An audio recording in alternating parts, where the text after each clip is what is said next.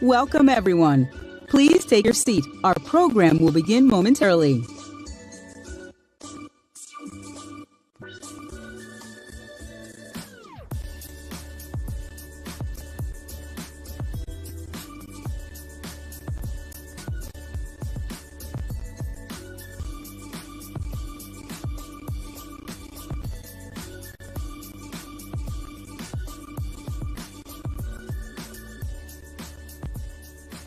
Welcome, everyone. Please take your seat and silence your cell phones. Our program is about to begin.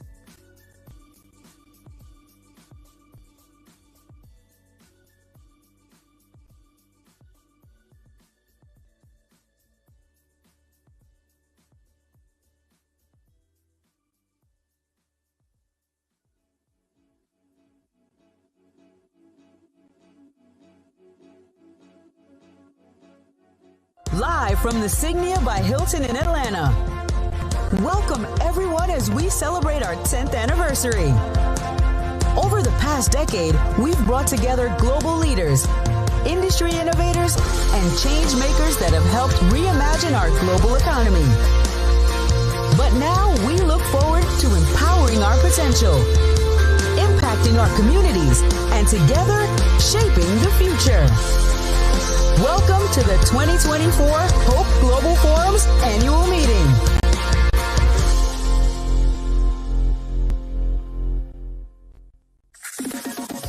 Please welcome Operation Hope's President of Operations, Mr. Lance Triggs. Good morning, good morning. How y'all doing? Y'all still want some more of this, huh? All right, well, we're in the final stages, and we have another great day in store for you.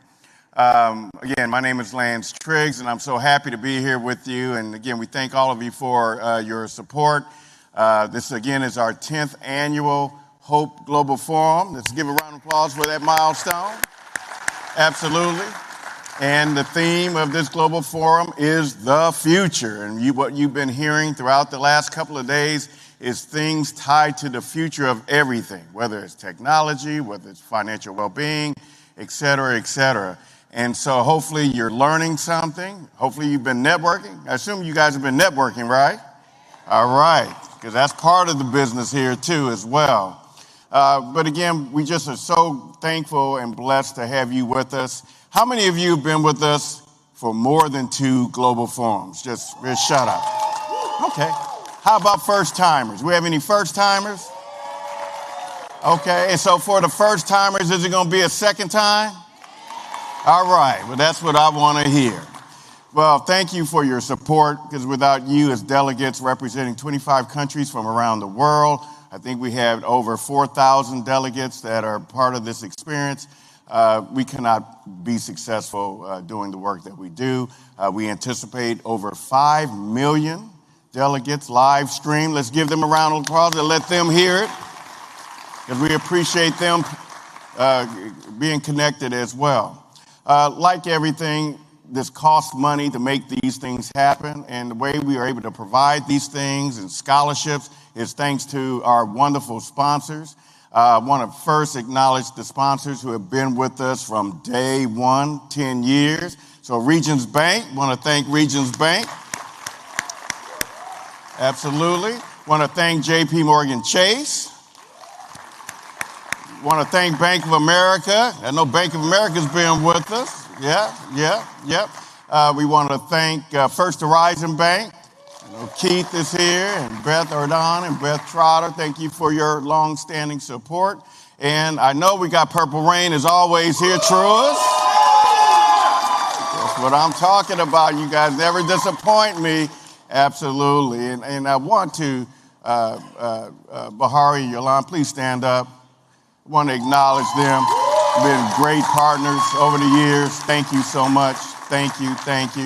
I want to go back to First Horizon. You heard from them on the first night. Keith, Beth, if you're here, stand up. I want you to be recognized. You know, it's all about relationships and connectivity, so thank you so much. And then we have the stagecoach in the house, Wells Fargo. I see you over there. Yep. Darlene and Michael. Is Michael here? Michael's not here. Okay, well, Darlene, stand up, representing Michael and the team.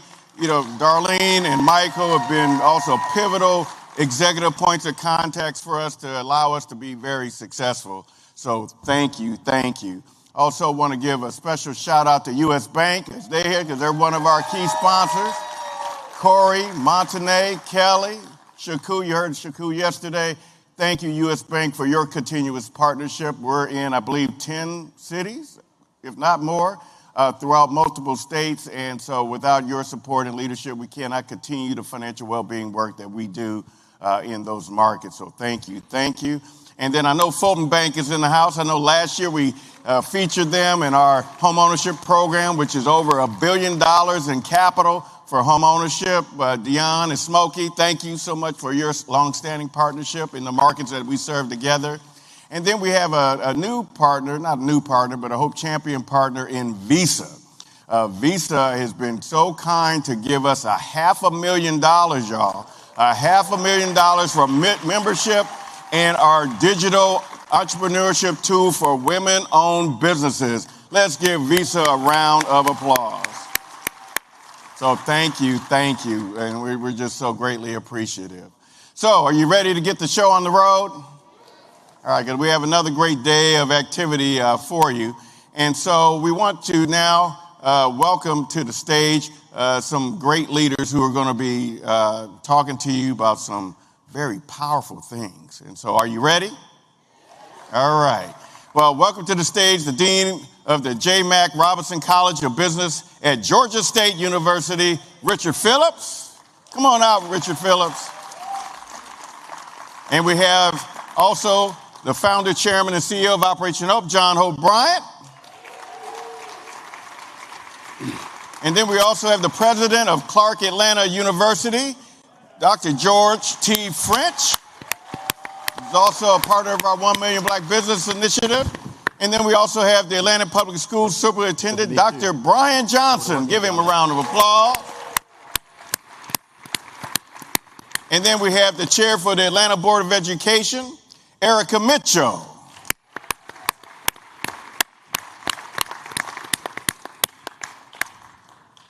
All right, and then we have part of our, I think that's it, y'all. Yes. Let me get off the stage. I'll take it from here. Thank you.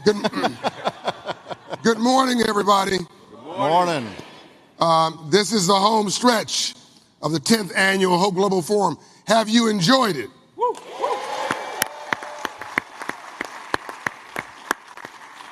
We have had the biggest meeting of our kind in the world this year, our 10th anniversary, but I think we've got to do more. About 2 years ago, I was able to go see a gentleman I now call the Steve Jobs of this generation. I went to the office of Sam Altman in San Francisco. And I walked around the building a couple times because it was like a little fortress, nondescript, couldn't figure out where the front entrance was, which was on the back. And I go in and he's dressed in some jeans and a t-shirt, and he pulls up his Apple computer and shows me a demonstration. I had no idea really what I was looking at, but it was a prototype for ChatGPT.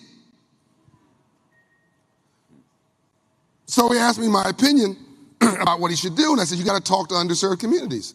You can't just roll this out like everything else gets rolled out, talking to us, not with us. And he said, sure, I'll be happy to do that when I go on tour. I get a call from his office. I'm sorry, Sam's too busy. He's international right now. He comes back. He can't do underserved communities. He's going right to Washington, D.C. or wherever it was. And I said, no, he cannot not speak to underserved communities. It's a strategic mistake. Yeah. So I texted Sam directly. Sam, you got to come to the hood, DA-HOOD. And Sam said, let me work on it. So I get a call at Milken's conference. Michael Milken is here, by the way. Yes, he just flew from Dubai. You'll hear from him in a minute. I get a call when I was at Michael Milken's conference at 2 in the morning from Sam Altman saying the President of the United States, President Biden, needs to see me at the White House in 2 or 3 days. I'd like to go from the White House to your house. I'd like to come to Atlanta, Georgia. Can you organize a meeting? By the way, if you ever get a call like this, don't do the paralysis of analysis. Don't navel gaze. Don't let the perfect become the death of the good. Just say yes. Figure it out later. So I said, sure. And I hung up the phone. I turned to Shacher. I said, I have no idea. I'm going to pull that off. Let me wake up Dr. George French. So I called George French. I don't know what time it was. I know it was midnight this was midnight in LA, so I guess it was 3 in the morning. I woke up Dr. French. He only said yes because he was delirious. Oh, I need a meeting. He organized the meeting. Sam goes from D.C. to Atlanta. We have the King family, the Young family, the presidents of all the HBCUs, everybody in the room, and my mind was blown. In 30 years, I've never been as excited and as terrified as what artificial intelligence presented itself to be. And it's just become more significant since then. Sam agrees to come to, he tours Clark Atlanta. I think he goes to Morehouse as well. He agrees to come at the forum at the last minute. You remember he had a slight employment situation. Okay, you guys missed all that. He comes back to OpenAI. He comes on the stage. As he's walking on stage, I said, Sam, we should announce the AI Ethics Council. He said, sure. Now, his staff would have said no, by the way, just to be clear. And we announced the AI Ethics Council. That was a year ago. And we can issue our report this year, our first report. We hit all the marks we promised. But we got to do more than just be PhDs. We got to be PhDs too.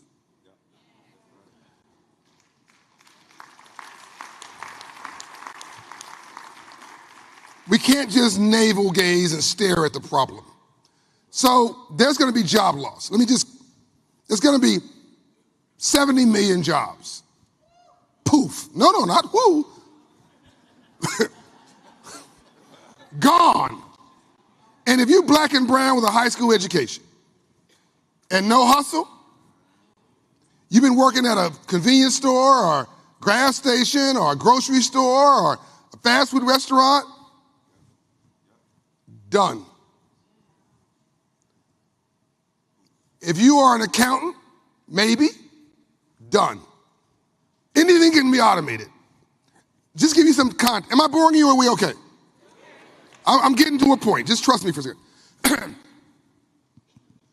There's an estimate that in 2018-ish, the investment in AI was insignificant. Between 2019 and last year, the investment was $54 billion. Hold on. Between now and the end of 2025, the investment is estimated to be $200 billion, 4x in 1 year. This train is moving. Your life will be different by 2030. Completely different. Job losses and job gains. 70 million jobs lost, 80 million jobs gained, but those who lost it are not going to be the ones who get it unless you train and retrain your mind, your space, your place, and take your space on the stage of change. Now, I don't like sitting around and waiting for trains to hit me. I believe in rainbows follow storms. You cannot have a rainbow without a storm first.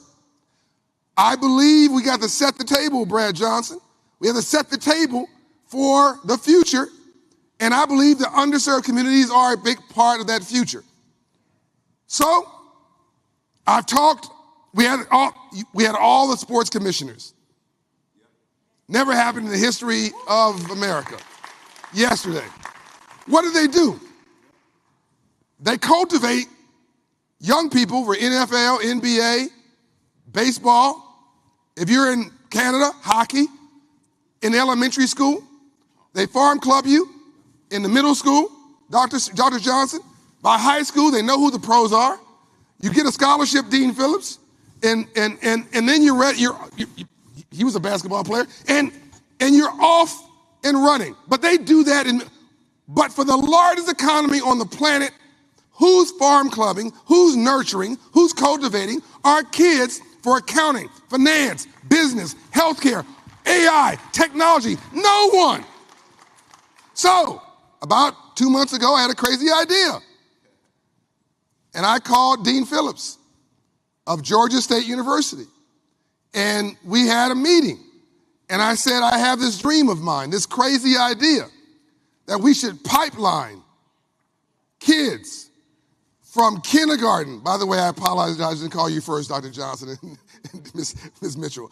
I had this idea, but we were already partners. I was going to pipeline kids from kindergarten, where we already have 8,000 kids who have child savings accounts, thanks to Mayor Dickens and APS and Superintendent Johnson. We're the only community in America where every kid has a kindergarten Hope savings account at kindergarten. By the way, if you have a savings account with money in it, you're 75% more likely to graduate from college. So we're already teaching financial literacy. We're already farm clubbing future capitalists. But I want AI literacy. So I talked to Dean Phillips about, let's farm club these kids from from elementary, kindergarten, and then let's cultivate them in middle school, and then high school, elementary school, and high school. Let's let them create the jobs of the future. Let's get them to create the apps of the future. Let's get them to create intellectual property rights that they can monetize and own themselves. Let's let tech companies come in and cultivate their spirits, ignite their imagination, get internships out of middle school, apprenticeships out of high school, and then let them get scholarships into college,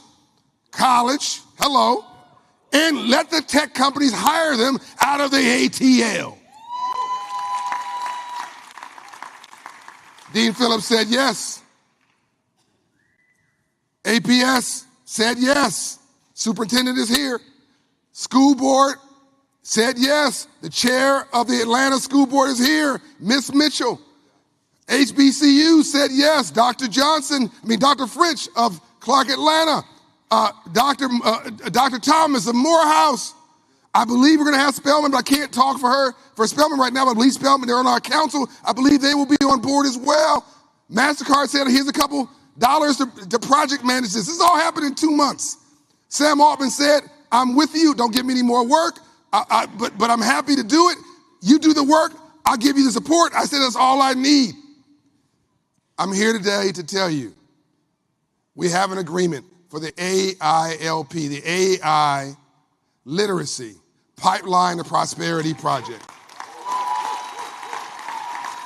Atlanta, you are the first city in the world to pipeline the future prosperity of our kids in artificial intelligence.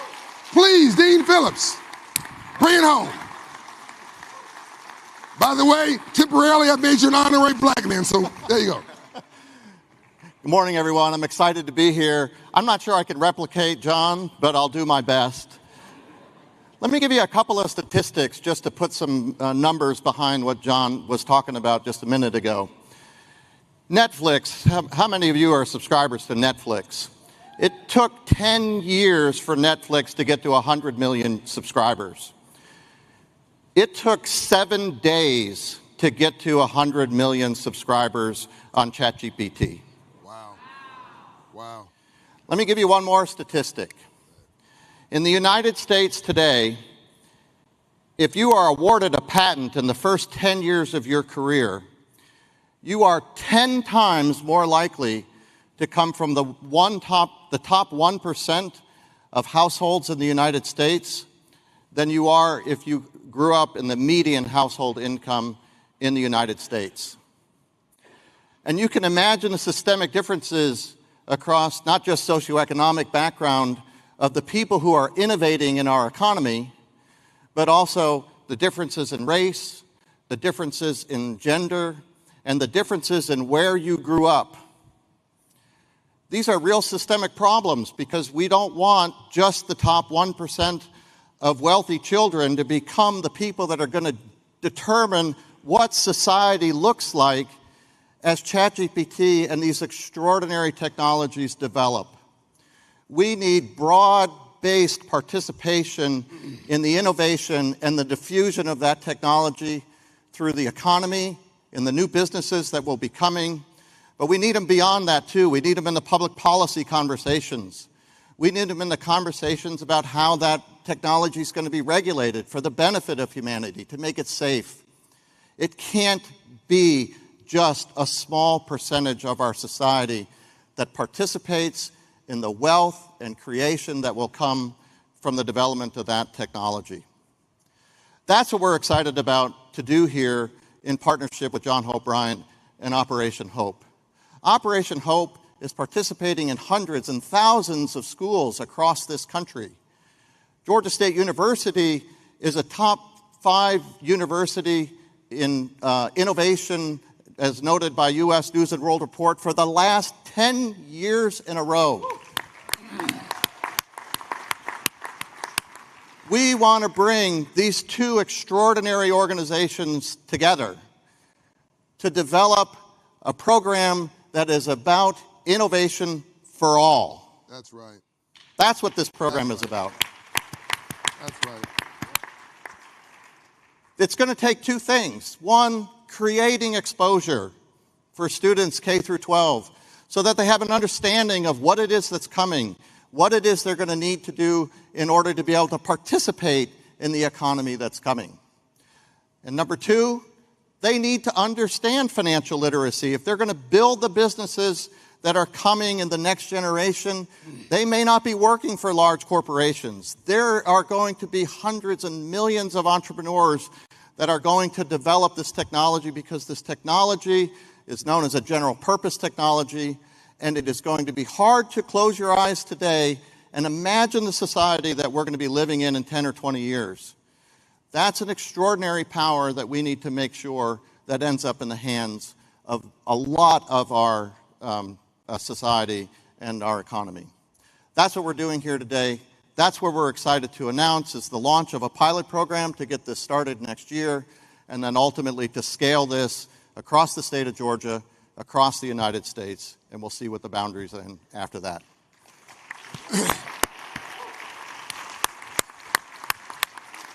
So thanks very much for your attention today, and more importantly, if this is exciting to you, please let myself or John know what it is that we're doing. We've certainly got an initial set of partners we're going to be working with, but if there's others who want to participate and make sure that we end up with innovation for all in our world and in our economy, we look forward to partnering with you and hearing from you. Thanks very much. Thank you, Jim Phillips. Now let's make this real. Can my team put up the MOU on the screen, the letter of intent between Georgia State University and and Operation Hope? That's the letter from the mayor. That's fine. This is the letter from Mayor Andre Dickens, just executed, I believe it was yesterday or today. He's in South Africa. He's signaling his support, and Mayor Dickens is represented on the stage here today. You have the letter also from Georgia State University. I give my team impossible tasks, but they do it pretty well. Well, that's the city of Atlanta's letter. That's fine. While they're finding that, let me tell you who the members of the AI Ethics Council are. Sam Altman and myself are co-chairs. Ambassador Andrew Young, yes, 92 years old, AI. I just love it. He's backstage, by the way. I think he's 92. I think he's 92. 92, did I say 92? Yeah. Dr. Bernice A. King, who's continuing the dream, she's backstage. Dr. George A. French, he's on stage. Dr. David A. Thomas, he just sent me a note. It was a miscommunication. He's here in spirit. He would have been here, Morehouse College.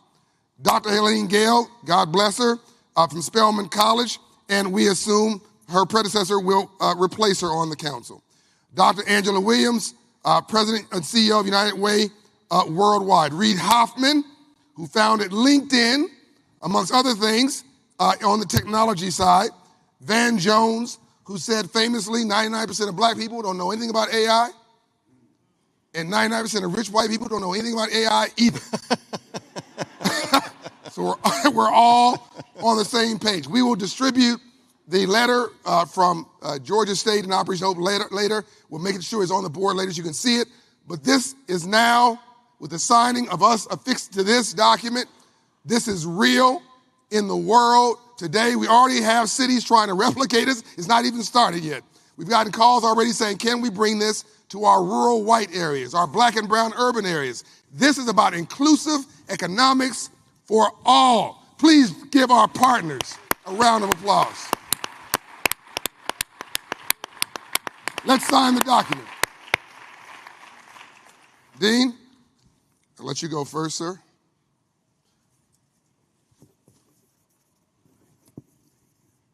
That's a sexy signature, man. There you go. Mayor's office.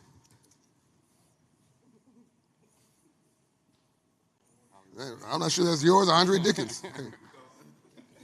School board.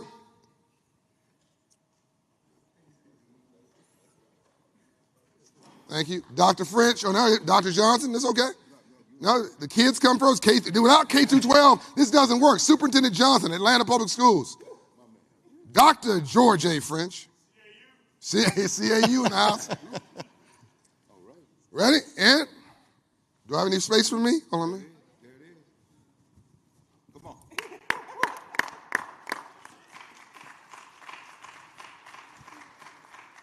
And I'm signing Sam's name too.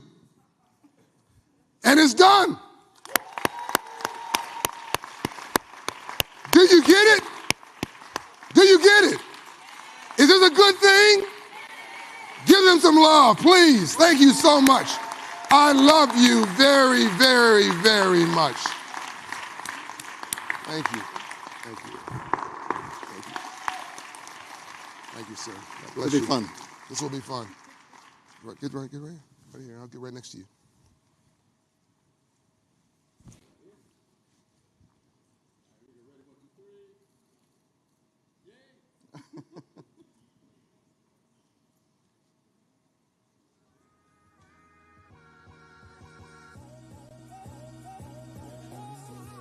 So this is the first project of the AI Ethics Council.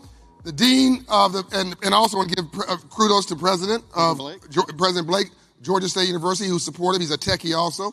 So we're going to take this across the country. But this, the master project, the model is Atlanta. So this has to work. This has to work. This is the model for the whole country. So if other cities, other counties, other states want to weigh in, we're happy to have the conversation. But this is the dream team for Atlanta, for the country. All right, let's get going. Thank you all. Thank you, sir. I got up every day and didn't care about dying. In my mind, I was already dead. Even the toughest guys who went through there were affected in ways they would not want to talk about. I was a prison gang boss. I wanted you to know that I will kill you. That pen on your table, I'll kill you for it. The whole Project Life is based around survival. No one ever teaches you how to live. You're automatically taught how to survive. When I was 15, I was an animal running through these streets. Ended a life, one bullet. It ended my life. Home is trauma. Home is dysfunction. Home is just pain. I've been doing jail time since the 7th grade. You know, Andre had up to 100 years. That's like life. If young men don't see a way out, they choose drugs and violence. Because they don't have money. Because they don't have education, they can't get a job. This is a war zone. Hurt people tend to hurt people. I'm locked in a cell, holding on to a philosophy that's not working for me. How do I make that decision that I'm leaving this place? One of the things that inspired me about Malcolm X is he sat in a cell and he made it. Nelson Mandela sat in a cell and he made it. Mike Tyson came out of juvie, sat in a cell and he made it. Those are the stories that touch me. For the first time in 6 years of being locked up, I said I want to go home. And the entire time I've been in jail, not one time did I think it or say it. He made the decision to be a better man. And for the next 8 years, I went to programs. Every single day, every chance I got. 90 minutes after I walked out of prison, I walk into a youth center. And I talk to them one-on-one. You right now have a choice to make. You can focus on what doesn't work, and you will come away with what doesn't work. You don't have to learn lessons in the penitentiary. And when we born, we all innocent little kids with that little twinkle in our eye. The next rapist, murderer, gang member is sitting. He's sitting in the kindergarten hungry, wanting a sandwich and a hug. You don't give him the sandwich and a hug, now you try to catch him at 16. We never have somebody that come back to help inspire, bring us up. No one has ever said, what can I do for you? He came in here and he showed that love, that respect, the attitude of gratitude. Prison's where people end up. It's not where they start. I can call him for anything, and he's never left my life. He made me realize things about myself that I probably didn't know, and I probably would have never been told. People say you can't help people who don't want to be helped. And that's a lie and it's wrong. There's just a step before that. It's getting them ready to want help. Treat us like humans, and we act like humans. I've never stepped back into a prison. I can't do it. He's going there to get him out. In 1991, I said I wanted to go to Harvard. No matter what they said, I kept knowing I was going to get there. And I got there. Prison reform starts in kindergarten. We can stop them from coming. If we want to fix our country, go educate people. Educated people make educated decisions. People like Andre going into the prisons, and they're reimagining how we can produce healing. Andre Norman created the blueprint to show the world that it can work. Ladies and gentlemen, please welcome Andre Norman, president of Second Chance University.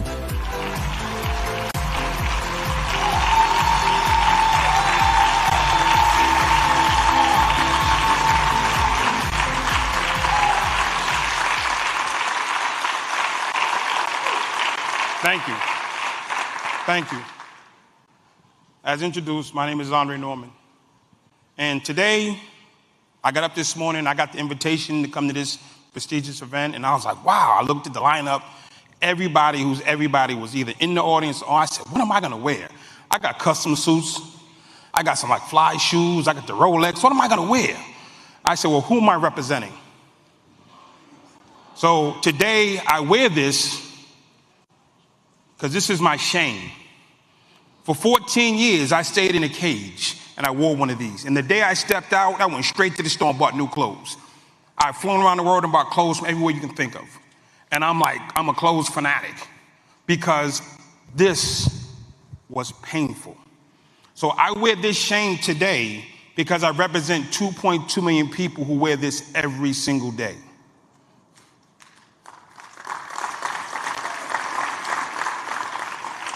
My brothers and sisters across the country are suffering and they feel forgotten. And we know they're not. My mission in life has been simple. Since I've come home, I wake up every morning and I ask myself, who can I help today? And over the last 25 years, because I've been home for 25 years now, I've gone and I've answered the call. I started out working with young black boys because it was what I was comfortable with. And somebody asked me to work with girls. I said, I don't know anything about being a girl. They said, Dre, nobody talks to the girls. So I would not talk to the girls. And they went through horrendous traumas. 1 in 4 molested before high school, domestic violence, substance abuse. Then they said, hey, Dre, go talk to the white kids. I said, man, white kids ain't got no problems. They own everything. I went to a white school. They drink, they smoke. They had one little girl show me from her wrist to her ankle where she cut herself. She said, this is what I do when people don't listen to me. And I just said, if anybody calls my phone, I'll show up. And for the last 25 years of my life, that's what I've been doing. I've been going around the world and just helping people. When Guatemala was in crisis, we flew to Guatemala. When Honduras had the highest murder rate in the world, they called us and we flew to Honduras. When Liberia was post-Civil War, we flew to Liberia. And it wasn't that long ago, there was a thing called Ferguson, Black Lives Matter. When it happened, for a year plus, there was protests in the street. They called us, we flew into Ferguson, and we stopped the riots, our team. And we was consistent around showing up and being helpful. And it was in 2016, there was a gentleman named Dr. Charles Ogletree who reached out and he said, Andre, I've been seeing your work and I want you to come here to Harvard University. And he gave me a fellowship. And he didn't know 25 years prior when I was sitting in a cell, a gang member, sitting in solitary confinement in a hole for 2.5 years, I said I had enough of this and I wanted to go home and go to Harvard. And everybody said it was impossible. They said, you can't do that.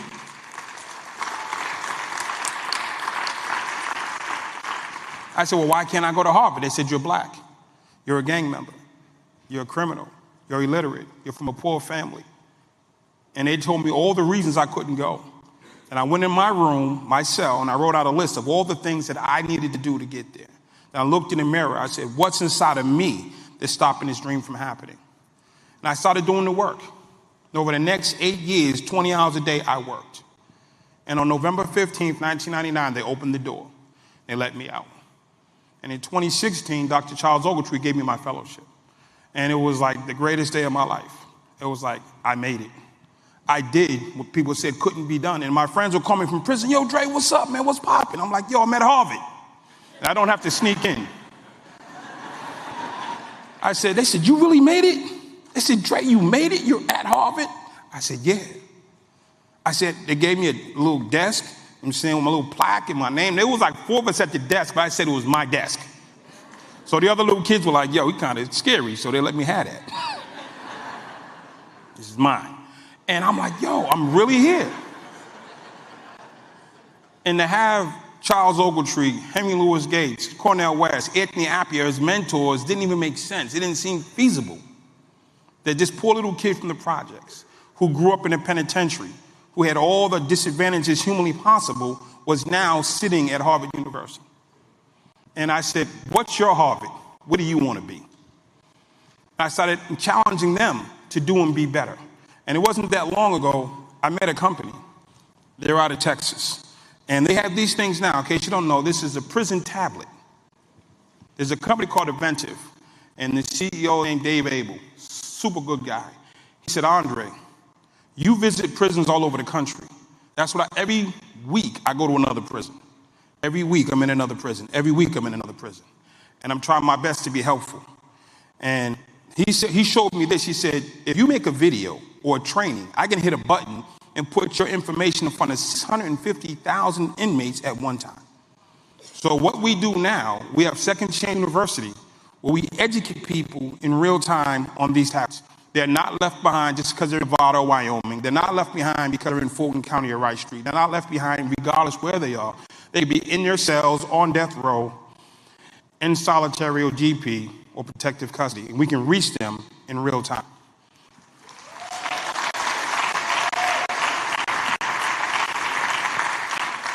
The reason I'm here is because I wanted you to know that I'm not the only one. I'm not. There are millions of people who are sitting in a cell waiting for the chance that I waited for. And that chance was a mentor with positive reinforcement and a guiding hand. Now, my first mentor was an Orthodox Jewish rabbi. He knew nothing about being black. I knew nothing about being Jewish.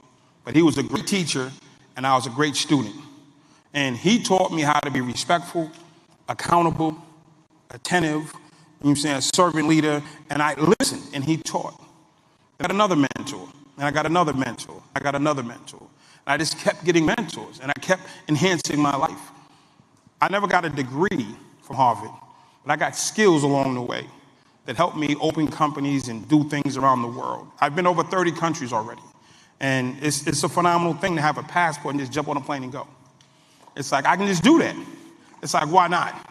And I say to my brothers, why aren't you trying to go beyond these 4 square blocks that you grew up in?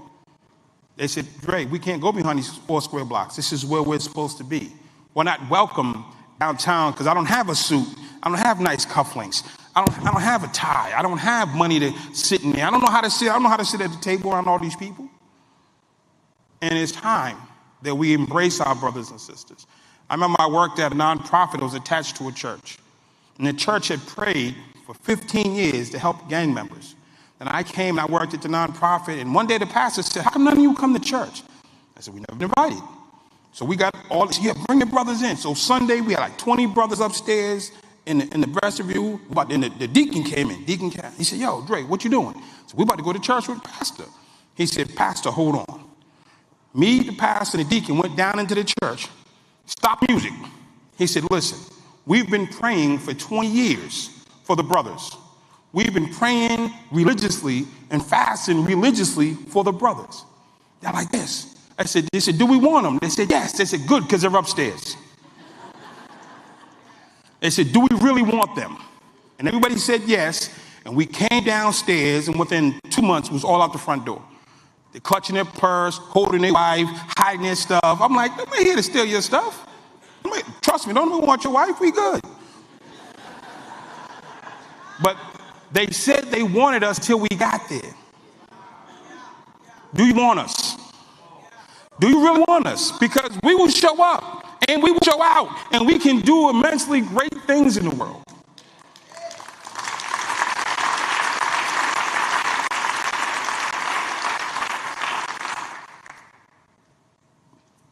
This group, these people, Mr. Bryant, and all the people who are here, including yourselves, I appreciate you. But before I leave this stage, I'd be remiss to think that if there's 1,000, 2,000 people in this audience, not one of you has a struggling son, daughter, a struggling sibling, a struggling spouse. So if any of you are dealing with someone in your family dealing with depression, drug addiction, fentanyl, stressed out, and you're sitting here, you look nice, you dress up well. Y'all dress up well. But some of you were on the phone before you came in and talking about, is he okay? Is she okay? I got to go into this meeting. I'll be right back. I'll chat after lunch. If you are struggling in your family, let me help you. Before we go save the world, let's save your child. Because I got a saying, never jump on your own to save somebody else's.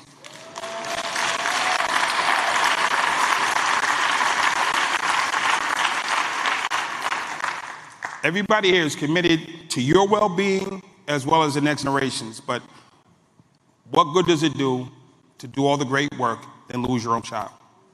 So if your child is in need or your loved one is in need, please reach out. We're here for you. For me to be one of the biggest interventionists in the world and you say, oh, that was great, clap, but my son's struggling and I'm not going to call him.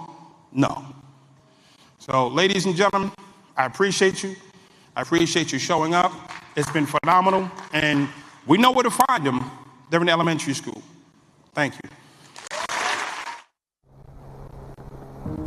Because the breaking of loose was through non-violence and not through violence. The aftermath is the creation of the beloved community.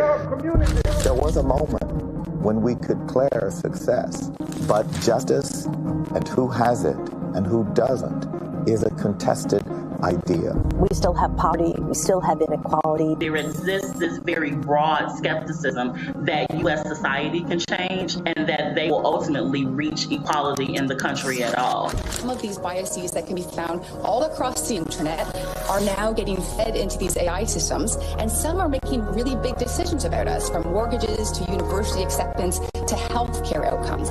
If you're not at the table, you're on the menu. What happened to the village raising kids that look like me mentality? Thank you. And then 1 in 2 adults report miserable levels of loneliness. 3.5 million black families have a negative net worth due to debt. It's very difficult to be optimistic. As brutal as this sounds, get used to it. This is your country and you have to figure out how to live here. Dr. Bernice King, a global thought leader and CEO of the King Center. I don't want his words just to be alive in someone's mouth. I want them to be alive in their life. A.R. Bernard. A.R. Bernard. A.R. Bernard. Founder of the largest church in New York City. As leaders, we are facing many, many challenges, but you don't face them alone. Ray McGuire found himself becoming one of the highest-ranked black executives. More than a decade at Citigroup for Lazard as president. I got no economic justice. I got no social justice. I'm not interested in the crumbs. Matter of fact, I'm interested in the cake. I'm interested in us owning the bakeries. Dan Jones, founder of Green Machine Innovation Lab. It took a little bit of courage to break that logjam, and now it's broken. We have a responsibility where we do agree to work together hard. Ministry has poured millions into Port Alice neighborhoods. I don't want to just be inspirational and not transformational.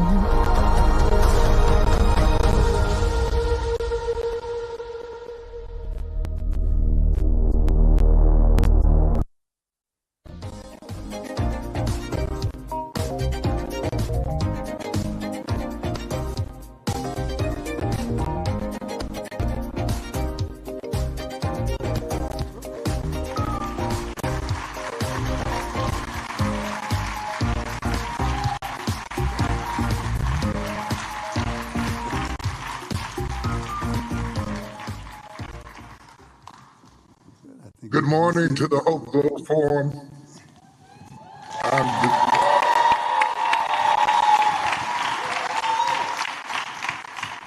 I want to greet and appreciate my friend John Hope Bryant for all of the amazing intellectual smorgasbord that he has poured out for us to consume. I have joined virtually. It was my intention to be there physically. I apologize, but I had a recent health incident that was a lot more serious than I initially thought that it was, and the doctors are not allowing me to travel as yet, but I was determined to stick my head into this opportunity and greet you and thank all of that know about it and that have been praying for me. I am on the road to getting better, and we're very well ahead of it.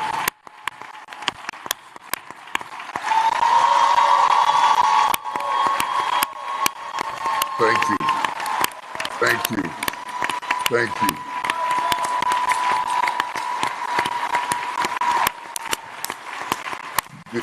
The old adage that helps for you, Bishop. Thank you, sir.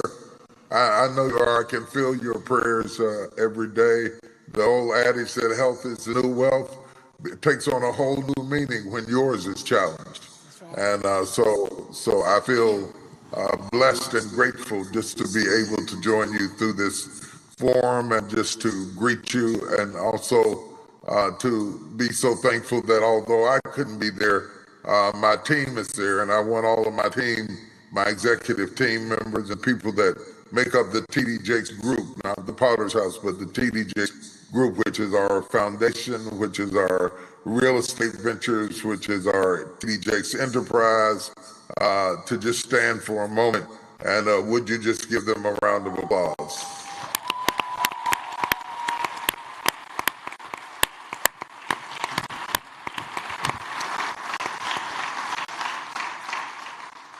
I ask you to applaud them because you are better than the people that you surround yourself with. And although people like me often get the credit, we could not do what we do without the brain trust that we have available to us.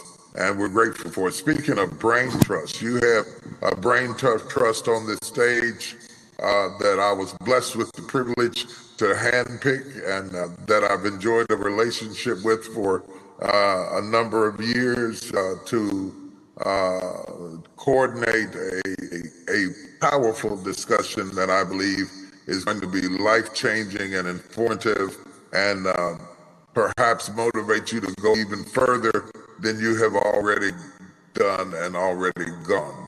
I sense I cannot be the moderator as I was intended to be, and again, I apologize for that, but I'm doing the best I can. I have in my stead our COO, the TD Jakes Enterprise,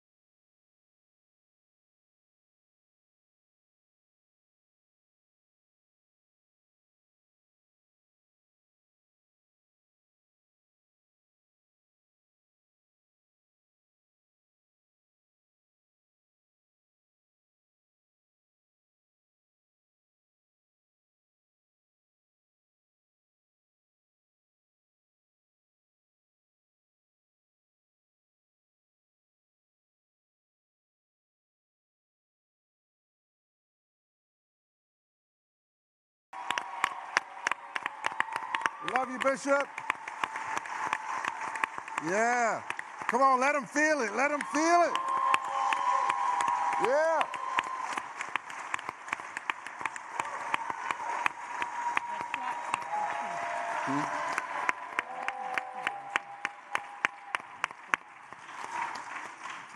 So as Bishop already articulated, we have an amazing brain trust with us today to dive deep on the subject of the beloved community. And when we talk about building a world where all people can thrive, where there is truly justice for all, when we come into forums like this that our host has so graciously put together all of this amazing content from thought leaders from all over the world for us to be inspired and to think about how we can make the world a better place. There's no better group of people that is assembled on this platform today to talk about the beloved community. And since we are honored and graced to have Dr. Bernice King with us today, yes. And since my mama is probably watching, I'm going to say ladies first and ask you, your father popularized the term beloved community. What was his hopes and aspirations as he aspired into that place? Well, I didn't have a personal conversation with him. Just so everybody knows, a gentleman, a philosopher, American philosopher. I can't hear. And he is American philosopher, Josiah Royce is the person who coined the phrase beloved community. For him, it was an ideal. And so when my father came along, and obviously my father was very studious, studied a lot of philosophers and theologians, so came across this notion of the beloved community. He popularized it because in his first speech to the Montgomery Improvement Association for the bus boycott, he talked about the aftermath of nonviolence being redemption, reconciliation, and creation of the beloved community. For my father, it was not aspirational. It was aspirational for Josiah. For my father, it was a realistic vision because he felt that nonviolence was the means to achieve this inclusive human community that through love manifests in justice, equality, freedom, and peace. But there's recognition in the beloved community of the sacredness of all human persons and respect and for the dignity and worth of every person. And that respect has to manifest itself in our systems and structures. And there's an acknowledgement that there's an interrelatedness and interdependence to all human life. And so the acknowledgement of the sacredness of the human personality connected with this love, manifesting justice, peace, freedom, and equality was a part of his vision. But many people now use it as a term but don't understand. For my daddy, it meant that you had to study, embrace, practice nonviolence to get to that beloved community. Wow. Given that we are where we are in such a polarized society, how close or how far are we to that idea? It depends on who the person is. I think collectively we're still struggling. I think part of it is that we've become more materially focused than we have become spiritually focused. And what I mean by that is that we are the highest form of God's creation. And we have a capacity to elevate past what's happening right before us and to create a different dynamic. So when you look at the polarization that currently exists, there's a tendency for us to operate from a lower level and to try to get into the mix of all of that rather than to transcend it and try to pull people in. They call people out. When you have a beloved community mindset, a love-centered mindset, focused on the end of reconciliation and creating an atmosphere of justice, freedom, equality, and peace. You don't call people out, you call people in and you call them up. Love that. Love that. Oh my God, I love that. That's amazing. You don't call people out, you call them in and you call them up. Right. Speaking of calling people up and calling people in, Dr. A.R. Bernard, you have had a legacy of work that have done that in multiple levels. You stand at the intersection of ministry and marketplace. You've developed communities. How important is it to have faith leaders as a central part to building the beloved community?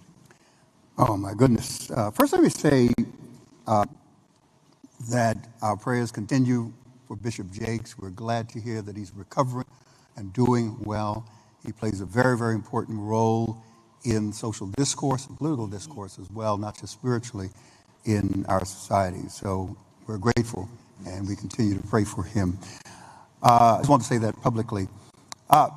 Bishop asked me to respond within a historical framework. I'll try to do that in a minute. Let me take it here. This decade, we celebrate the 100th anniversary of the Harlem Renaissance, which emerged in the 1920s. A collection of gifted Black thought leaders, writers, artists, and creatives convened to both react to the systemic inequities that were present in our nation 100 years ago and to proactively shape a new Black identity. They were inspired by the Great Migration of African Americans from the South to the North, looking for better economics, better quality of life. They were inspired by the war, World War I, in that African Americans felt that if they fought in the war for this country, it will show their loyalty, their passion for this country, and hopefully lead to greater civil rights.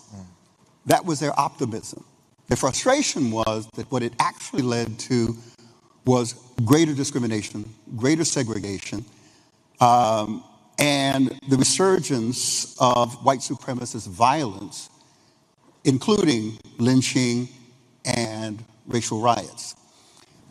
But it didn't stop them from thinking, because they began to turn inwardly to their own community. And I think that's important, because as we look back 100 years, it's amazing how parallel then was to now. We had a Spanish flu pandemic, killed 675,000 American people. We had the Red Scare, which led to the 1924 Immigration Act, where Eastern Europeans were reduced in terms of coming into the United States, and of course the ban of Asian Americans. We had the Red Summer of racial riots across the country. We had the KKK marching down Washington, parading in regalia, and then meeting with President Harding, as part of America and American history. We had a radical conservative shift in the social and political landscape. We had presidents who decided that they were going to engage in isolationism policy, which of course had international impact, because removing ourselves from an international landscape created vacuums that were later filled with totalitarian, nationalistic regimes that led to World War II. Tariffs were placed in the United States, and of course, nations reacted, which began to influence the global market. And I can go on, but the interesting thing is, and what we need to look at is, in the midst of all of that was happening, right?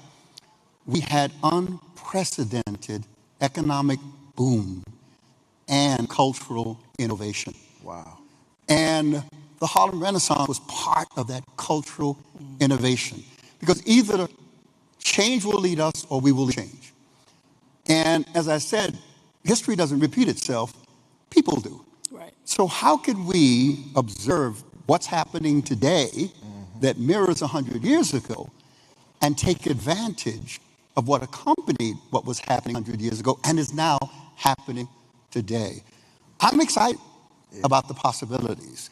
So when we think about the beloved community that Dr. King spoke of, back then there was a tension because there were those who agreed with it because he was basing it on integration and a theological framework on the humanity of all individuals in the image of God. But then there were individuals, like in my neighborhood, we leaned to was Malcolm, who was saying, no, there has to be segregation. We have to develop our own.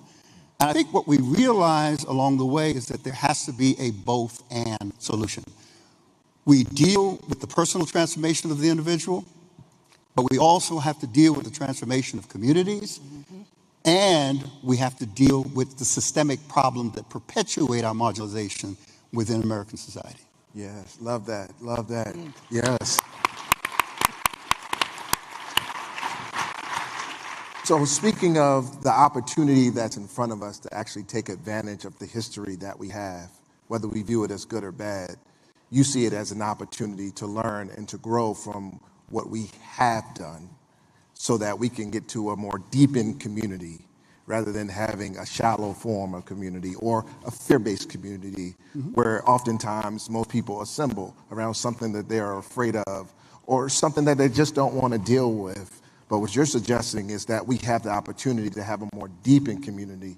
We have with us the president of Lazard, Ray McGuire, and I'm curious as to your thoughts. What does that look like economically? How do we intentionally learn from past behavior, past thoughts, past circumstances to a more brightful, more hopeful future of an inclusive economy?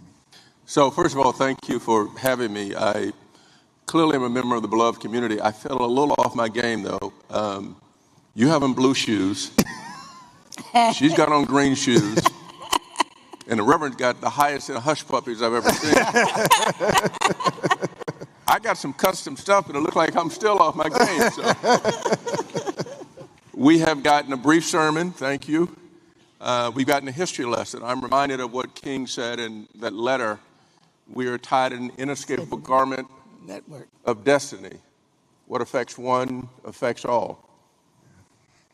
And if I think about that, and I think about the history lesson here, and I think about the examples that we've had where we've seized the opportunity, the examples reside in the public figures who partnered with the private sector.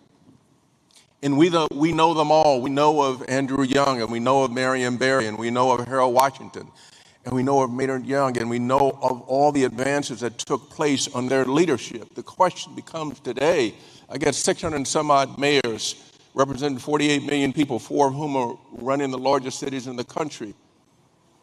Where is the opportunity and how do we seize that opportunity? I have, for the past 40 years, been in the middle of the money game, so I understand how capital flows, not only locally, nationally, but globally. If I look at the dollars available, if we leverage our public platforms to benefit the beloved community, they are enormous. And so the opportunity exists. We need to start at the foundational level, as has been referenced in the first forum here, and that is education. We need to invest in education. What do I mean by that? If I look at black and brown boys and girls between the 3rd and 8th grade, 7 to 8 out of 10 are below proficient. Below proficient, it doesn't poll, and therefore leadership doesn't seem to be so focused on that. And why do I reference that? Because that then becomes a pipeline that gets us to the HBCUs so that we can graduate in less than 6 years and get the funding for those programs so that we get the opportunity to get the education. So I look at the landscape informed and inspired by history to say we have made progress. We seem to perhaps have stalled a bit, notwithstanding our leadership positions. We have not returned to the foundation which you referenced, which is the church. And it doesn't appear to me that we have learn the lessons that we knew historically that advanced us in every material category in which we advanced under that leadership: education, housing, healthcare, economics. And if I look at where we are today relative to where we've been historically, I'm going to be generous and say we have enormous opportunities to replicate and even better going forward than the riches that we were able to generate historically. So the examples are there in our community, faith-based, public, private. And if we just listen to and learn from those examples, the ability for our best days to be ahead of us as opposed to behind us are enormous. Wow. Wow. Amen to that. Speaking of, yes. Speaking of public-private partnerships and innovation, I was going to talk to us a little bit about, or ask a question or propose a question about the advances of technology and how it can be used to help to buoy and influence a beloved community.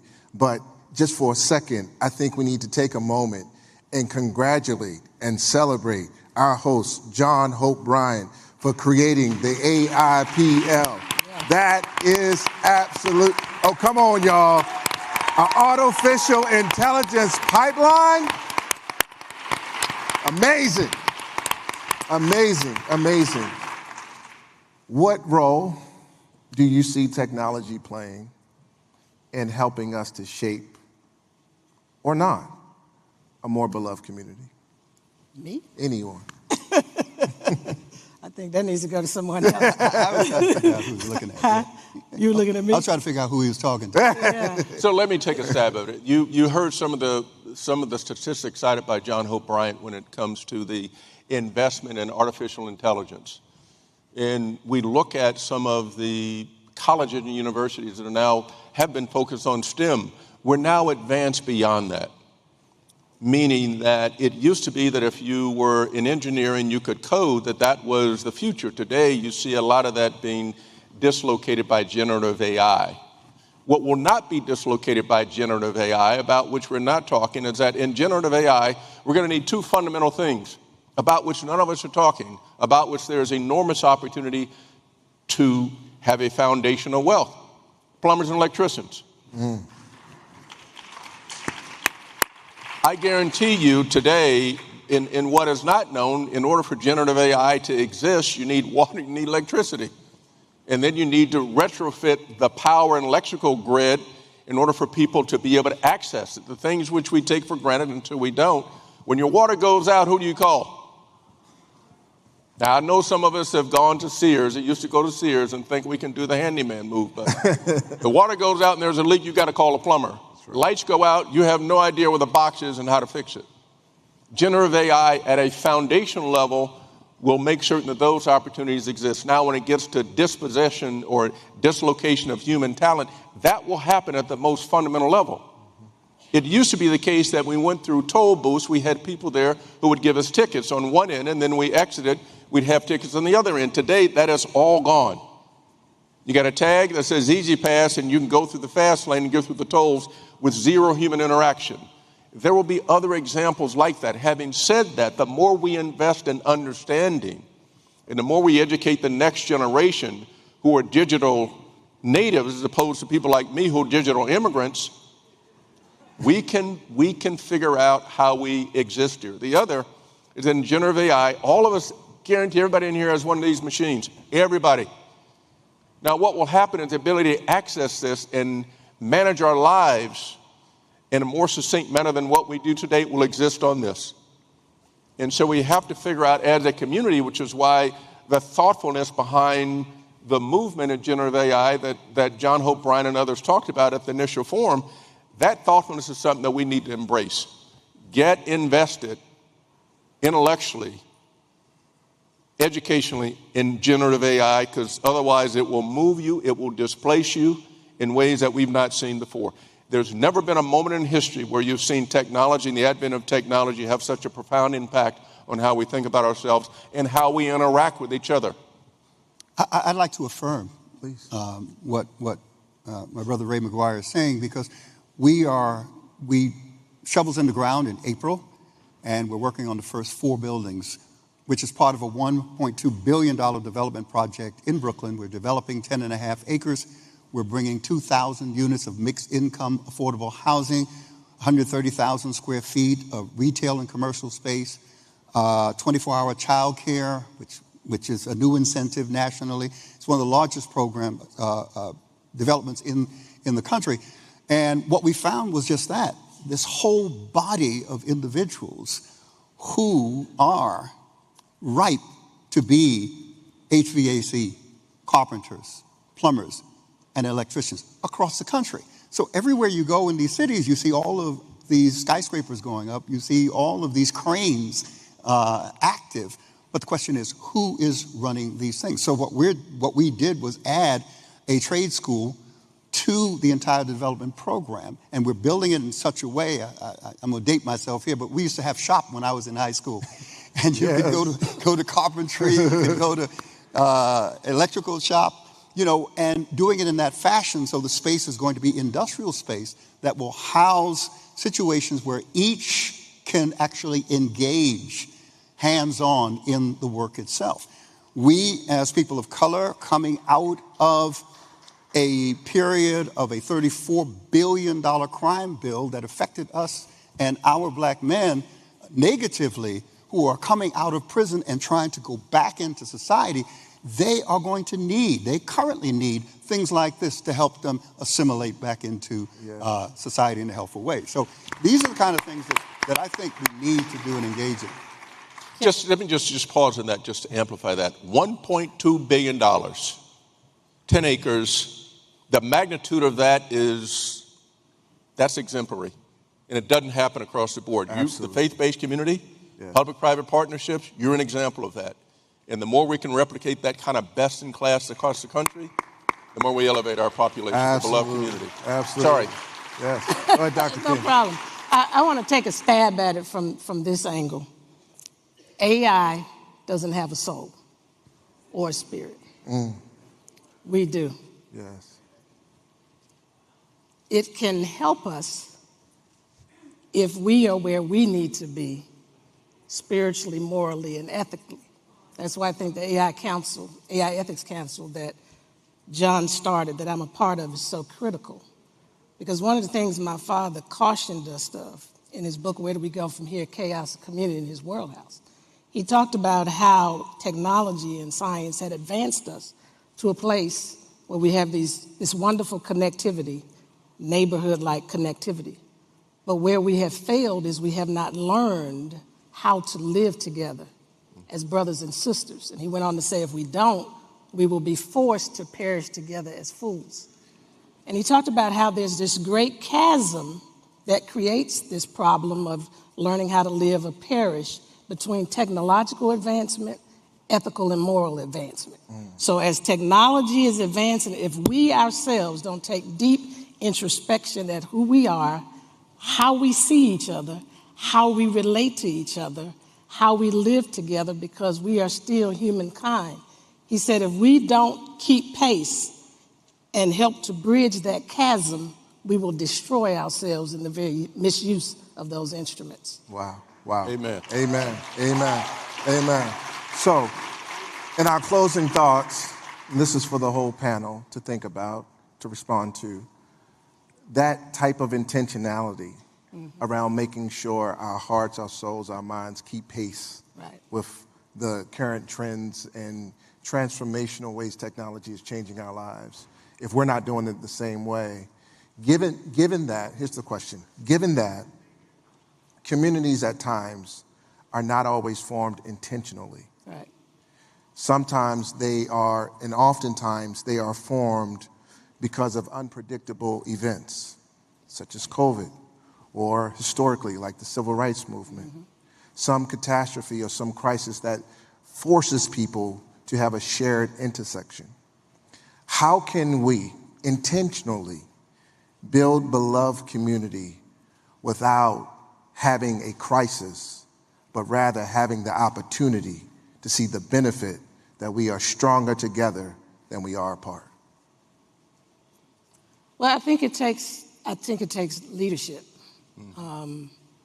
You know, everything that we have seen that has progressed our world has come through leadership, and leadership with a critical mass of people. It's not everyone. The movement, contrary to what people saw on August 28, 1963, was not that many people, 250,000 or more people. The movement was a core group of people who had that intentionality, that commitment, and that practice of nonviolence, who helped to move the needle, and it influenced. So I think it really starts with people who have the courage in the midst of the status quo to stand out in that way and to combine and coordinate efforts, because there's a thing called Kairos moments. Yeah. That's what you were talking about. Yeah. So while we are creating the momentum with this collective, what we always fail to realize, as brilliant as we are as humankind, innovative as we are, productive as we are, there is still a God factor in this universe. And he is going to intercept, intervene, and connect to our efforts. And if we just believe that, that's what this whole principle of nonviolence, the sixth principle, is about. The belief that the universe, and those who are more religious, that God is on the side of justice. When you have that belief, you move in sync with that, knowing that your efforts combined with the collective, at some point there will be a connectivity, and it will move us into that next stage of true progression. Yeah, love that, love that. Dr. Bernard? I'll refer back to our project. It's based upon a particular philosophy. You can Google Innovative Urban Village. Throughout American history, we've responded especially to underserved populations, primarily people of color, by providing housing that actually warehouses one income band. So when you do that, you have at its inception, at the ribbon cutting, the social problems that will develop over time within that scenario. We wanted to change the idea that in underserved communities across the country, the way up is out. We in New York City, because of the high rent costs, we're losing a generation of millennials who have experienced unprecedented education. You're talking about 85 million millennials in this country who have not been able to translate that economically like the baby boomer generation or the following generation after the baby boomer generation, Gen X, I think. So they're moving, they're leaving. So we're losing that intellectual, creative capital that we want to keep there. So we want to change the narrative and say the way up is not out, the way up is to stay. Be a part of the community, but you've got to give them something to stay for. So that's why our mixed income goes from 30% AMI all the way up to 100% AMI. So you could make $100,000 and have an affordable place to live. We also built in 120 units of home ownership. So it creates upward mobility within the community itself. And our philosophy is based on four things. We're talking about environment, an environment that's going to be a quality of life that people love and want to be a part of. And that cuts down on the need for policing because the community polices itself. All of the stakeholders come into play. So you're talking about environment, people, creating an environment where people are in mind and their best needs. Also programming that serves those people. And most importantly for us, sustainability. So we don't build it today and in 10 years it's dilapidated and then we're on the news as, part of the history of this. So we build those things into it. So we have to approach it differently in terms of how we think through these things. So let me end where I begin. Often when I get asked how I got here, I say there are four things: prayer, preparation, performance, and paranoia. And let me end and begin on the first one. I guarantee you there's one place, and maybe only one place, that every person in this audience has attended. And that's church. And why do I say that? Because I think the foundation through the history that has been cited here, the foundation in what you referenced, the foundation on which we all stand is a faith-based foundation. Faith-based community, faith-based leaders have forged the future for us historically. There remains the opportunity for that leadership. And what you're doing, Dr. Bernard, and the values for which you stand and what you talk about, the necessity to have moral involvement in generative AI is essential. So look at the baseline from which we can never escape, especially in the beloved community, and ask, is that foundation solid? Do we have the leadership? Is the leadership leading the way it's been anointed to lead? Right. And if the answer to that is yes, then we give unto Caesar what's Caesar's and give unto God what's God's. And we move forward as a beloved community. If the answer to that is no, then you're going to have to answer to your maker at some point in time. The community will not have realized its potential, and our best days will reside in history and not in the future. Amen to that. Amen to that, yes. As we wrap up, I'll add this final thought.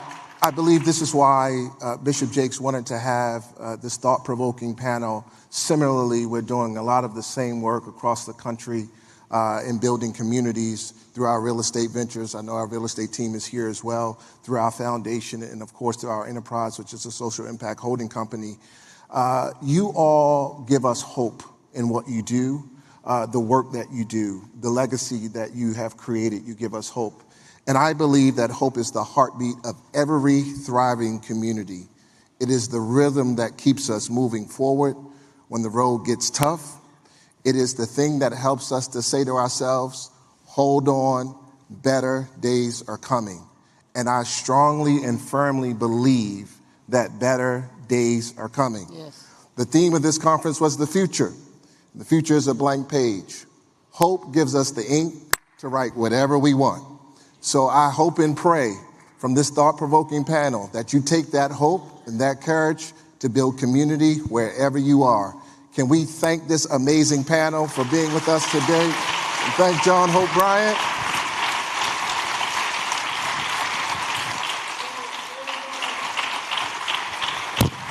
Everybody, this was brilliant. Reverend Bernard, hold on. Reverend Bernard, I was told by Bishop Jakes that you are a genius. You own New York. And everybody here now sees what he saw in you. Reverend Dr. Bernice A. King, the CEO of the King Center, which she does for free. She gets paid $1 a year for this thankless job. Now everybody else gets to go do something else. You marry somebody, you change your last name, you move to another country, you disappear. You say, what do you mean what I did in the U.S.? I'm in Jamaica. It's a whole other country. I don't know what you're talking about. Anybody else, you can go someplace, disappear. She can't go anyplace. She can't change her last name. She can't do any. She is Bernice. She's the daughter of Dr. Martin Luther King Jr. She's worn it with grace and style and dignity.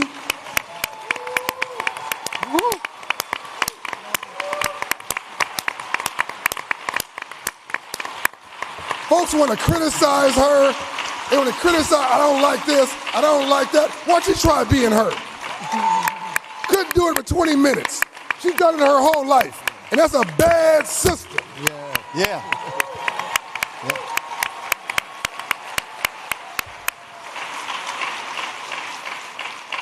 A secret weapon on this panel. Whoo! Ray McGuire. Yes, sir. That dude's making smart sexy.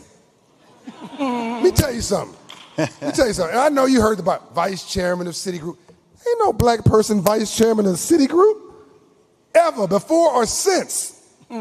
Ran for mayor. To me, that was the lowest thing on your credentials, running for mayor. Hold on. CEO, president of Lazard, in Wall Street. What black man you know run a Wall Street firm? But it gets better. The statistic I cite, I've been citing it since 2020. This is what leadership, this is how leadership matters. And by the way, Mr. Phillips, I know you're like the Tom Cruise of like theology. You're like the black Tom Cruise of like faith-based initiative or something. You're just cool from top to bottom. You did a great job today, Michael Phillips. Ray McGuire, when he was vice chairman of Citigroup, had his team author a report to document the cost of discrimination to the economy. No emotions, no bias. He knew that a social civil rights group couldn't do it. It'd be written off. He was hands off. He had his team do the work. He could do it because he was vice chairman. He directed his team to do it. I want you to search it. From 2000 to 2020, his team documented the cost of discrimination to the U.S. economy of blacks alone from 2000 to 2020 cost the U.S. economy $16 trillion. And it's documented further. If you just knock it off, it's just bad for business. Racism is bad for business. You just knock it off. You can hate black people if you like, but even the racists need the black person to succeed because GDP rises. If you just knock it off, the economy gets $1 trillion a year. Everybody paid attention to that. It's irrefutable. It wouldn't have happened if he wasn't vice chairman of Citigroup. Please give these people a round of applause.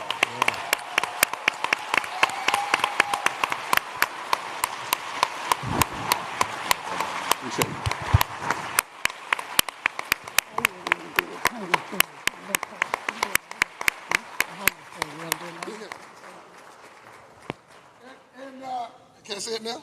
You want to do it? Say it whenever you want. Huh? You're the boss. Dr. King has an announcement for you. I thought you were going to make that announcement. No, go ahead. So Operation Hope and the King Center are partnering together to continue what they started. What your daddy started. Well, yeah, we'll say my daddy started, but what they are manifesting today, the work that they're doing, but specifically with the kids' savings accounts. We are partnering with Operation Hope over the next 5 years, leading to the 100th birthday celebration of my father. On the way, my mother's 100th celebration, and we're going to be we're being very ambitious with this. We're going to be going to 100 cities with the kids' savings accounts as a part of the 100th birthday celebration, and you will hear more about it. We hope you will join in with us. There'll be other initiatives that will come on board over the next year as a part of leading up to the 100th celebration of my mom and my father, 2027 for my mom, 2029 for my father. We want to manifest really part of what he was doing when his life was taken from him at an early age, his economic platform. A lot of people don't know that. They talk about Daddy in terms of race, but they don't know that he had a very powerful economic platform through SCLC and Operation Breadbasket. So stay tuned.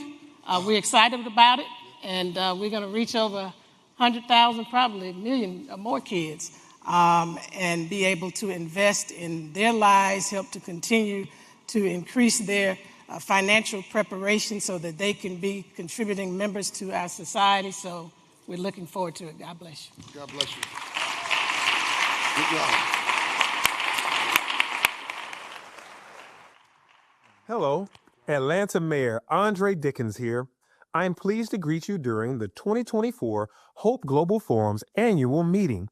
It is a great honor to serve as the co-chair for this year's 10th anniversary event alongside such influential thought leaders as Ambassador Andrew Young and Operation Hope founder and CEO John Hope Bryant. No city in America is better positioned to represent the future than the thriving, diverse metropolitan area that is modern-day Atlanta. We don't just talk about economic inclusion here.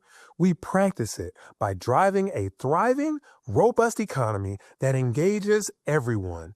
We're pleased to build on our partnership with Operation Hope and our shared Child Savings Account program by serving as the first city to join the AI literacy pipeline to prosperity as part of our ongoing commitment to empowering Atlanta's youth. Seeing more Americans become financially literate is something that I and everyone here at Operation Hope are incredibly passionate about.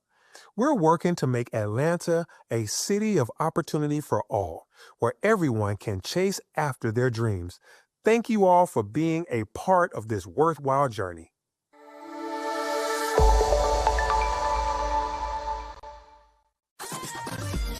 Ladies and gentlemen, please welcome the Chief Diversity Officer of Morgan Stanley, Sam Lillane.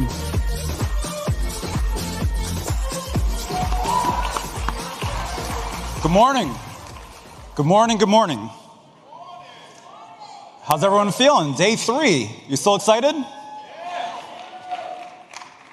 On a personal level, I just want to say how meaningful that last panel was for me.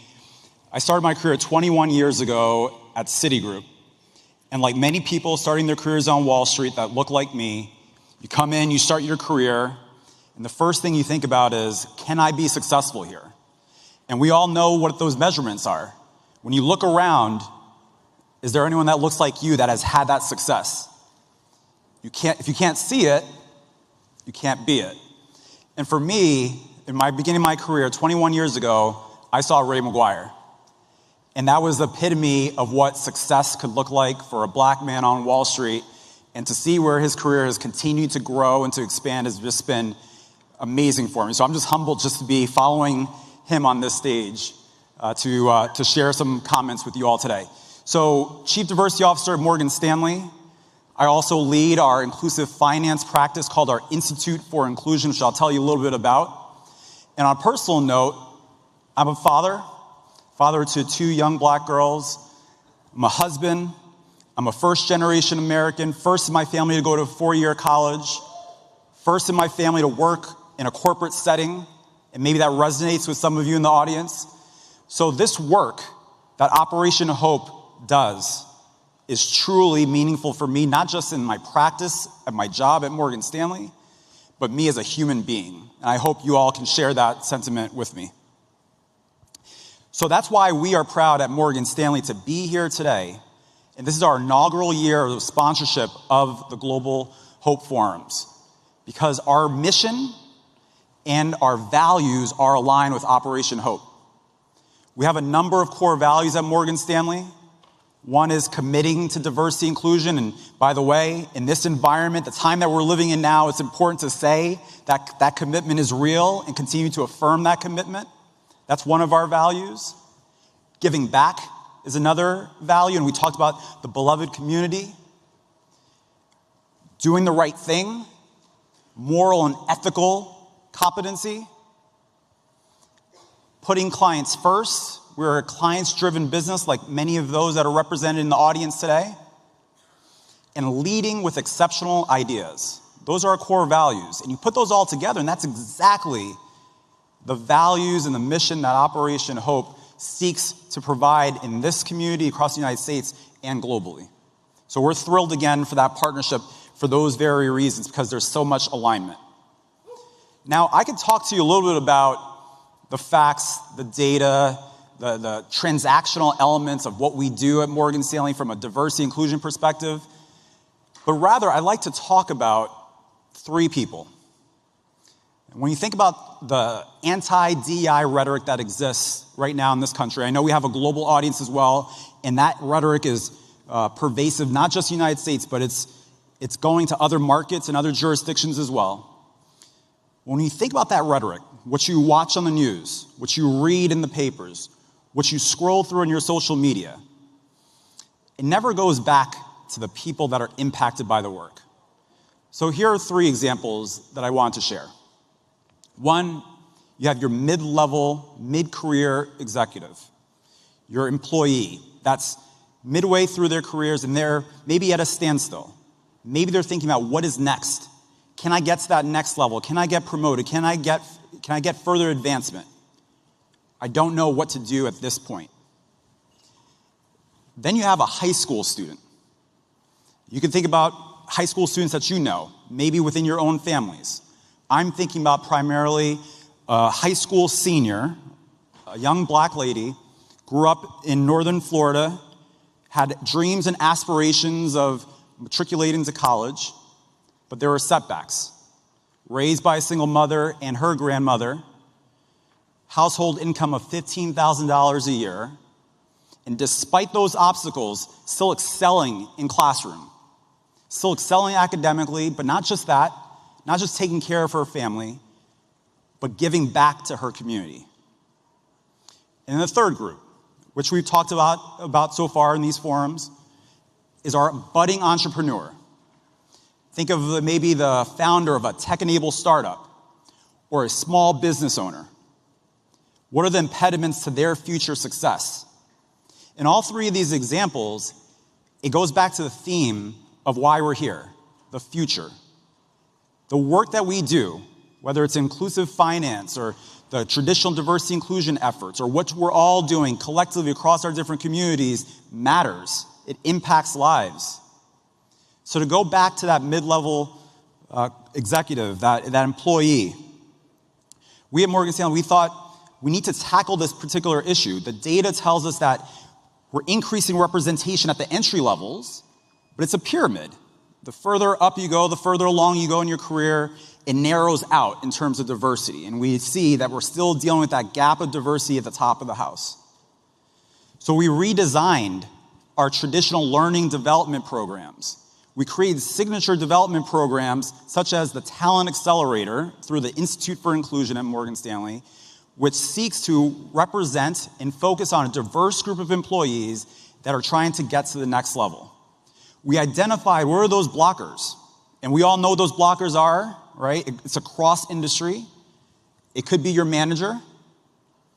It could be your access to opportunity. It could be your platform. It could be just your skills-based knowledge and development. There's an old adage, what got you here is not what's going to get you there. That's something that I was told earlier in my career.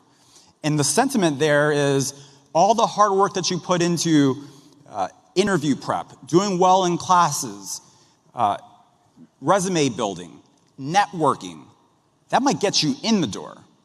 But that same technique is not what's going to get you to the next level.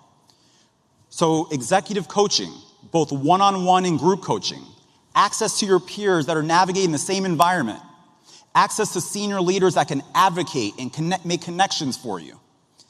And importantly, everything you do through the training development program, your manager is doing along with you.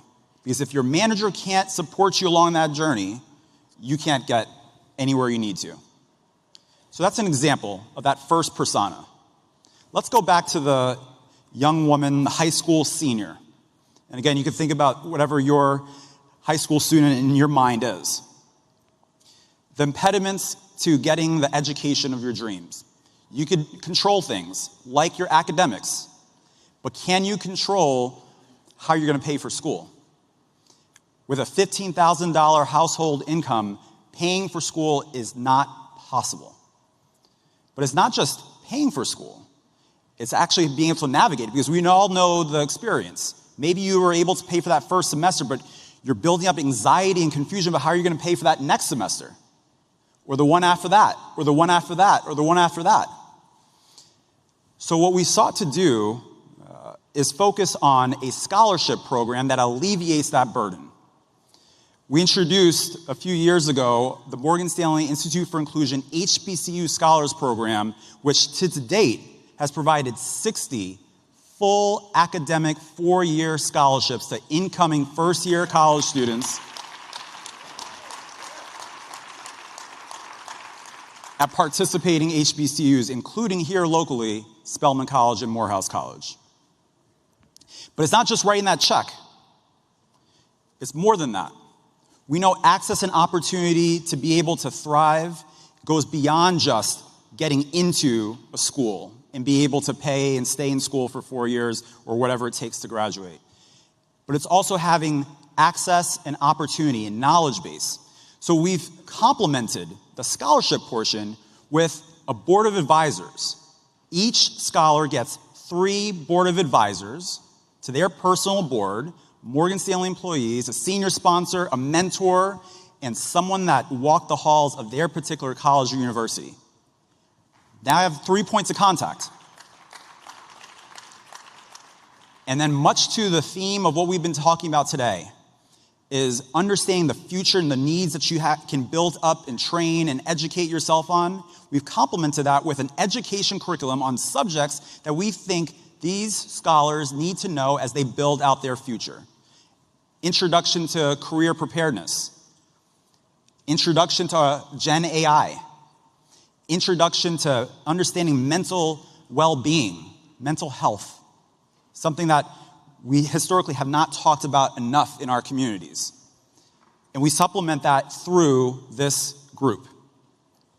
And then with our entrepreneurs, we have our Inclusive Ventures Lab and our Small Business Academy, which helps entrepreneurs, founders of tech-enabled startups, small business owners to scale, to get access to thought leadership, access to mentorship, and importantly, access to capital, access to investors, which is all within our network, to be able to get to that next level.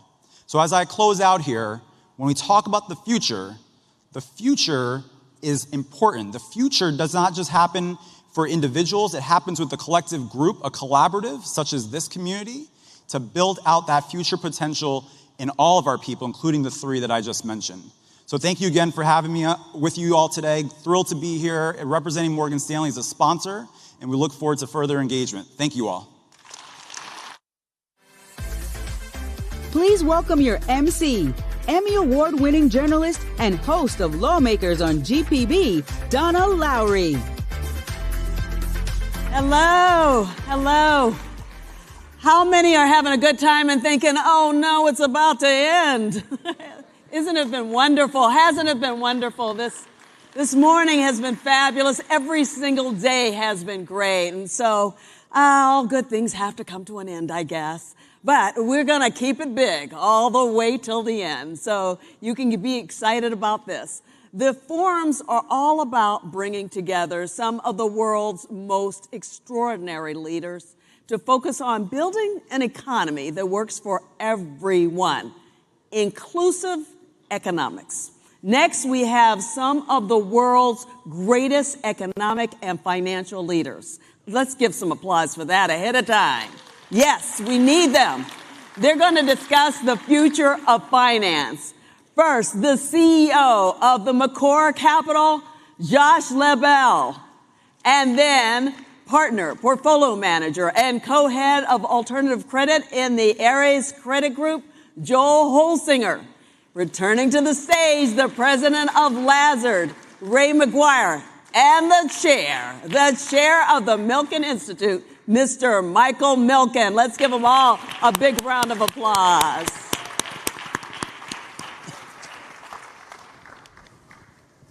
Well, good morning, everyone, and we are excited to be with you today. Uh-oh.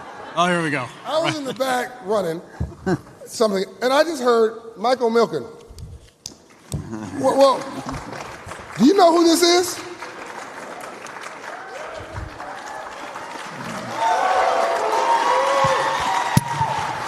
You don't have. He flew all night from Dubai for you and did not send me a bill.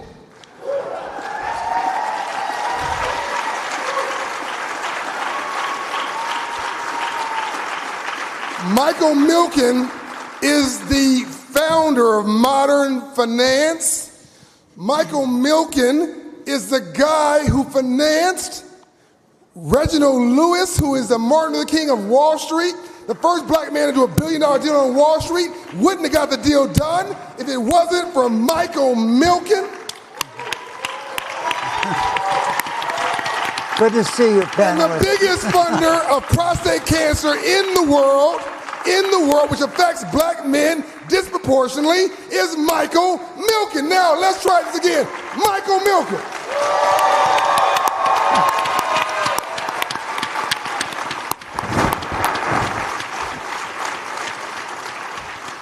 Well, good morning again. So we're going to see a short video with Maya Angelou talking to you about what the American dream is. And that American dream is something, the ability to rise up not on who your parents were, not your religion, not whether you're a man or a woman or where you went to school, but on your own abilities.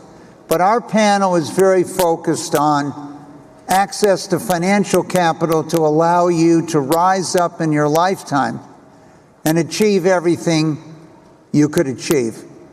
Let's listen to Maya Angelou for a moment.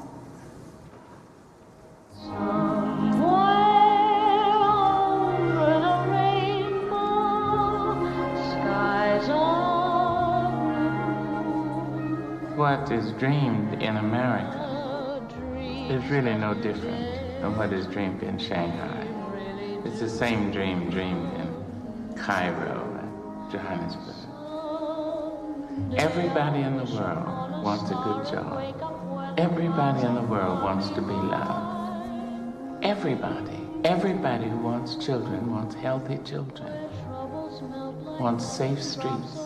Everybody wants to be able to count on good health care. Every living person. And everybody wants someplace, if he or she is religious, to propitiate God on Saturday or Sunday. And everybody wants a place to party on Saturday night. That is the dream. That is the dream. Oh, why can't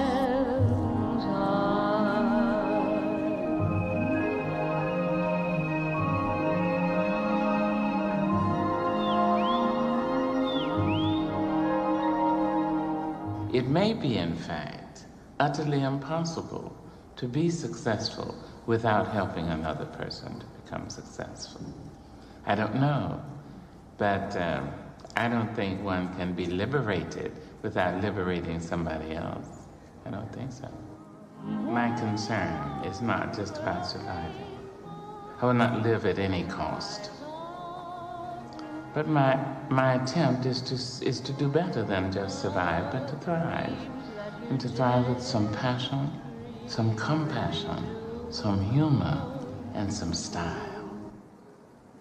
So that was recorded. That was recorded 34 years ago. And when you come to this new Center for Advancing the American Dream in Washington, across from the White House and Treasury, it's part of a 90-minute documentary created.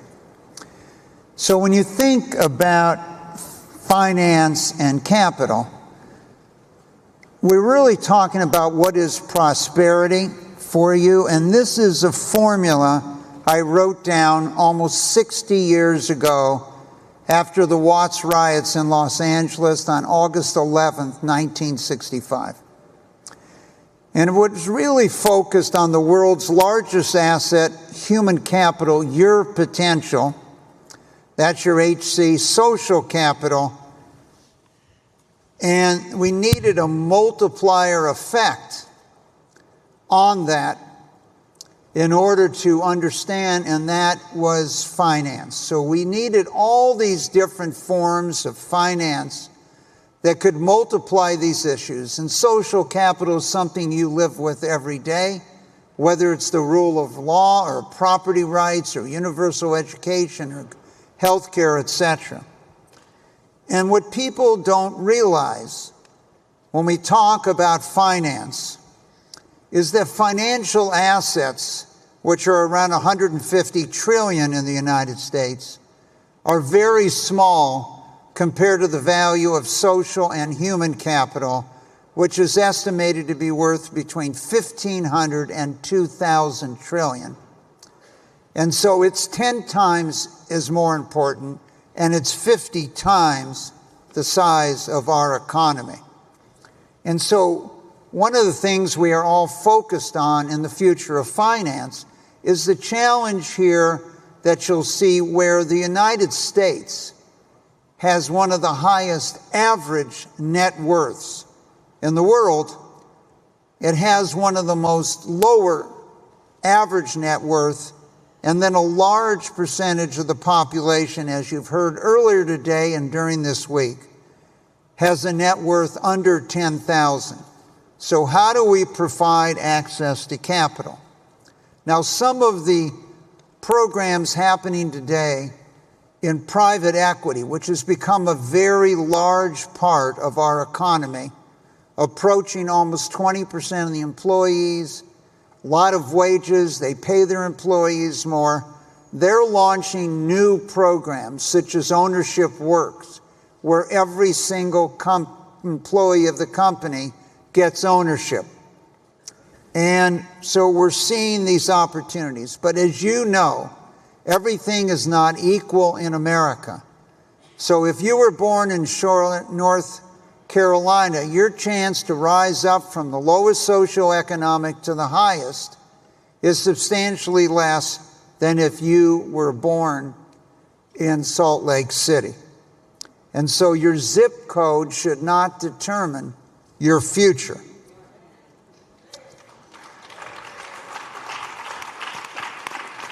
So there's a number of initiatives. One of these initiatives that's coming out is to give $1,000 in a tax-free savings account, no fees, for every child that's born in America, and others can. And we'll see in the next year or two whether this can be adopted. Many employers have offered to support not only the government giving $1,000 for everyone born, but contributing to these funds, so you never have to borrow to go to college in your lifetime. Another one is Invest in America accounts, similar to what's going on with the federal savings program. And can we create these accounts for everyone that doesn't have a 401k or some other? The ability to generate a rate of return on your money over time is exceedingly important here, in the sense that it isn't necessarily where you start. It's the rate of return and being able to compound this money tax-free. So you can see in 40 years, if you wanted to have $1 million, if you can get 12%, which many of the people on the panel sure you will get you today, you only need to put up $10,000. If you're getting zero and you're not saving money, you'd have to put up $25,000 a year. So these are, and once again, what is the American dream?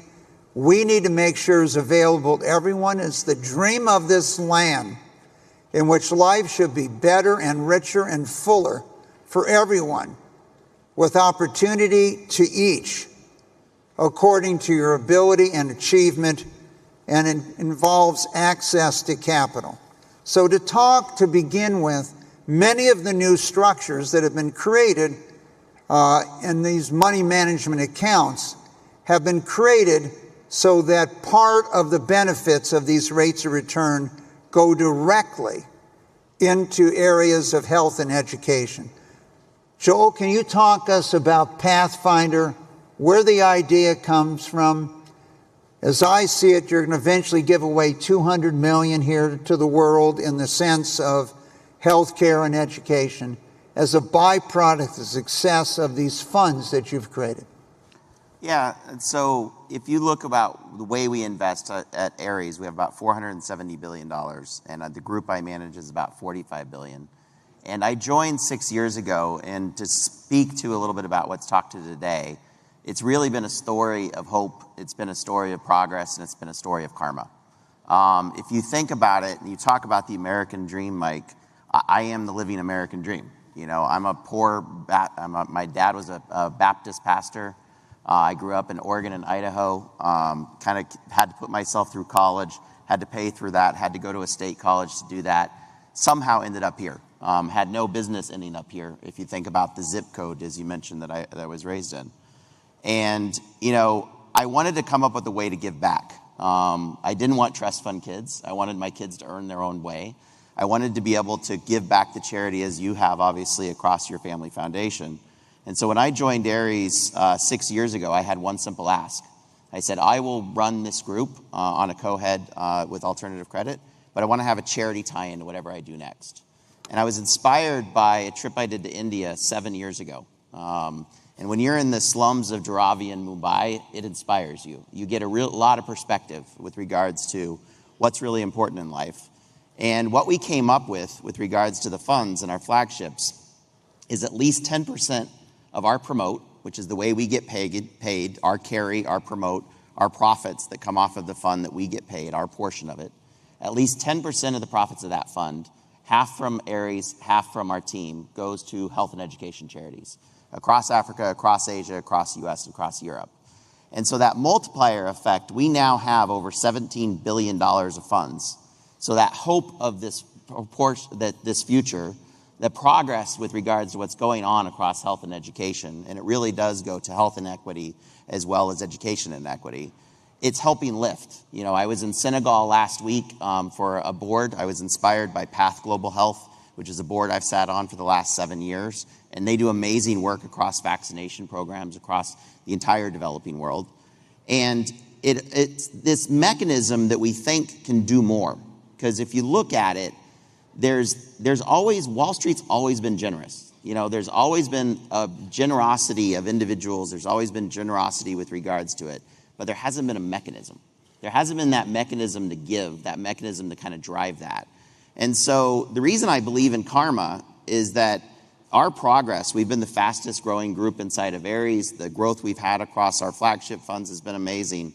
I think is really attributed to that dream and that hope with regards to what we've ended up doing. So for me personally, the greatest decision, I always say the second best decision I ever made in my life. The first was, buying a drink for my wife 27 years ago. And she we live in Atlanta, so of course she definitely could hear about this. So I look at it as, from that standpoint, the second best decision or idea I ever had was this charitable tie-in, because it drives so much. Everything we're doing, every investment we're making is driving that impact and going that. And the numbers you're quoting, I can't quote because it's projections and SEC, but I will say we're just getting started. There will be more funds, there will be more capital. We're talking to a number of our peers at Blackstone and Apollo and others about doing the same thing, about making a pledge to kind of do that. And I think that those little ideas can turn into much, much bigger impact if you just build that mechanism that kind of drives that. Thank you, John. I think you're a shining light for much of this. But as we all know today, eventually your bank, your finance is going to be on your phone. And more of the world is digitized from this standpoint. So Josh, what will be the effect of the future of finance with this incoming administration on the future of digital finance? Sure. Well, thank you, Mike. It's a real honor to be here with all of you. And Joel, I have to just bond with you here for a moment. I'm also I'm a single child of a single father, first to go to college, raised in a small apartment. My dad started his business when he was bankrupt with my first bonus. If we met each other at 10, we'd have no idea where this thing was. I pinch myself every day. So it just underscores how important opportunity is. I think when you think of future finance, I'll limit my comments primarily to kind of consumer finance, Mike. With the incoming administration is committed to deploying and making available recent innovations in financial technology and in transaction and payments mechanisms. And all of these are designed really to lower transaction costs, lower barriers, and ease access. There are risks, but they're intent on doing it. So when we think about the policies that we've heard about with the incoming administration, everyone kind of knows crypto. So they are, and that's the least important of the two, but they are certainly committed to securitizing cryptocurrency assets, making it easier and cheaper and quicker for people to invest in them, store value in them, and sell them if they need to. The far more important innovation that's going to come is the regulations that permit the ability to transact and empower blockchain technology. So right now, 180 million Americans a year use things like Venmo to make peer-to-peer payments. The rest use credit cards or send cash. That number is going to go up dramatically. But in the coming years, you're going to be able to transact on something called the blockchain. So you'll go into a store to buy a pair of pants, say the pants cost $50. You will have put your savings in a particular blockchain. Let's say you would deposit $1,000 there, backed by a U.S. stablecoin with an underlying U.S. Treasury bond.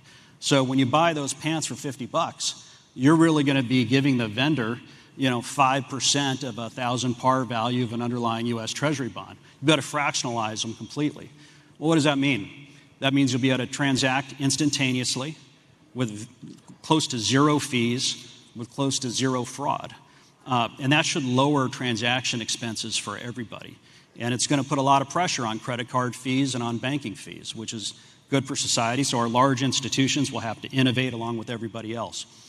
The last two things I'd say in terms of practical felt impact, the FICO score that we've all encountered throughout our lives, I don't think there's anyone in this room, including those up here, who have at some point in their lives looked at their FICO score and said, what the heck?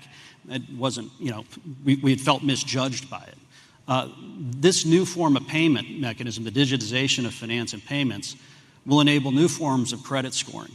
So you won't be beholden to one company's view of what your creditworthiness is. And that's good for everybody. And I think, 100%. And I feel the same way, and the same thing will occur in insurance markets as well.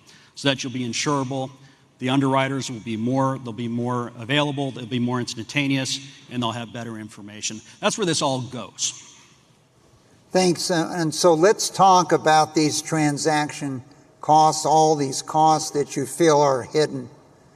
So there's tens of billions of dollars that people working here, whether they're from the Philippines, a nurse or something, that they would remit back to their own countries. And many years ago, 10 to 15% was taken out.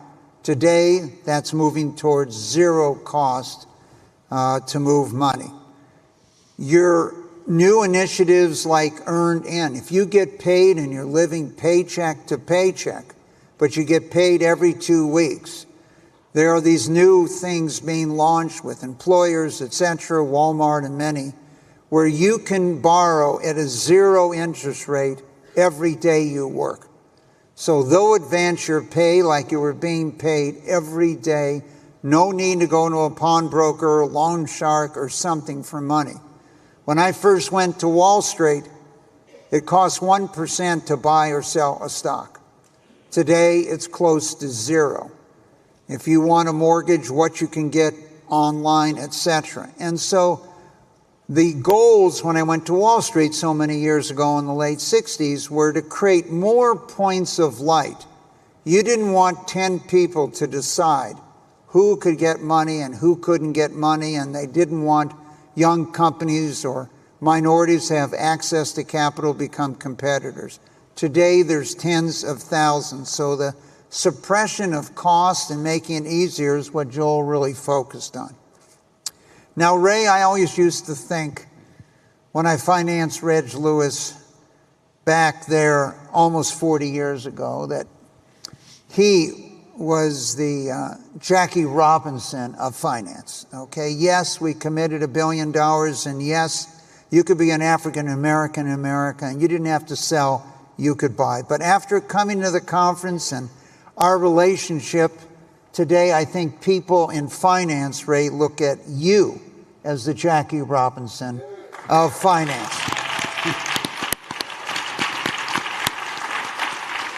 So we know we're going to be moving increasingly digital. We know your banks. There's a lot of benefits of it, Ray. Kenya was one of the first countries in the world to pay people on your phone. The first reaction of the people that got paid is they thought they got a 20% raise. Now, why did they think they got a 20% raise? Because the foreman was taking part of their pay, putting it in his pocket before it went to them. Now it's transparent. There isn't any separation between your pay and what you're supposed to get paid. But there's a lot of issues to be addressed.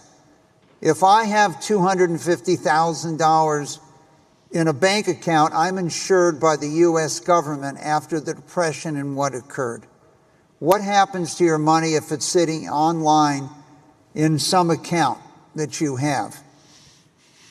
As finance becomes increasingly digital, Ray, how do you regulate it? Who monitors it? How do we address it? How do we protect it? So, first of all, Mike, thank you for your generous comments. It cannot be overstated the impact that Mike Milken has had in the world of finance.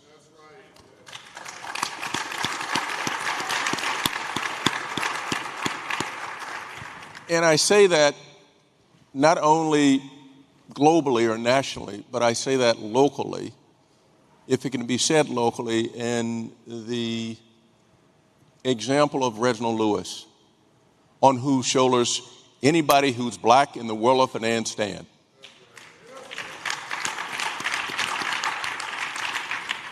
So let me be bright, clear, and unequivocal.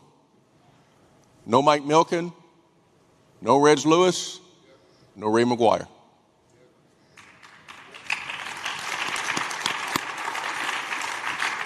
And so in a world that is what's been described here in a digital world, which we referenced in the first conversation, is one where access to capital will become much more available. The things which the community has not had access to, like investing in the stock market and being able to do this in a way to create scores, FICO scores, so that you can go from being a renter to a homeowner. Access to opportunity going forward exists today. It's going to exist in a much larger scale going forward. And much of that, which we've talked about here, the transfer of dollars, not only Venmo, Zelle within the U.S., but the ability to do what Western Union used to do. We had to go to the Western Union shop to make sure that you can make a $20 wire transfer or go to the loan person in the neighborhood, the payday lenders, in order to get access to dollars. That's going to go away. Access is going to increase. The question then becomes, today your dollars in a financial institution are guaranteed up to $250,000. So something happened in a financial transaction, at least you have a place to where you can appeal. The question that we'll have to address, to which today we're working on an answer, but we don't have an answer, is what happens if you're on your phone and you are in Bitcoin or blockchain technology and your phone gets compromised?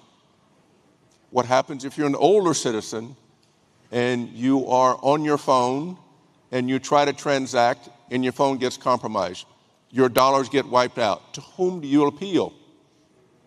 And so as we go through, on the one hand, there's tremendous benefit. On the other hand, there's tremendous risk. And so the appeal that we have to make is to the public officials who are the ones who are in many ways the arbiter to our daily lives, those leading government officials whom we put in office, to make certain that as this technology advances, that they have us at the center of how they're thinking about how it gets regulated, how we get protected, especially how this community gets protected. Because as we know, they got a whole bunch of hustlers out there. And the hustlers know exactly how to take advantage. And moving forward, we got to be mindful of the hustlers as well as mindful of the opportunity. The payday lenders will go by the wayside, but there's going to be others who are digitally savvy who can take advantage. And so while there are going to be advances, which are material, which are significant going forward, we also need to be mindful of the risk, Mike. Thank you, Ray. So important. So one of the things that's occurred and we fought for over the last 55 years has been this concept of securitization. And why is securitization so important? One, it spreads risk. So I'm not making just your mortgage loan. I'm buying a package of 1,000 or 10,000 mortgage loans. And the other thing securitization brings is you can't discriminate if you don't know whose loan you own. And so once they're pooled and put in a group, whether it's your auto loan, whether it's your mortgage loan, whether it's your car loan, that loan, the people that buy those loans doesn't necessarily know your name or the person they lent money to. They're looking at it as a package of loans in an area. Now, the increase, and probably the fastest growing part of Ares, has been in the asset-based lending. Joel, let's talk a little bit about how diverse this is as we find out different financial structures to meet the needs of society, building, etc. Talk about that growth. Yeah, I mean, what you've seen is that everything we do in alternative credit or asset-based credit is a portfolio, and it's a portfolio of loans, leases, and receivables. And all of those have contractual cash flows. So everybody in this room here today touches what we do every day. It's estimated as large as the direct lending market is, about $4 trillion. The asset-based finance world is over $30 trillion. So about the size of the U.S. economy across that, and that's just U.S. and Europe. And the reason it's so big is every time you stream something on Netflix, it creates a contractual cash flow. Every time you're doing something on Spotify, every time you leave, if you own a house, your car, all of those things are creating these loans, leases, and receivables and these contractual cash flows. Let me just ask a question. Yes, sure. For those of us who are less familiar, what is asset-based financing? So asset-based it's the underlying loans, leases, and receivables. So every time those assets are created that Mike's talking about, whether in the securitization market or outside of the securitization market, when you're taking that loan, that is getting bundled into a larger portfolio, whether it's on a house, whether it's on an equipment lease for a corporate, whether it's on a consumer loan, as you were talking about on some of the buy here, pay and others. And if you look at that market is huge. If you think about what's the multiplier effect, the multiplier effect is simple. Money makes the world go round. Credit makes money go round. Okay, Joel, let's repeat that because it's extremely important that we discuss why does credit make the world go round? Every asset in the world is valued by credit. If you think of private equity, it's driven by credit. If you think of your house and the ability with regards to your home price, it's availability of credit. If you think of the price of your car and the value of that car, it's available by credit. Even sovereign and countries are driven by credit and their ability to get access to credit. And it's interesting, I'm a history buff a lot like Mike, not to the same degree. But if you go back in 10,000 years of written history, really the last few years, Medici and others created what you guys both started at in the bank and I started at Citibank, which is banks. And the money multiplier that always drove credit was banks. And that really changed, as Mike mentioned, in the 70s with securitization and really didn't get going until Mike and others of the foundations in the 80s. And the reason it's important is if you look at the market today, there's not a pillar. It's not just banks. If you look at the market today, there's 5 pillars. You've got banks, you've got securitization market, you've got insurance, you've got private credit, and then I throw pensions and sovereign wealth into their own category because it's different pools. And all of those 5 pillars, if you think about systematic risk and other things, 4 of them are matching to their underlying liabilities. They're structured in a form that works and continues to grow and can continue to expand and continue to grow the valuations. 1 doesn't. It's banks. Because you're borrowing short-term and you're lending out long-term. And so when you think of the future of finance, you think of that ability to rise up, you think of that ability to lift, it all starts with credit. Because that availability to credit, that ability to lift that, and you see nothing more than an asset base. The reason it's the fastest growing is it's the biggest market. And this market is no longer dominated by just 1 or 2 pillars. It's now touching every one of those pillars. As you see the growth on insurance with regards to annuity markets, as you see the growth across private credit on some of the illiquid side, as you see the growth across the sovereign wealth and pension funds. And we both compete and we partner with each other. So when you think of the 3 things that really drive prosperity, in my mind, it's simple. You have to have your health, you have to have an education, and you have to have an opportunity. And the opportunity really only comes from capitalism and the ability to lift up. And if you think of the core of what capitalism is, it's credit.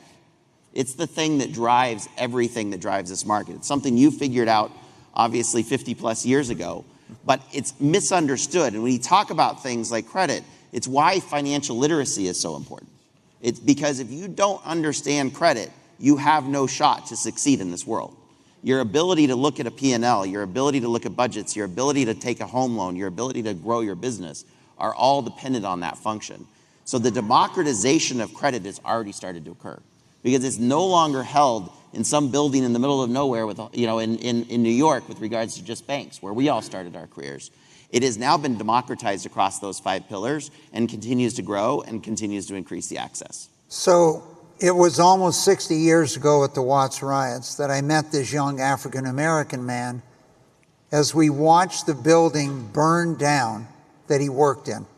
And when he woke up in the morning, he had a family, he had no savings, and he had no job. Now, he did not participate, but he did not stop it.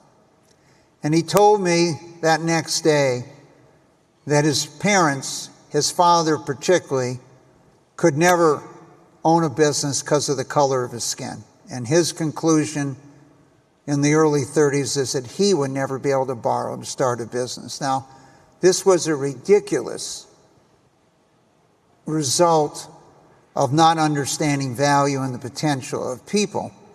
And it caused me to change my major and go back and study, as Joel said, credit in 69. In 65, I began, and in 69, we completed the initiation. But this democratization of capital takes many forms. And as Joel said, it took securitization. So you have an idea of creating a little store, whatever it might be, a fast food restaurant, but you don't have that much capital, so you're going to start franchising your idea once it works. You now can sell your franchise fees to Joel and others who will securitize that. So it eliminates and provides access with the democratization of capital. As Joel said, there are tens of thousands of people you don't know who could decide they're willing to give you capital to fulfill your objectives, whatever they might be. And so, Josh, you've talked about the reduction of transaction cost, the interest rates coming down because of competition, not having to pay fees. But are there risks? We understand the benefits, and raise some of them, but what are the risks you see to consumers by this digitization of finance? Well, I think Ray's comments really started to nail it when you talked about the hustle, right? There's always a hustle. Right now, for years it was payday lenders in neighborhoods. There's always a hustle. So there's a hustle here too that we have to watch out for. So we talked about maybe using a U.S. stable coin to go in and buy a pair of pants, right? But let's say you're a 20-year-old or a 25-year-old and you're at a restaurant. You bought your meal for $20, you go up to the bar and you're getting a beer. Maybe it's your second one. And since we're in Atlanta, I'll say you look up and you see the Falcons on TV. Rise up. Right. And just as you're making your payment with your payment app, right, which you're now going to be using, an ad pops up and says, do you like your Falcons? Are you loyal to them? Rise up. You click yes. And the next one says, well, are you man enough to lay a wager on it, at these odds, for the rest of the game? And I assure you that the odds of whoever's doing that, the odds they're giving you are not going to be the odds that you would get in a more formalized, regulated gambling environment. So last I checked, it's illegal for a bookie to walk into a bank and take bets when people cash their paychecks. So we need to make sure that the equivalent of that doesn't happen. We evolved to make these decisions slowly. If a tiger's chasing you, you can make a decision fast. But things like financial risk and what to buy, we didn't evolve to make those decisions in 30 seconds. And we've seen the same thing in social media, right? People get pleasure from making decisions fast and looking for affirmation.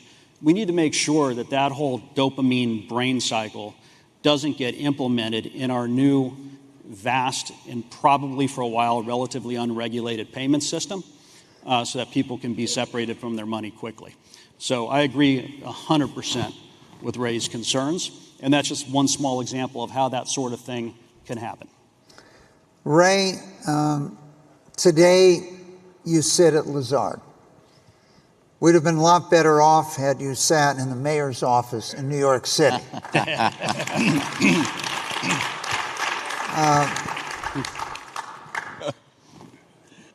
What is it like with the level of people? We've been very focused at the Milken Institute and programs and internships for students that are going to historically black colleges.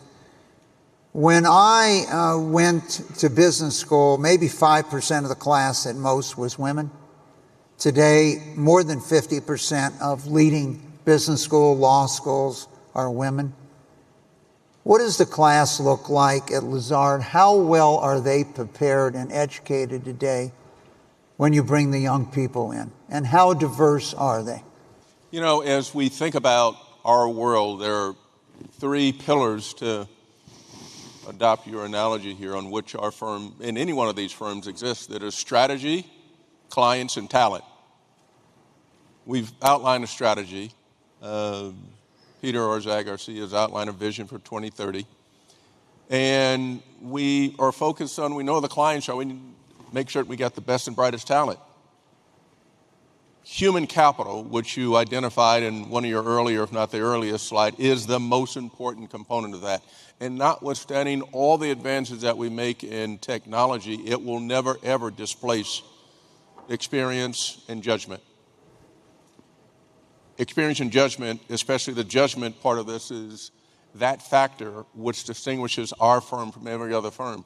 In addition to the ability to develop relationships that are trusted relationships, which you can't breach, goes back to what Dr. King was saying, the human moral compass that we all need to apply. And as we apply that in the world of business, make certain that the talent that we onboard and the talent that we train has a North Star, because any breach of that has an impact on the brand.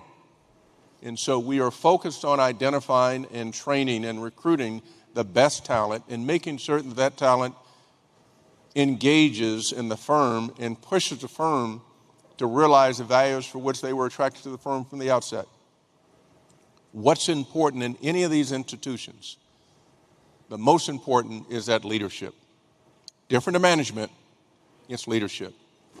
And as if each of us thinks about the experiences that we had on any team on which we have been involved, it is the leadership. It is the coach, whether or not the coach has got a vision of how we go about and compete within the realms of the rules of engagement, but make certain that we bring our A game to every match. Win or lose, but bring the A game to every match. And as we identify the talent, we're looking for the people who are best and the brightest. And we cannot in any way retreat from that standard. And each of us, as we've talked about our modest beginnings, has had to be able to go and compete and become amongst the best and the brightest in order for us to sit on this stage with you, Mike. One thing to add to that is it can't end with opportunity. And I think all three of us has been involved in this from the standpoint. We funded a program at Ares called Alt Finance, which gave $30 million across to HBCUs. And you need capital, you need opportunity, but you need mentoring, because you need that mentoring to be able to do. And you guys have hired people out of Alt Finance and the Lazard. We've hired them into Ares. Milken Institute has hired them also.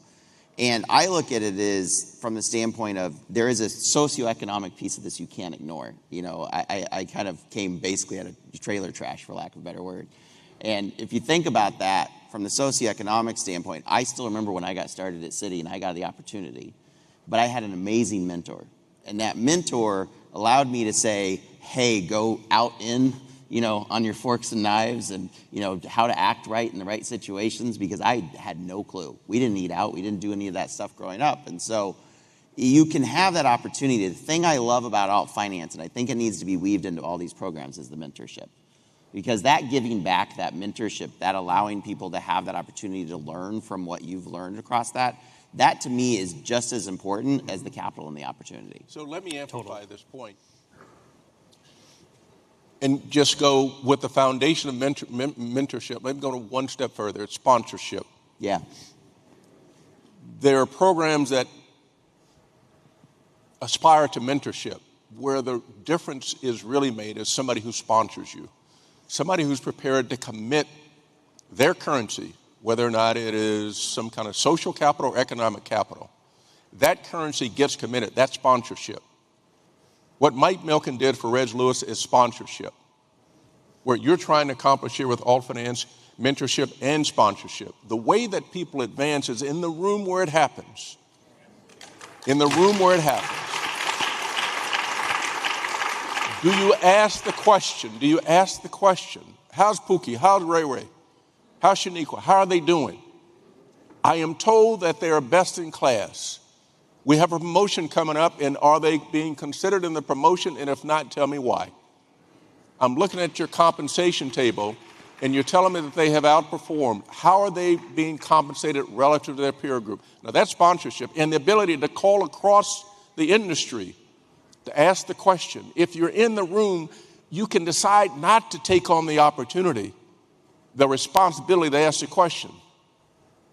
But when you're in the room and you do take that on, then you get the humility of what that young man said when he was 21 years ago in this career. It ain't about me. It's about we and how we advance. And when we're in that room, do you ask the question? And that's sponsorship. So we've looked at the future in many ways.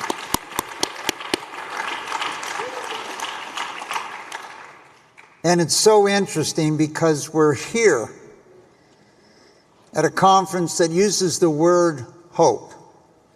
And for so many, hope is opportunity, mentorship, sponsorship. And if you saw Hamilton, he wanted to be in the room where it happened. And so we are in the room today where it's happening with a mission of financial literacy for all. So thank you for joining us today, panelists. Thank you. This is Governor Brian Kemp. On behalf of the state of Georgia, I want to welcome you to Atlanta for your 10th annual meeting. As the #1 state for business, we have prioritized creating jobs and opportunity for all Georgians. Whether that meant cutting red tape to ease the burden on entrepreneurs and small business owners, or returning billions in tax dollars to the hardworking people of our state, we have taken action to support Georgians. I know you share that commitment to opening doors for all, a commitment that will help inspire future generations and connect our people with pathways to success. I hope you leave here with a renewed dedication to promoting growth and opportunity for all. Enjoy the meeting, and God bless.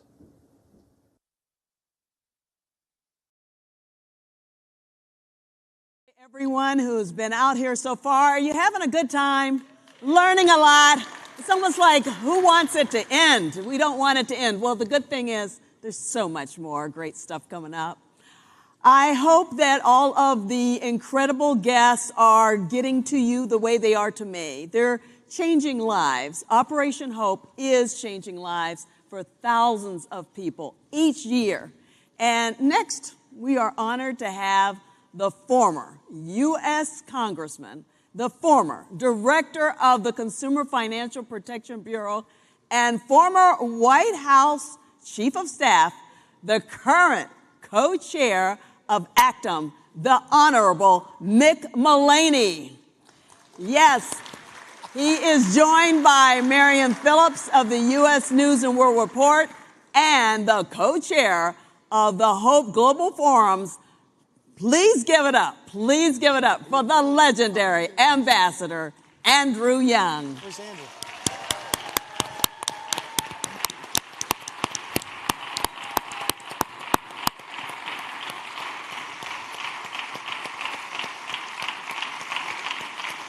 Here he comes.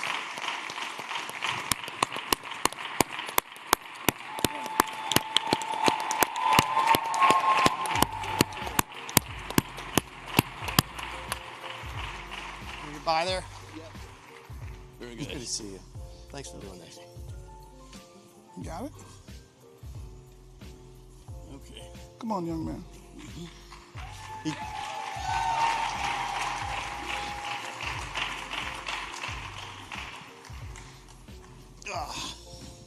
Hello. Very good. It's good to see you again. What is this, afternoon? No, it's good morning. We're glad to be here with Mick. Yeah, it's still morning. I had to check too. Okay. We're glad to be here with Ambassador Young and Mick. And let's just talk a little bit about the future of economics and the economy regarding or related to growth. Both of you served in Congress. Both of you have had high-level administrative and executive roles. And so the first question for both of you is very simple. What's going on and what's the state of the economy? The economy is at risk. It's doing well, I think it's doing better than I think a lot of us expected. Inflation is coming down. I think it's going well. The risk, however, is the debt. There's no question about it. If I could wave a magic wand and do one thing here today, though, it would be I'm really excited about what the president's doing with Elon Musk. I know it sounds crazy. The young people I talk to, the entrepreneurs, the regulatory environment in this country right now is holding them back. Young people have a desire to create, a desire to grow, or a desire to be adventuresome. And I can't tell you the number of them have come to me and say, look, it's just too hard to start a small business. I'm not talking about big tech firms. I'm talking about folks with billions of dollars. I'm talking about folks that want to open a restaurant or start a small business. And if we can fix the regulatory environment, I think that's one of the best things we would be able to do. We can talk about the $36 trillion of debt another time because it's just too depressing this close to Christmas, and focus on things we can actually do between now and, say, the next couple of years. Yeah, I think you're right when you consider that 90% of our businesses are small businesses. Ambassador Young, what's the state of the economy? Well, I think it's very, very good. Yeah. And but I'm looking from Atlanta. Mm-hmm. And one thing about Atlanta, but it's probably true of a lot of cities, that we go back to Maynard Jackson and the airport. Mm-hmm. And that airport now is the busiest in the world. We didn't use any government money in it. We went to Wall Street and bought tax-exempt municipal bonds. I think it's about $17 billion that we've put into it, but no city money, no state money, no federal money. It's all operated on Wall Street, and the city in cooperation with whatever airlines happen to be growing. It's mostly Delta now because Delta was around when Eastern went under, and they bought up all the gates that Eastern had. And so we have, if Georgia Tech is one offset point behind Georgia, that might mean we have the two best football teams in the country at the collegiate level. I'm saying that I look at things from here because this is where we have the controls. Mm-hmm. And the federal environment is necessarily good, and if we can slow down or stop some of these wars and put money into development rather than into destruction. And I think that that's liable to happen. I always,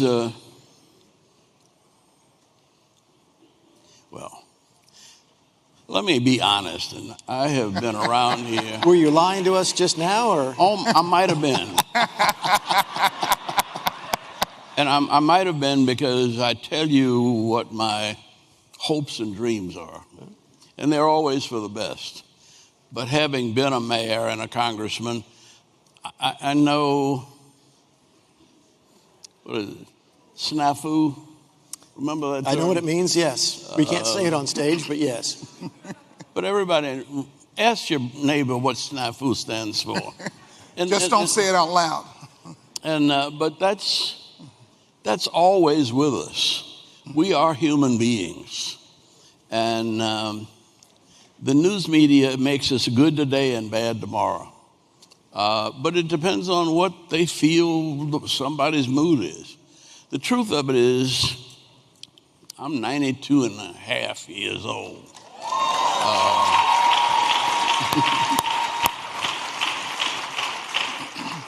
And I was born poor and didn't know I was poor. Yeah. And it didn't ever bother me that I was poor because everybody around me was poor. And it wasn't just black people poor. I was Irish on one corner. The Nazi party was on the second corner, the Italian bar on the third corner, and a Chevrolet dealership around the fourth corner.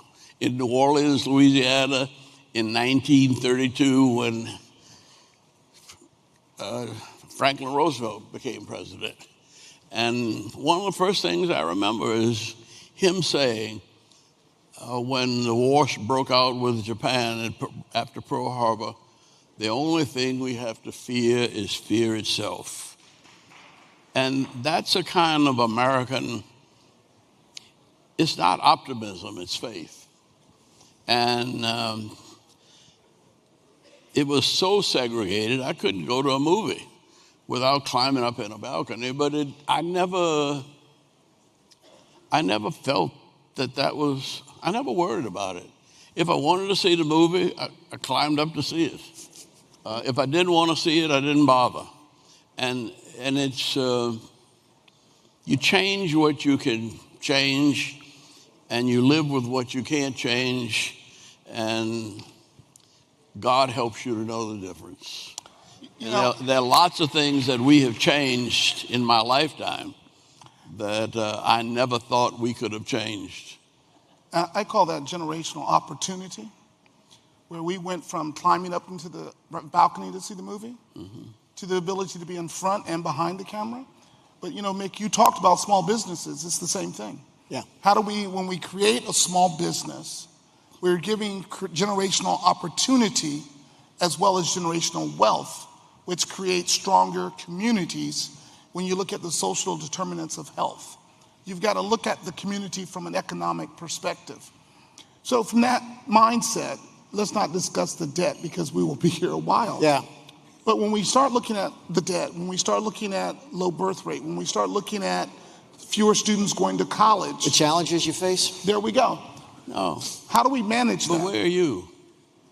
There are more kids going to college in Georgia than ever before.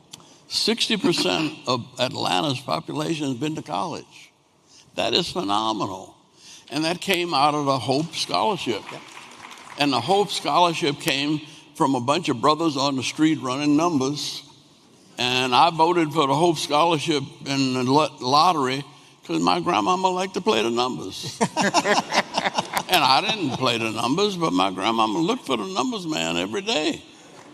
And so if my grandmama did it, must be all right. And sure enough, Granny was right. We got 60% of our population with college education. And no other city in the world can probably say that. And that helps. And that's, you all talked to the public school people just a little while ago. They're the ones that are responsible for it. It's not the universities. They're reaping the benefit now. But it was the kindergarten teachers and the first grade teachers. My wife is now at the funeral of a young man that she taught when he was in fourth grade. That's a healthcare problem, though. That's not a school problem. Right. And so it's probably, I don't know that there's a better place. And I think I've been to about 152 countries with chasing the Olympics and chasing after every place Carter sent me. And there isn't any place I'd want to go or be a part of but the United States of America. Oh, that is He's absolutely right. Go ahead. He's absolutely right. There's no question about it. But there is a challenge out there that I don't think we recognize. And it's the reason I come to this every single year, and I appreciate John inviting me to come here so I can say this one thing, which is that the younger people are struggling to do this. The younger people are struggling to talk to people that they don't agree with, that they are not aligned with politically. The two most depressing things I've seen, Frank Luntz was here the other night, and Frank gave a speech. I teach classes with Frank.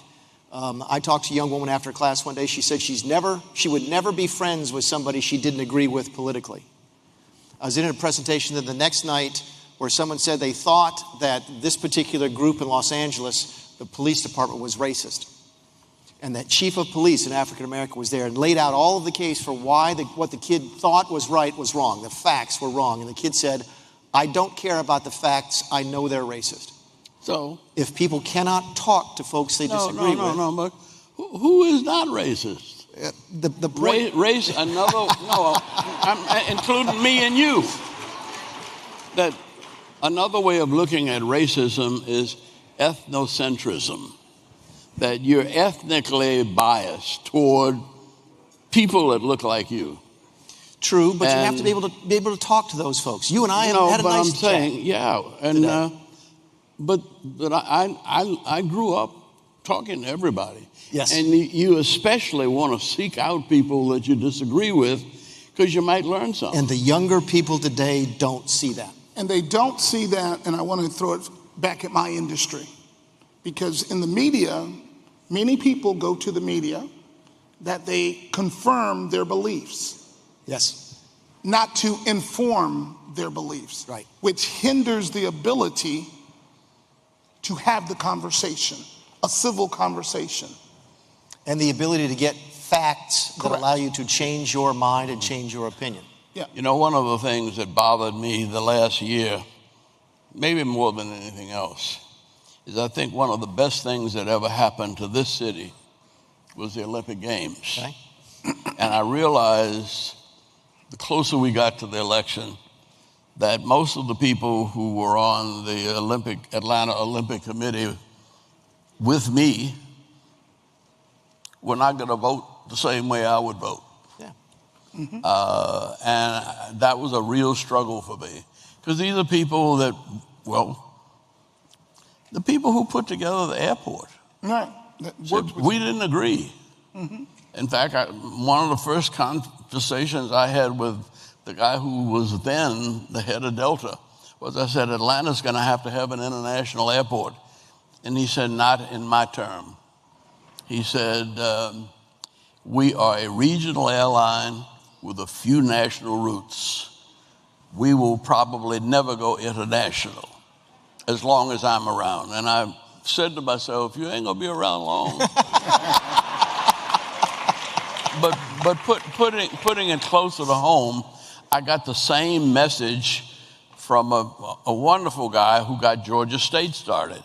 But Georgia State was a 400-person business school, and I talked to him about dormitories so that we could expand. He said, as long as I'm here, Georgia State will be a night school for people who work in Atlanta to get graduate degrees, and we will never have any dormitories.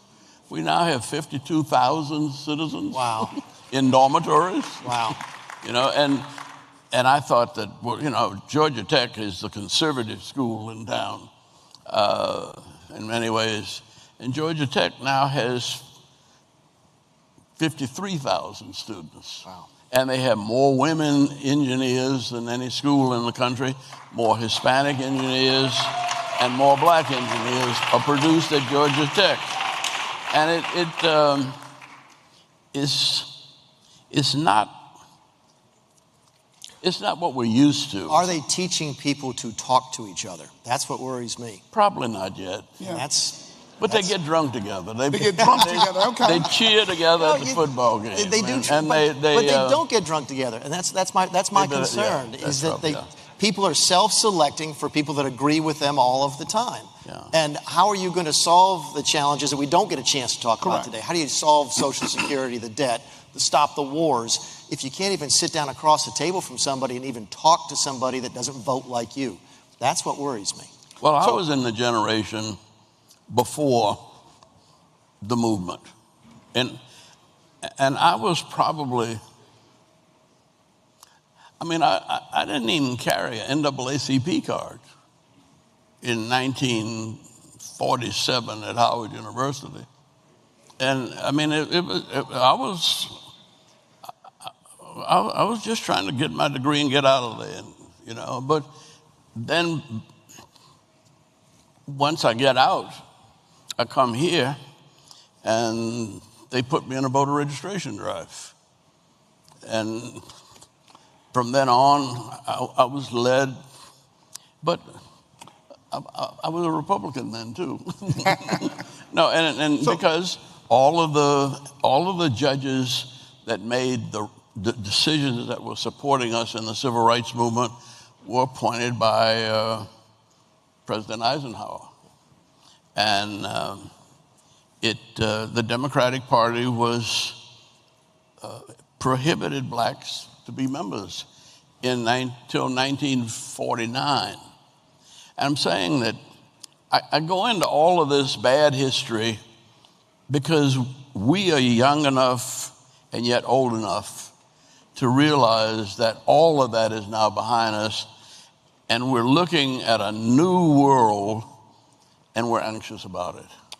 So I appreciate that comment, and I think you're speaking to the fact, both of you are speaking to the fact of that we need to understand our past and how we did work together and how we can work together in the future. Mick, if you would close us out on what you think.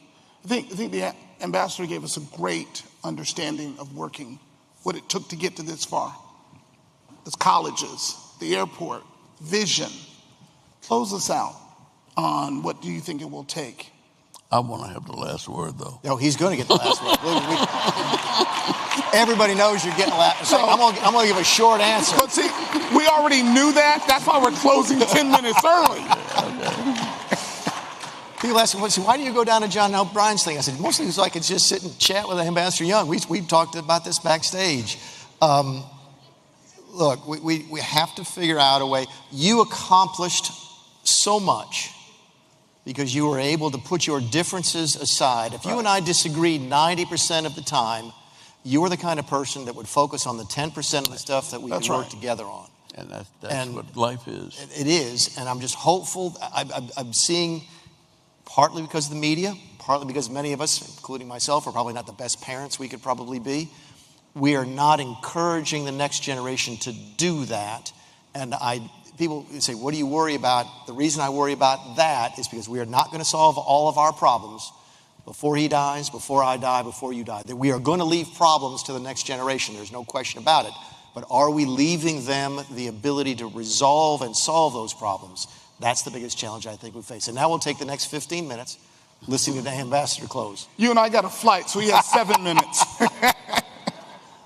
Well, you know, I ended up getting hooked up with Martin Luther King.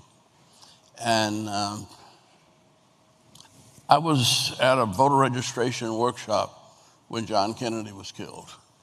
And I thought it was the end of the world.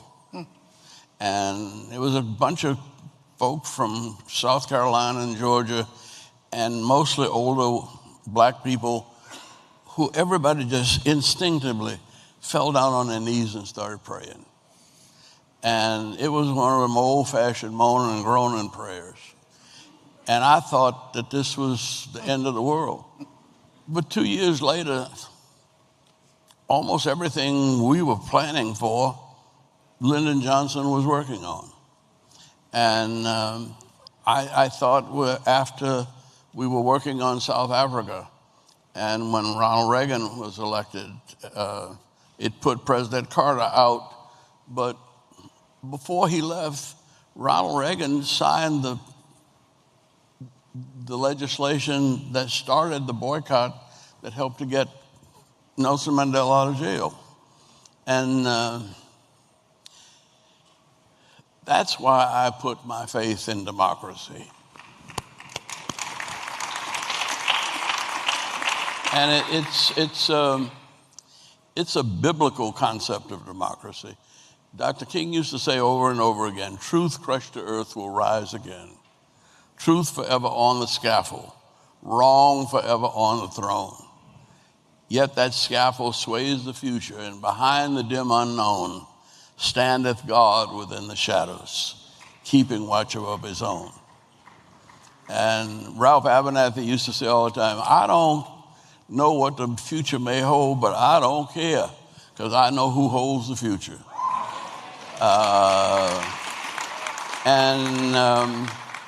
It's been in every part. Ray Charles, blind man, but he picked the third verse out of America the Beautiful.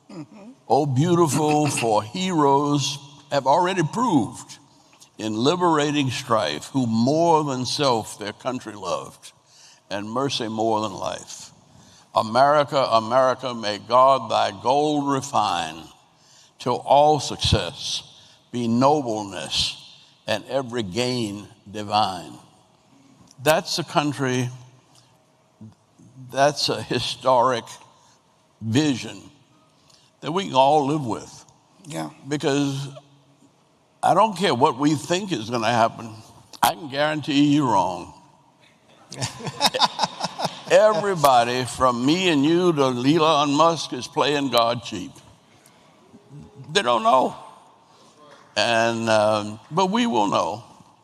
And we will hopefully find out together and celebrate it peacefully, not only within these United States, but we'll find a way to include some kind of way of living with China and some kind of way of living with Russia.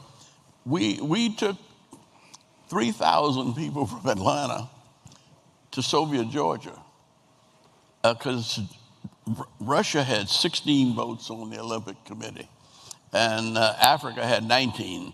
So we figured if we could get Africa and Russia together. But see, Ted Turner had taken the Goodwill Games to Russia from CNN. And so they welcomed us. And we got all of the votes from Russia. We got all the votes from Africa. And we picked up votes from just about everywhere else in the world because we brought people here and we let them see how it is that we live together, as different as we are, as crazy as we are, as ignorant as we can be, and as prejudiced as we are. But somehow, we've made it work. And the other thing I want us to remember that when President Obama sang, what is it? Amazing Grace. Amazing Grace. They said on the television, this was the old Negro spiritual. Bullshit. Amazing Grace was written by a slave trader, a white slave trader who was selling black folk on a ship named the Good Ship Jesus. And when he got converted, he wrote Amazing Grace, and all of us sing Amazing Grace hoping we're going to get into heaven too. And it's by the grace of God and the mercy of God that this country achieves and arrives at its greatness, at its vision, and it comes from people like us who... That's a wonderful Christmas message. Thank you for that. Dr. King used to say, Ambassador, thank you. We ain't what we ought to be. We ain't what we're going to be. But So thank God we ain't what we was. So true. And on that note, thank you for listening to us, and we hope that you heard something that will encourage you and to move this country forward. Our leader. Look at this. Hey, everybody. You enjoying this? We're bringing this home. Michael Milken is his plane delayed because he wants to make sure he's doing one more session, but he's got to leave. Mick's got to leave. Mick doesn't have a plane, but he's got to leave. But, hold on. By the way, there are some politicians, as patient as I am, as open-minded as I am, there are some people that drive me out of my mind, frustrate me to no bejeebers. Mick Mulvaney's not one of them. Mick is a good man. If I have somebody on this stage, it's not by accident. It's intentional.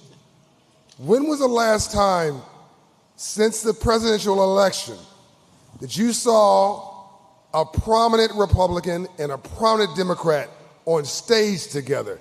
My guess is never.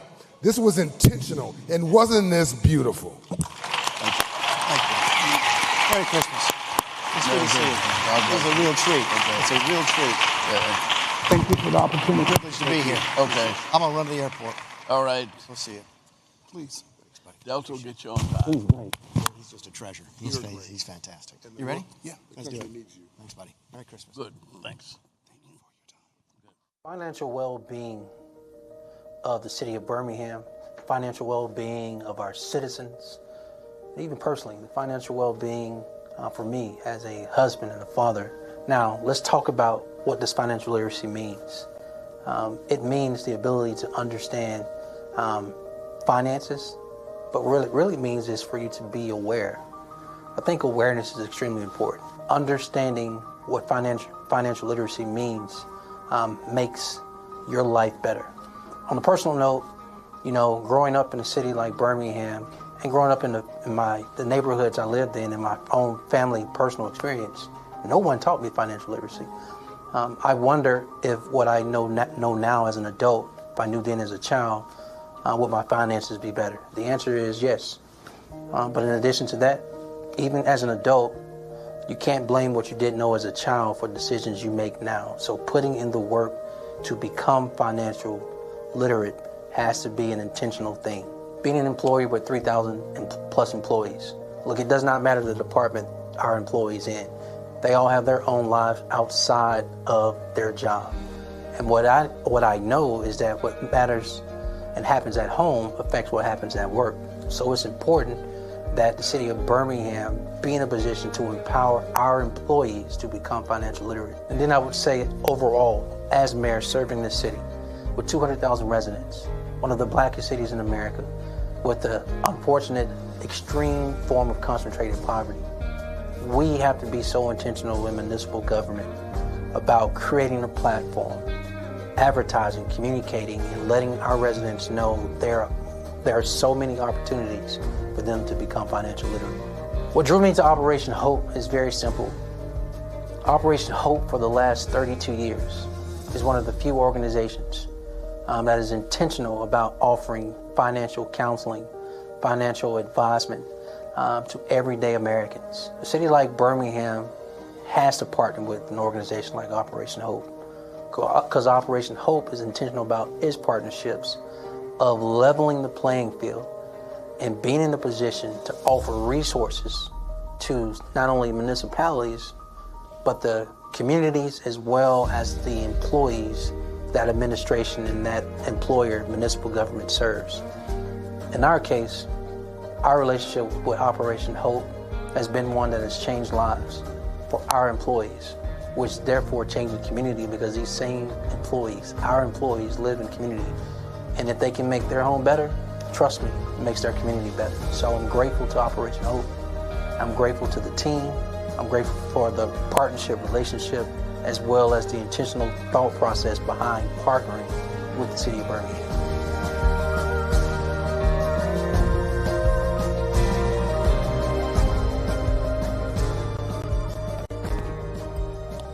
Right. So I know you're having a good time and the hits just keep coming, because we are very excited to bring you the next conversation with some of the world's leading experts. Our next guests are going to have a conversation on something that impacts us each and every day. So please help me welcome to the stage the chief medical correspondent for CNN, Dr. Sanjay Gupta, the president and CEO of Morehouse School of Medicine, Dr. Valerie Montgomery Rice, chief science officer and medical director at the Marcus Foundation, Dr. Jonathan Simmons, and returning to the stage, Mr. Michael Milken.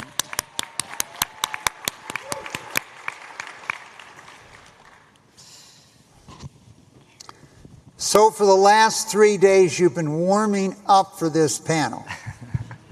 So we all think of our health and quality of life, length of life, in so many ways. And when we talk about the most important asset, and that is the potential of people, there's two ways to increase your human capital. One is education, and the second is your health, longer, healthier lives. And what people do not realize is the importance of what has gone on. And so why every life is precious. When you make an argument, and 25, 35 years ago, we tried to convince the U.S. government to double the National Institutes of Health budget. We brought an economic argument to them. The elimination of cancer as a cause of death, 1 in 2 men get cancer, 1 in 3 women, was worth $50 trillion to the U.S. economy when the entire economy was $17 trillion. And so in economic terms, when you look at it, over the last 2 centuries, more than 50% of all economic growth can be traced to advances in public health and medical research. 4 million years of evolution, we increased average lifespan by 11 years. In the last 120 years, we've increased it by 41 years. And there are countries in Africa, in 1 generation, you're going to double life expectancy. So there is no correlation between income and cost and outcome. This is a chart that shows you life expectancy. And I know when I was diagnosed with cancer 30 some odd years ago, I wanted to figure out maybe I should move to the places you live the longest. But you can see here, Costa Rica in this hemisphere, if you're a man, you have the longest life expectancy if you're living in Costa Rica. And you could see down at the end what U.S. life expectancy is and the GDP. So wealth is not correlated here with life expectancy. And let's look at medical, how much we spend per person on medical. You can see once again how the U.S. is spending dramatically more on medical. The next big challenge we have is, should your zip code determine your life expectancy? So here's 3 data points for you. As you travel from Manhattan and Midtown to the South Bronx, this trip reduces life expectancy by 10 years, 6 months for every minute on the train. If you're in Baltimore in the inner city, a man's life expectancy is 63. In the suburbs, it's 83, 20 years of difference. And in Chicago, if you're on the west side, between the Loop and Michigan Avenue, it's 16 years. So unfortunately, today, life expectancy has a lot, but there's something changing.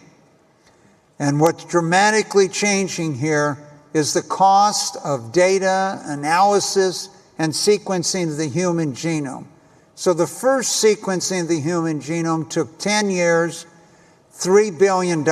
Today, measured in hour or hours and a few $100s due to the drop. So we can sequence who you are, we can sequence your microbiome, how your genes are expressed, and we can sequence your activities in terms of what has caused your disease or your mutations. It is projected today that AI market in healthcare is going to grow dramatically, 33% a year in the future. And we cannot forget the important role vaccines have played in the extension of our life today. And lastly, with the sequencing of the human genome now, we now fully understand what happens when you eat different foods. And I have subjected Jonathan to this for a long time, but basically that the pharmacy of the future is going to look like this. Now, where does breakthroughs come from? Many of them come from philanthropies. It's a very small percent, but this is your venture capital. 5 of the 10 largest foundations in the world are now medical philanthropies. The largest foundation in the world is Novo Nordisk. And yes, we've documented all this for you in a book, which we have, if you're interested, called Faster Cures. But let's start with, just because we know something in science, how does it get to your clinician? How does it get to your doctor? And under Jonathan's leadership at the Prostate Cancer Foundation at the time, we eventually acquired a company called Euro Today, which was the leading source of knowledge for people in the field of urology if you're a doctor or a patient. But the ultimate leading source of knowledge is a person that brings it to you on a company I was honored to finance many years ago called CNN. And so your insight to the world and who is educating the world and where we're going in science and where we're going in AI and how it's going to change, which plays an enormous, important role. Sanjay, how do you educate the world when science is moving so fast and the use of AI, not to be scared of new technologies, willing to accept new technologies? What do you think about as you're about to go on that show? And what do you think they're thinking about when you're speaking? Thank you for that question. And thank you for this panel. That's fantastic. I always learn so much from you, Mike, so thank you. And just honored to share this stage with Dr. Rice and Dr. Simmons as well, so thank you. Humility, I think, is one of the things that I'm thinking about primarily when I'm about to go on television and talk about a topic. I think one thing that people sometimes forget is that medicine and public health, we live in a probabilistic world. Medicine and public health isn't a hard science in the way that 2 + 2 = 4, and I can tell you that with absolute confidence. We live in a probabilistic world, so people want to see black and white where they should rightly see gray. And I think I lean into that. Uncertainty, I think, is uncomfortable for people sometimes, but making sure that I understand something well enough to explain it. A lot of times I practice with my teenage girls ahead of time to make sure if they get it, then I feel like I'm doing a pretty good job. But I'll tell you one thing, there's a difference between, I think, information, which is plentiful, knowledge, I would put as sort of the second pillar, like actually contextualizing that information. And the third thing is wisdom. What do you do with all that?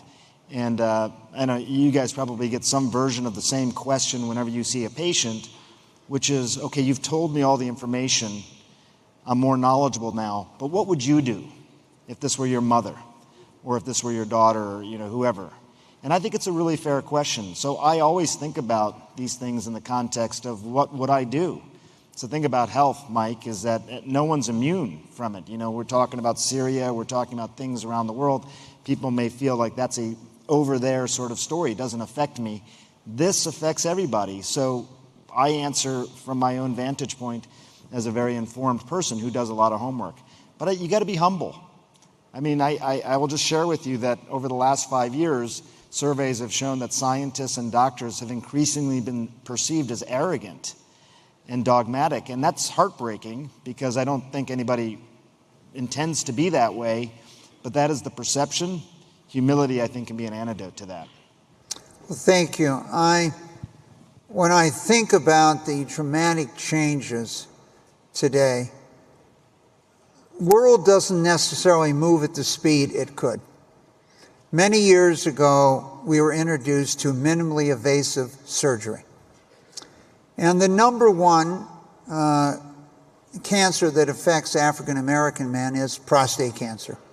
They have 100% higher incidence and even a higher death rate than any other group in the world. And the number one surgery was a prostatectomy. But when you went to a cancer center, who was the head of urology and oncology? It was normally a surgeon. Now you're talking to a surgeon who's had a career, and now they might be obsolete here by minimally invasive surgery. And they were able to delay almost 10 years in this country, the onset, because they said, well, how do we know the results 10 years from now are going to be the same? So you're in the hospital overnight rather than maybe for a week, less trauma, less blood, less problems. But technology was putting their careers at risk from that standpoint. So Dr. Rice, as the president and the first woman president and CEO of Morehouse School of Medicine,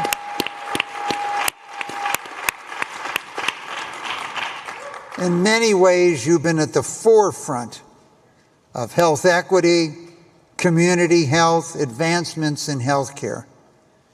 What innovative approaches at Morehouse are you taking to bridge the gap between health access, innovation, and to make sure the students today are current on what today's technology? If you grew up in China 40 years ago, you never studied diabetes.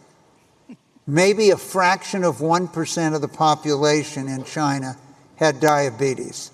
But 20,000 fast food restaurants later, the most people with diabetes in the world are now in China.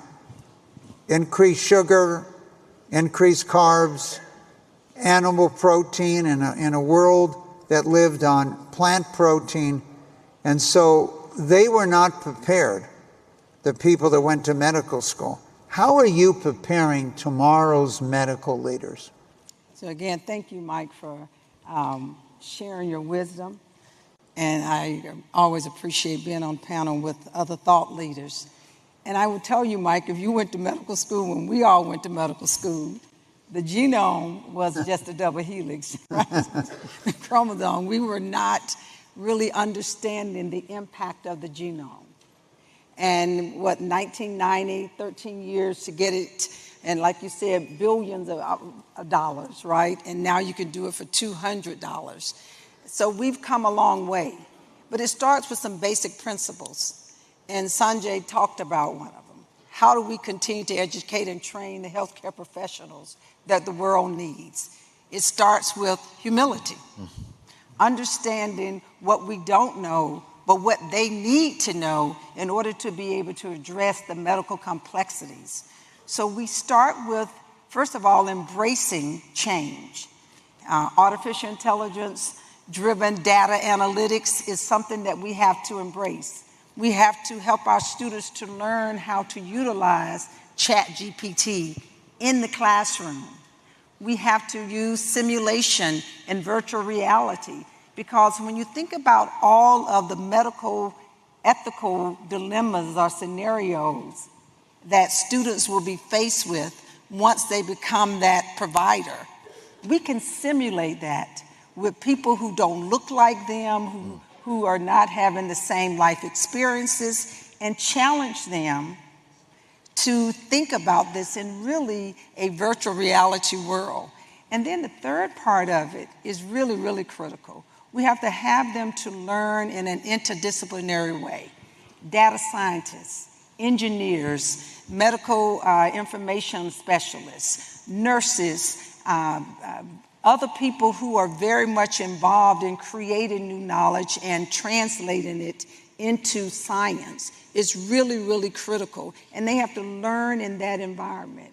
If we do just those three things, then we create more than just a provider who has cultural humility, but cultural competence, and also understand when they don't know enough to ask for additional resources and how to utilize those resources to make the best choices for the patient. So give us a feeling, the students that graduate, those that might have graduated 5 years ago, what are their careers today? Are they going into family practice? Are they going into clinical research and care? Where are your students headquartered? So Morehouse School of Medicine, we will celebrate our 50th anniversary next year. We are 50 years old. So we are one of the younger medical schools, but we were founded in the state of Georgia to diversify the healthcare workforce, work toward the elimination of health disparities, and increase access. We are very proud to say that we continue to see over 65% of our students choose to go back and practice in underserved communities. And also, they are practicing in primary care and critical core specialties. Now, part of that is the way that we expose them and educate and train them, because we understand, we really do believe that the primary care provider is the quarterback.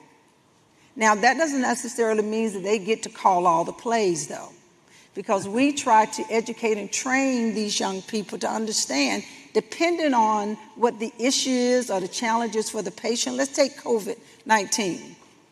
When we were in the throes of this and there were people on ventilators, you needed that respiratory therapist sometimes to be the quarterback.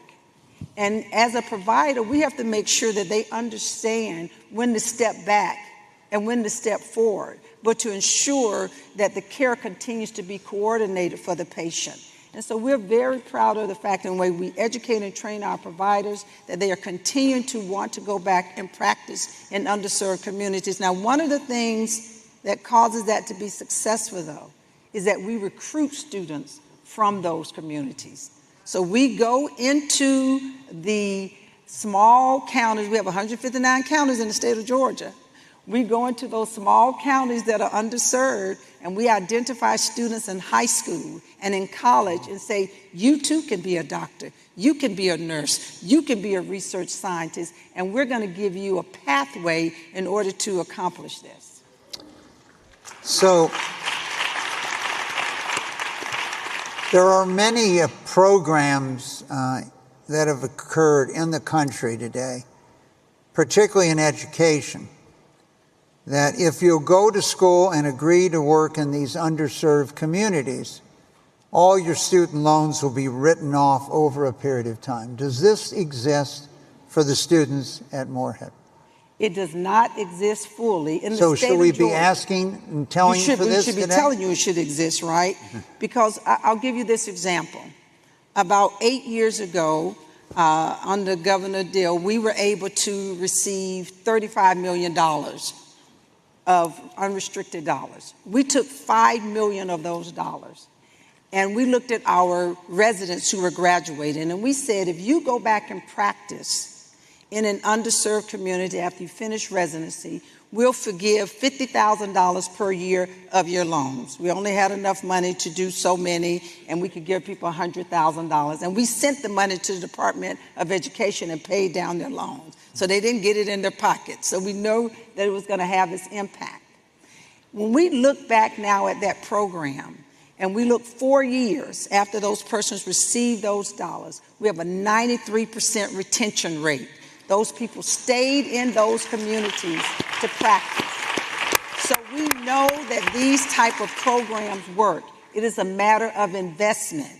And believe me, there's no company that is going to open up their business or retain their employees to work at the highest level of productivity if they don't have health care and access to health care. That is so true. So, Jonathan, I met you just a few years ago, 1993. You were a young, promising researcher, clinician at Johns Hopkins, and you announced you're going to go into the field of prostate cancer research, and people told you it would be career suicide. Luckily, I met you and told you it was the best decision you ever made in your life. You left Hopkins, came... After marrying Plum. Excuse me, after marrying Plum, the second best decision. You came here, you built the first real cancer center here at Emory. You were the first head of it.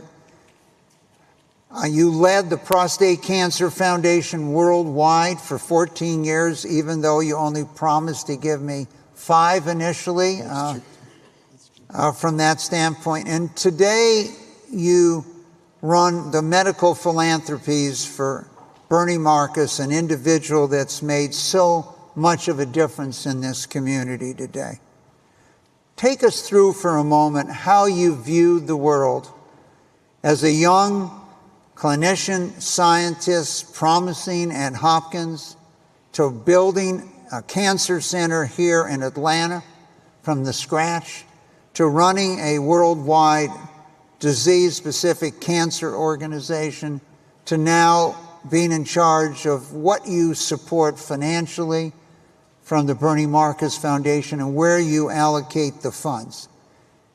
4 different stops along the way. You're just a couple days older than you were when we first met.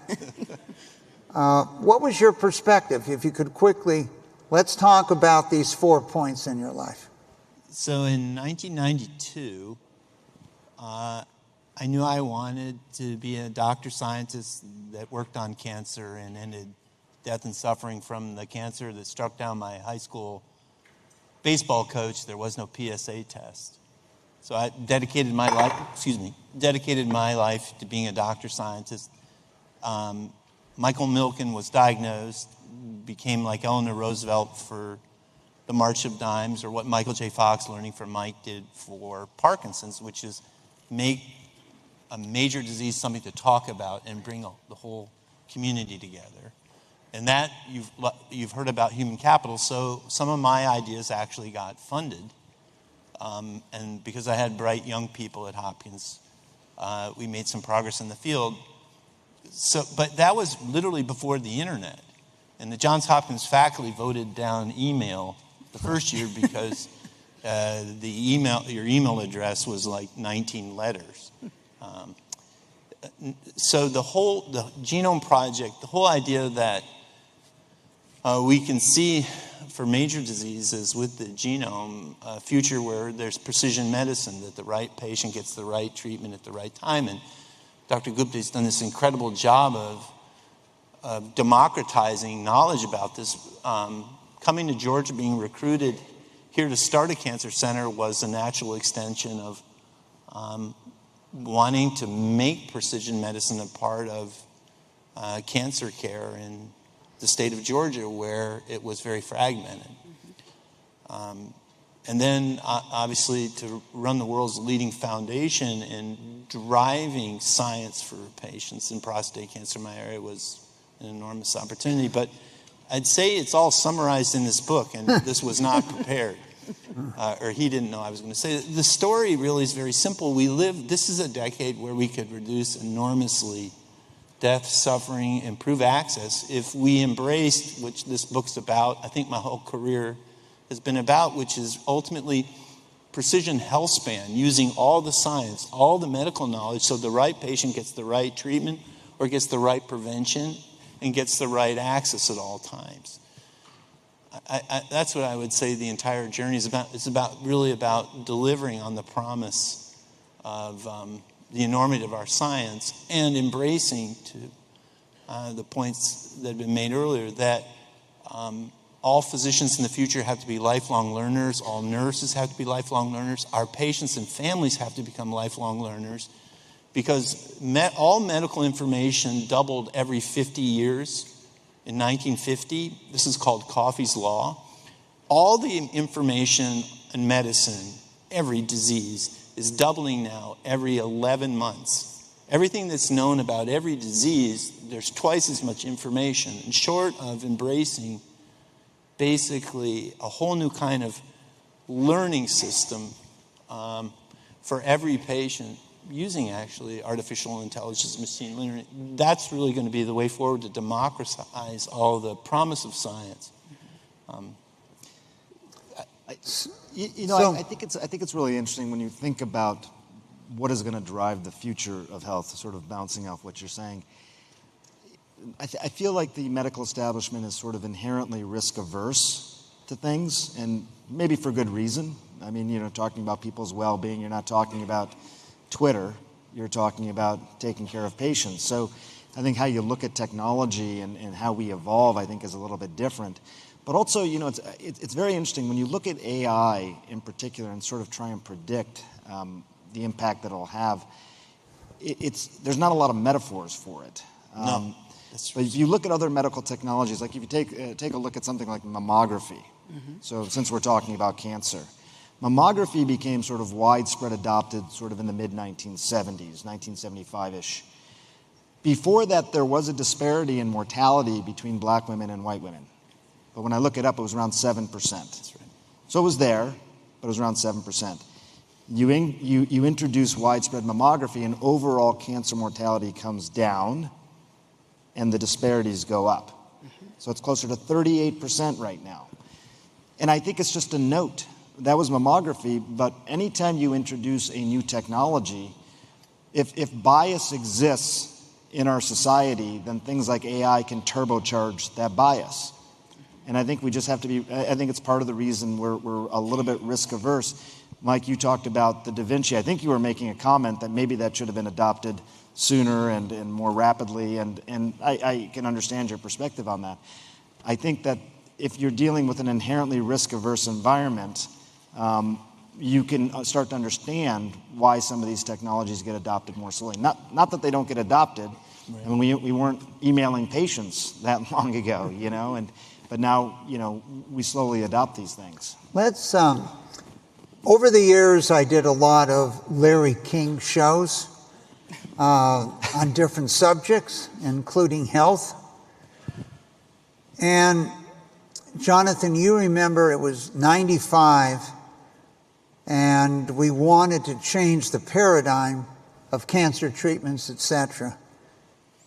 And so I had Lee Hood, and I had another doctor, and Larry told me, we need to bring a public figure, because the public often will trust the public figure more than they'll trust the world's leading doctors. So we brought General Schwarzkopf onto the show.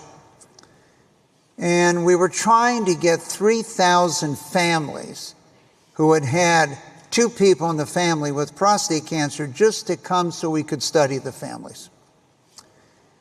And it had taken Johns Hopkins 12 years to get 800 families. So we had told Johns Hopkins, we're going to try this amazing new technology, television, and see if we can be more successful. And we received those 3,000 families within 1 week. 12 years to 1 week. And this is obviously before where we are with online today. And it was interesting, many people called in and said they were reporting for duty because of General Schwarzkopf. Maybe the best example I could ever give you occurred in polio. So here we're at the Centers of Disease Control in this city, and the polio vaccine was approved 3 years to 4 years after polio was declared an epidemic, but only 1% of teenagers had got vaccinated because they were concerned whether it was safe or not. And so Elvis Presley went on television on the Ed Sullivan Show at the time, got vaccinated, and 80% of all teenagers were vaccinated for the polio vaccine within 6 months. Now, we have a couple panelists here that were vaccinated on television. Could you please recognize yourself and talk to us? Why did you do it? What was your experience? I think I made you do it. Dr. Rice, why don't you start? I get this call from Sanjay, and he says that, we really have to deal with this stigma. I said, I'm dealing with it as much as we can. We're doing drive-bys. We're doing all these type of things at the school. And he says, would you be willing to get the vaccine on television? And we both paused because we would be jumping the line. We're not as young as we look, but we're definitely not as old as we look also. And so we were concerned about that. But we then recognized that we represented a larger group, and perhaps it would deal with some of the concerns that people were having about the hesitancy. And we definitely did get a lot of positive feedback. Yeah. And we were happy to get our vaccines. Now, our family members couldn't get the vaccine. Remember, they were not old enough, and so they didn't like that, but they had to wait their turn. But we think it did make a difference in saying, okay, we believe in this science. And I think, Mike, we also have to really, really acknowledge Operation Warp Speed and what we were able to do during this time of a crisis to remove a lot of the red tape, to getting the scientific breakthroughs to be able to have a vaccine, and how taking that vaccine allows us to sit in this room today. And so we should not underestimate the power of will. And we can remove barriers when we all work more collectively together. Yeah.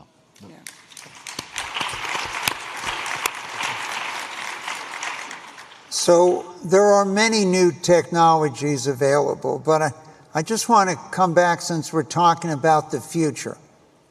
So if you visited Earth from Mars and you only had a tricorder, so now you can sequence your genome. Mm-hmm. 2, we can sequence your microbiome now. How are your genes going to be expressed? Mm-hmm. And the fact as you change what you eat, your gut, your drink and stuff, it is starting to change how your genes are expressed. And so we have now see, as I mentioned to you in China, the minute we changed their diet, they changed their diet, a dramatic increase in hormone cancers, dramatic increase in diabetes. And lastly, we can sequence your mutation, so you're not being treated for breast cancer, you're being treated for your breast cancer, and then AI is matching these things up. But new technologies are viewed differently by different people. They're always skeptical. Today, I'm on the board of the Focus Ultrasound. Now, I'm old enough to be part of the Star Trek generation, not Star Wars generation. And they had a doctor named Bones, and he never operated. He just put this little device on your body and then zoomed back and forth, and you were well at the time. Well, today, Focus Ultrasound, the potential for non-invasive surgery in a field that you're very knowledgeable of. And I know you did a special on CNN with my college buddy, Neil Cassell, who founded it. How did you see this as a neurosurgeon and this new technology, since the first applications were first in your brain for tremors? How do you see that, and how do you explain that, boy, you might have a technology of surgery that's sound waves and there's no cutting of your body? It's remarkable. I mean, it is the manifestation, I think, of the science fiction shows you were watching as a kid. By the way, Neil told me that he tried to take you into the operating room once, and did you actually go in? Yeah, we had this deal. I went to see him operate on monkeys at the University of Pennsylvania in their brain, and I fainted in the operating room watching this operation. Ever since then, I periodically send him mathematical models to pay him back. Yes, that is true. Maybe one of the first individuals to faint in an operating room. Had you not fainted, you'd be a surgeon probably today, and the world would be very different. No, but let me just say, I think these types of technologies, the idea of using sound energy to manipulate the brain in some ways, it's pretty remarkable. I think for a long time it was a pipe dream, but because they're able to not only really direct the sound energy to specific areas of the brain, but also image it real time using MRI scans, we can now do, without any kind of incision on the head, the same sorts of things that you'd normally do with a deep brain stimulator. And it works. I mean, they have evidence now. It's FDA approved for essential tremor, for certain types of movement disorders. Study just came out looking at the use of it for prostate cancer as a first-line therapy, not as a salvage treatment. So it's really interesting, and I think the idea that we can find energy in our environment and then use that energy to make these changes in the body it's very inspiring. I will say that, again, and I as a journalist, I always got to be the skeptic to some extent here. I always got to ask the additional questions. So I'll give you an example, Mike. When you do deep brain stimulation, you're putting a stimulator in the brain that you can turn on, you can turn off, you can turn down, you can turn up, you can modulate. When you use sound energy to make a lesion in the brain, that's it. You don't have a chance to sort of reverse that at all. So you have to get it absolutely right. And I think that's why there was this slow roll into these technologies. We've known how to use sound energy to change a brain for a long time, but we wanted to make sure we could do it in a way that was very predictable and obviously wasn't going to cause harm. So Dr. Gupta, you have another challenge. CNN is seen all over the world.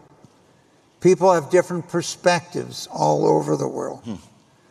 And so as you travel, you get feedback. How does the public view the healthcare system? How is it evolving? And what are the reactions from different places of the world, because they're not just watching you in the United States today?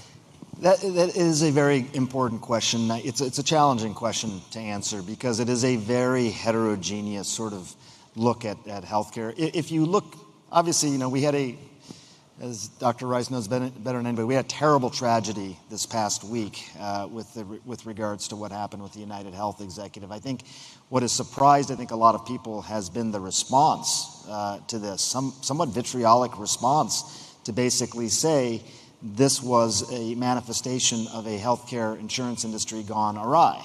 I think that's deplorable, but that is something that you're hearing out there. What is interesting is I think there's a real bifurcation.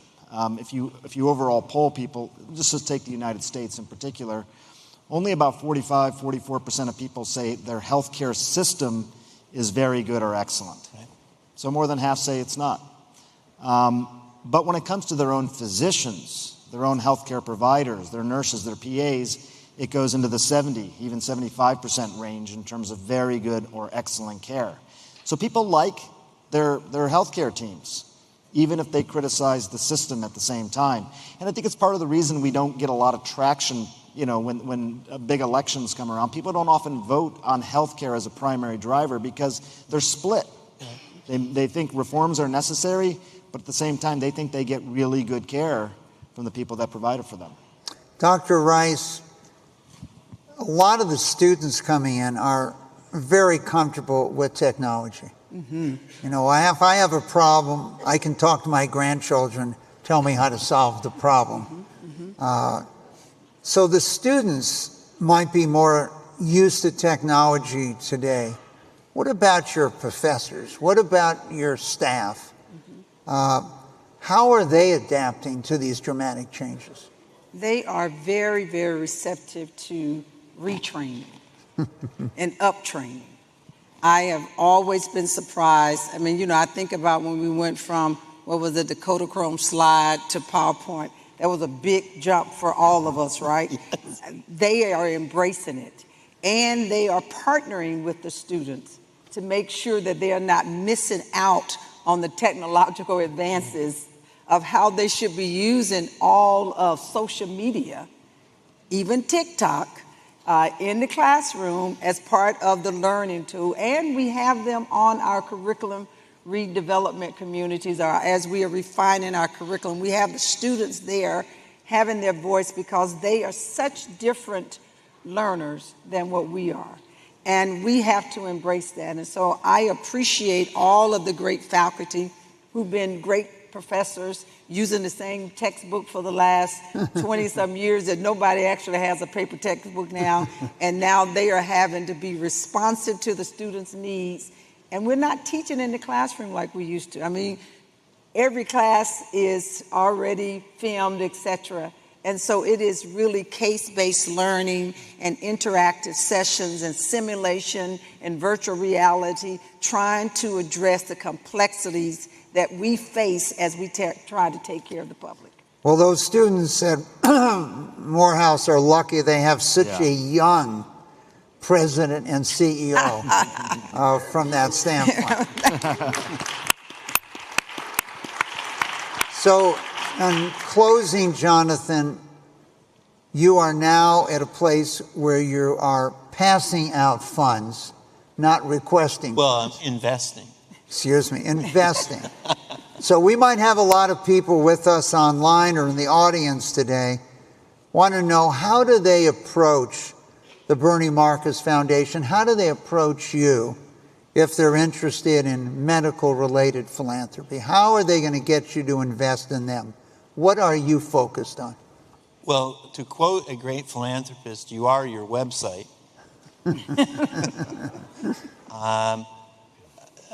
Bernie directed last year that we evolve a website because Bernie's very activist form of philanthropy was go out and seek problems the world needed to solve.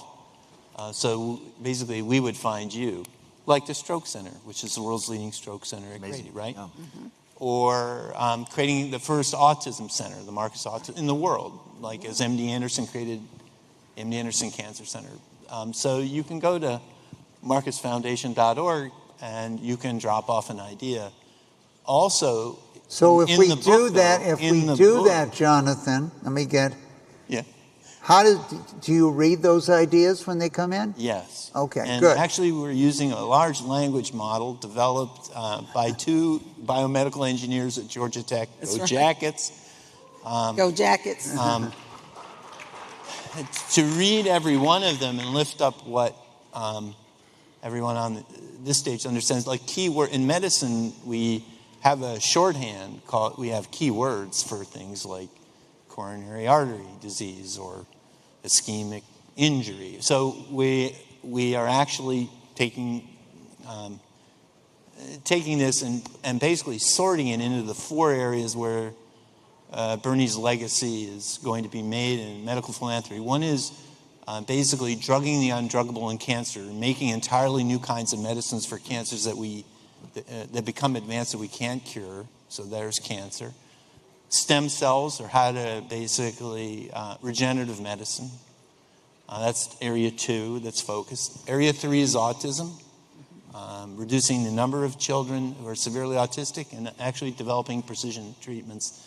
And of course, last and very dear to Bernie's heart is ending really death and suffering from stroke.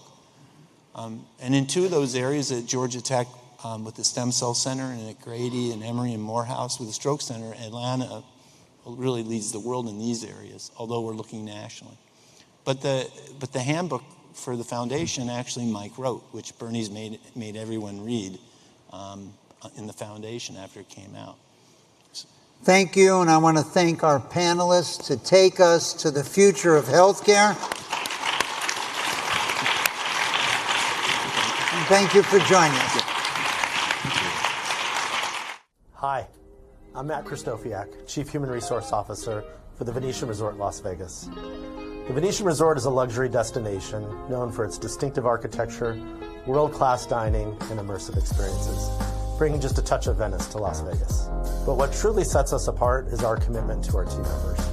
With industry-leading benefits, a supportive work culture, and ample opportunities for personal and professional growth, we're dedicated to creating a welcoming environment for both our team members as well as our guests. We believe financial literacy is key to independence and security, but it's often not covered in schools or at home. Even with competitive compensation, we know that life can be unpredictable, and team members may face sudden financial challenges that put them just a paycheck away from hardship. Financial stress impacts health, attendance, and ultimately affects our entire organization. By offering tools to manage debt and growing savings, we aim to support a more engaged, secure, and loyal workforce. This investment in financial literacy benefits both our team members as well as the company. When searching for a financial literacy partner, Operation Hope stood out. Their program offers robust reporting, a hands-on approach, and is tailored to our work environment. They provide each team member with one-on-one experience, either in person or virtually, with a dedicated multilingual coach. Now, nearly 2 years into this partnership, we're confident that their approach is empowering our team members to take charge of their financial futures. Seeing the success of our team members in this program is inspiring. Many have seen their credit scores rise, opened their first savings accounts, paid off debt, and even bought their first homes. This program has made a real difference in their lives and will continue to benefit them and their families. We look forward to seeing even more team members gain financial confidence and security as we continue this partnership with Operation Hope.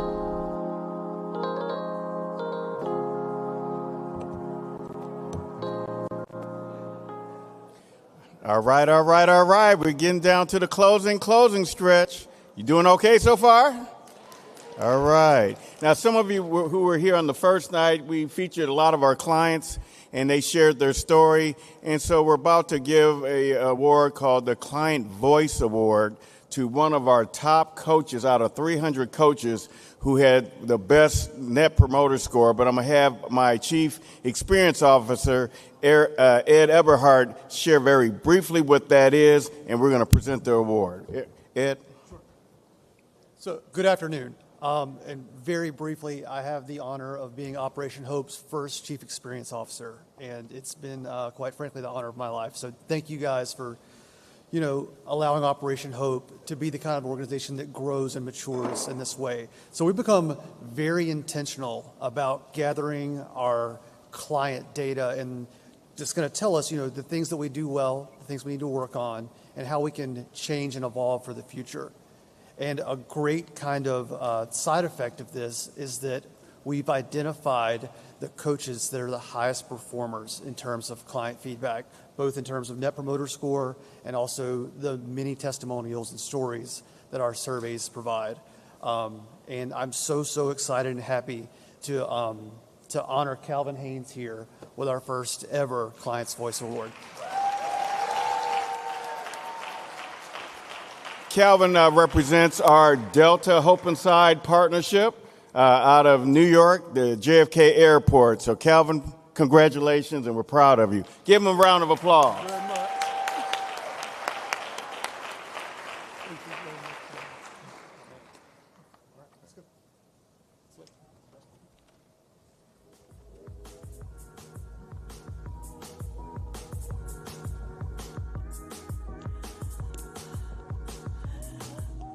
All right, y'all. We started big, and we're going to start even bigger. So I'm going to need some of you to get on your feet because we've got another all-star group. So they're going to close out this conversation in a big way. We're going to look at the future of culture and the Black culture and self-determination. So I want you to get on your feet for trap legend, actor, comedian, and entrepreneur, T.I. Harris. Actor, director, producer, investor, and philanthropist, Boris Kojo. The president and chief executive officer of BET Media, Scott Mills. Grammy and Emmy award-winning artist and host of Love and Respect with Killer Mike Rinder. And fresh from the taping of the show First Take on ESPN, the host of the Stephen A. Smith Show and YouTube, Mr. Stephen A. Smith. Give it up, y'all.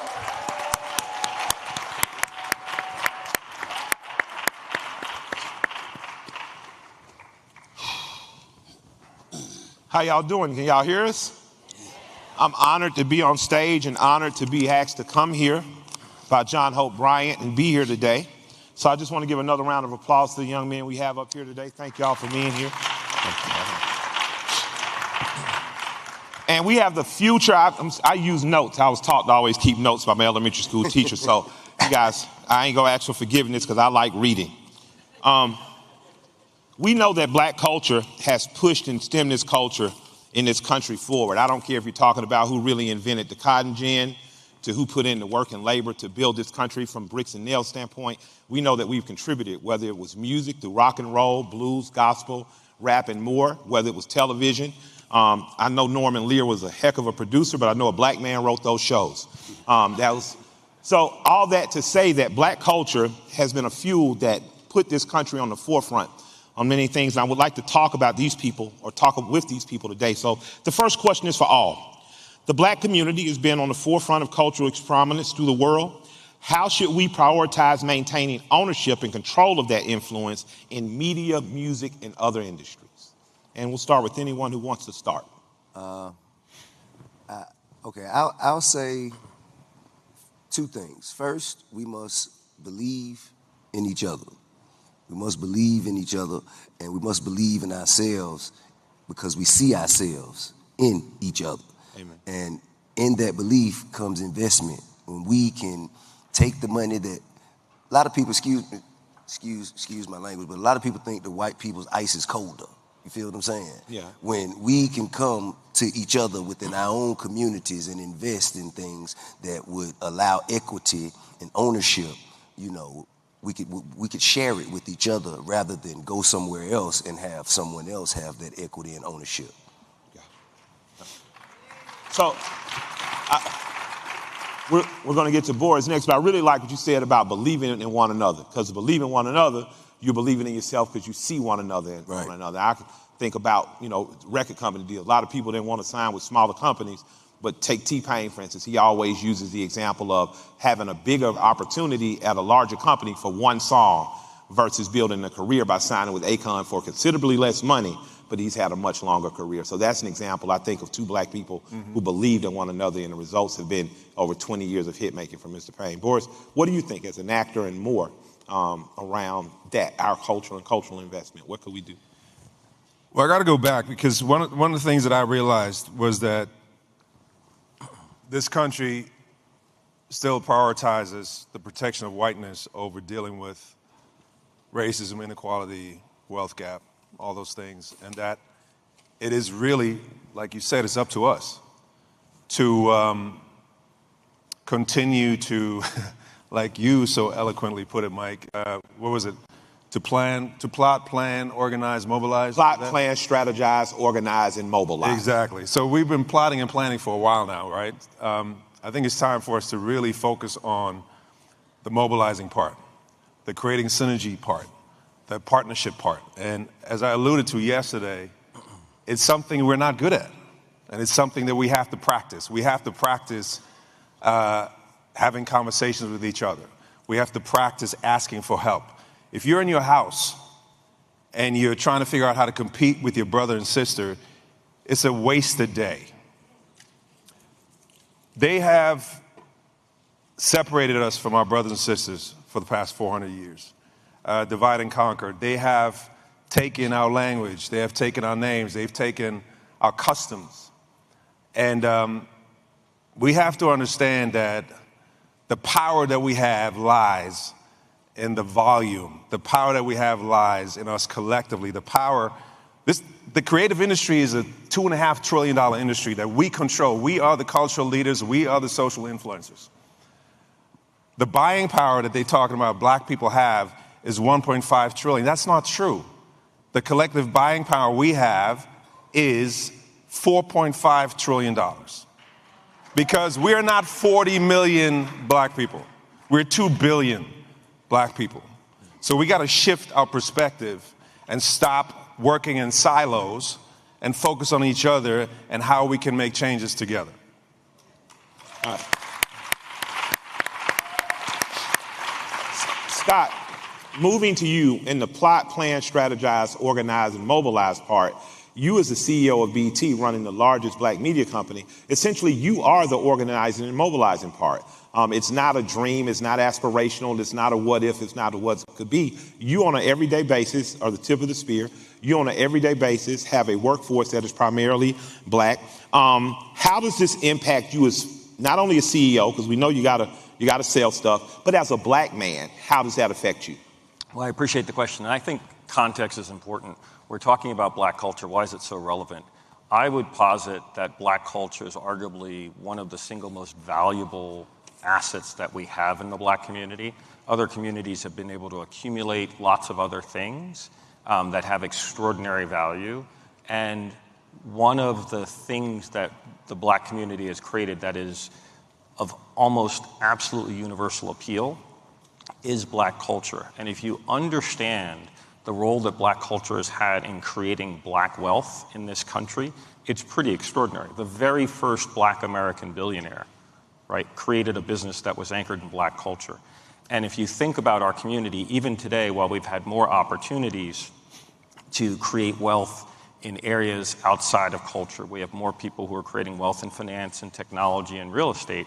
But the reality is there's still a disproportionate fraction of black wealth that is actually being generated by people who are in, around, adjacent to, and leveraging our culture overall. So it's profoundly important. And at BET, we use our position to have black culture be the through line for everything we do. It's built into our DNA because we have this perspective that black culture is effectively the operating system for how the black community functions, right? It influences and reflects how we think about things, how we respond to things, our aspirations, some of our fundamental and foundational values, issues, focuses, and priorities. And so for us, sitting at the intersection of our community as a portal for our community, people who want to reach our community and to engage our community, we really take the perspective that Black culture is such an important asset that has to be respected, celebrated, and elevated. And we do that in our shop by really focusing on what role do we have to play to always be supportive of strengthening our culture. And there are just a couple of quick examples I'll use. One is obviously through our shows, we aspire to identify extraordinary examples of people and opportunities and moments in our culture and elevate them and celebrate them. Two, to Tip's point earlier, we are focused extraordinarily on collaboration, working with creative partners, business partners. Three, we understand that the culture's really anchored in ownership and opportunity. And so we don't just do traditional deals with people. A lot of the times when we work with big partners, we say, yes, we'll enter into a traditional arrangement, but also let's create an equity opportunity, right? So when we did our big deal with Tyler Perry, we said, yes, we'll do a big programming deal with you, but in addition, let's create a joint venture where you have equity in the streamer BET+. When we work with Kenya Barris, yes, we'll do a big overall deal with you, but let's create a joint venture where you have equity in BET Studios. And so we really think it's our responsibility. To use our position to make sure that we're doing everything we can to support the culture. Man, that's amazing. It's dope that you mentioned Tyler, because he has been a shining example. I also would like to add 50 Cent has now opened up studios. We just got a rumor that Cat Williams has done the same. Yeah. Do you anticipate, as a runner of BT, do you anticipate seeing more artists matriculate into executive positions in which studios and more will be open? I absolutely do. I think in part, our culture is a portal for people. I mean, I think hip-hop's the best example of this. I always wonder when you look at the people who've been most successful in hip-hop, and then they've gone on and created successful businesses and what have you. One question is, well, did they start in hip-hop because they're artists first, or did they start in hip-hop because there's so many barriers in our community for people to actually just start as a business person, right? That you actually have to go through and you have to become a big celebrity and make a little bit of money and develop those relationships. And then you're invited into rooms and you're given opportunities and you get access to capital in ways that in our community most people don't have, right? And so I think that we'll see more and more people using the portal that is our culture to create more business opportunities, because I think ultimately more of our community wants to be business people. Stephen, man, you're one of my favorite people on television. You're not afraid to give. I own barbershops. You give some of the best barbershop debates. I got to get you in my barbershop debating. Culturally, what I see you have the ability to do is disagree without being disagreeable, the ability to admit in times that I've been wrong and not be afraid to assert when you're right. You are the black man that stands on the blocks that makes sure the boys don't do the bullshit after school and they get to school. And you are a figure that we know, but you've brought that to a broader audience and it's been received well. How important is Black cultural capital to you? And what do you see our need going into the next 2, 5, 10, or 20, 50, and 100 years to be? Well, it's everything to me because I'm a black man and I'm proud to be a black man. But I think that what's incredibly important is that the word accountability is what enters my mind.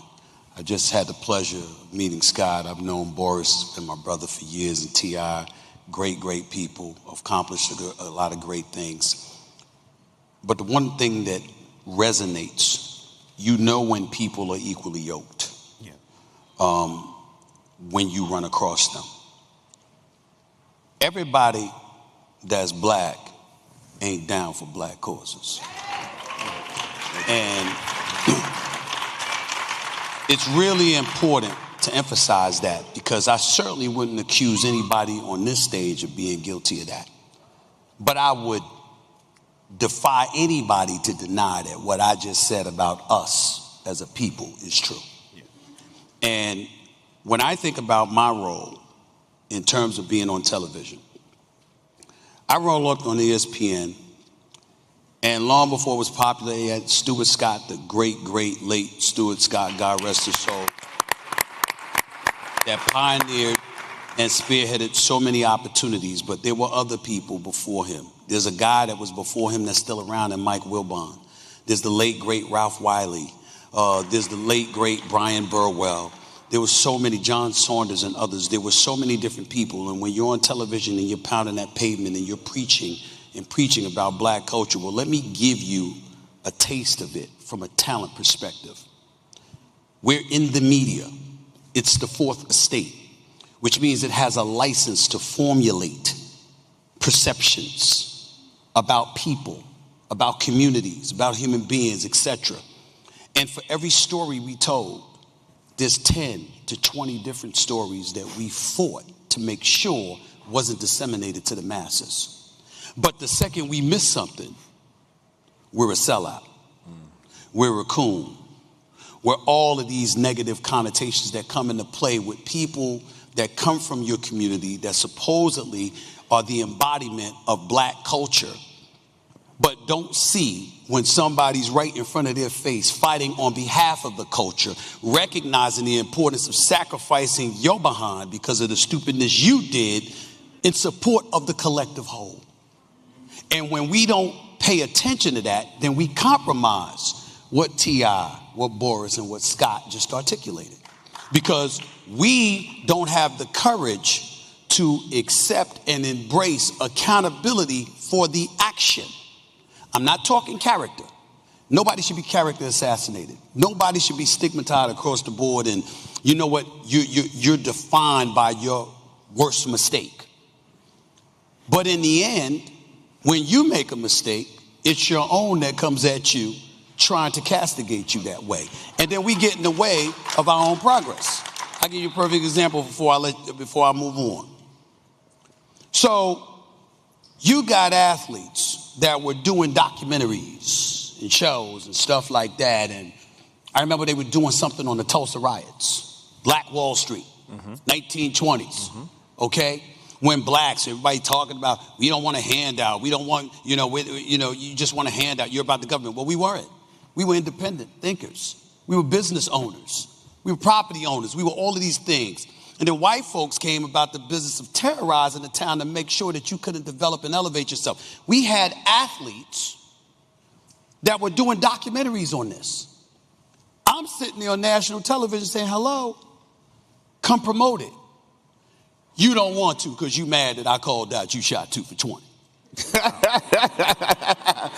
Now, what kind of sense does that make? It's like you and Cameron terrorizing the athletes. I only use that as an example in closing to highlight my biggest point. We get in our own way because the mission is bigger than me. It's bigger than you. I didn't invite you on the show because I'm in love with you. I invited you on the show because what you're doing is so important. Absolutely. That you shooting 2 for 20 don't matter. Absolutely. It was about that. Absolutely. But too many of us can't see beyond that 2 for 20 performance, figuratively speaking. And it gets in the way of our own progress. And that's a story that's never told enough. All right. We got to.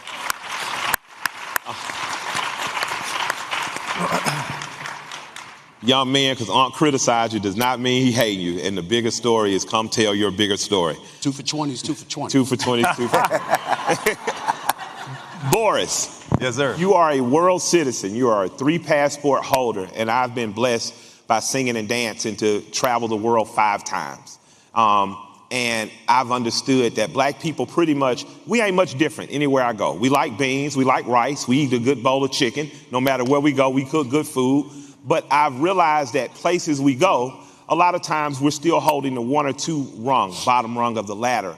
And to matriculate up, I always felt like we needed to have more cross collaboration. We needed to reach across the waters back. We needed to make sure if we're in Australia, we visit Perth, because there are a lot of black folks there. I know if we're running through Asia, where are we at there? I just left Rotterdam, which I'd not spent a lot of time in. I'm usually in Amsterdam, stone like a rock. I was in Rotterdam this time and learned of the rich cultural black history that's there.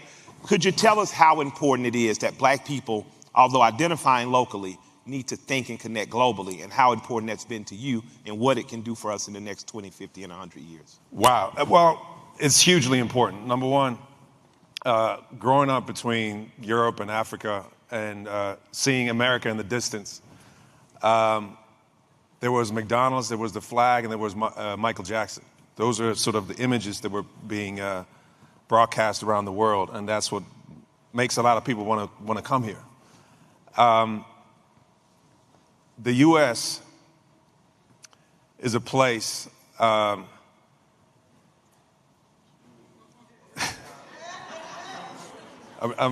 want to be really careful. Take your time. Yeah, I want to be really careful. Consult Stephen A. Take your time.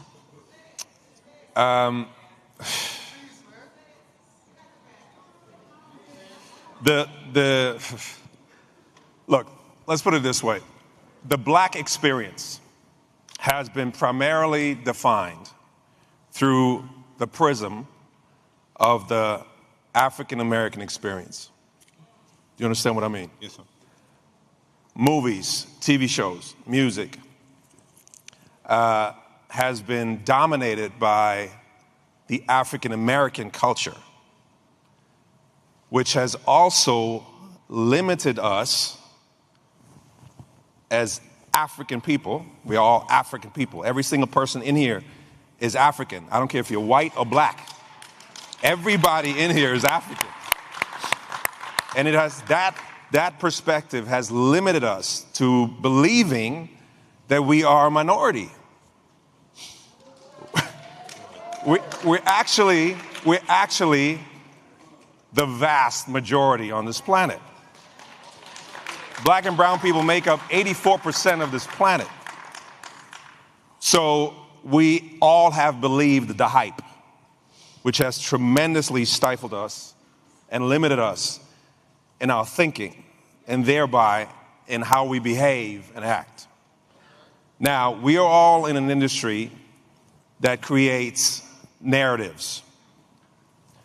We have the power to not only create narratives and then let them be exploited, but control and own our narratives. And what happens when we own and control our narrative, we control perception. Perception is the biggest challenge that we have as black people and as a continent of Africa as a whole. When we think of Africa, we think of what? Zebras and huts. We think of poverty, we think of famine, we think of corruption and mass exodus to Europe or whatever.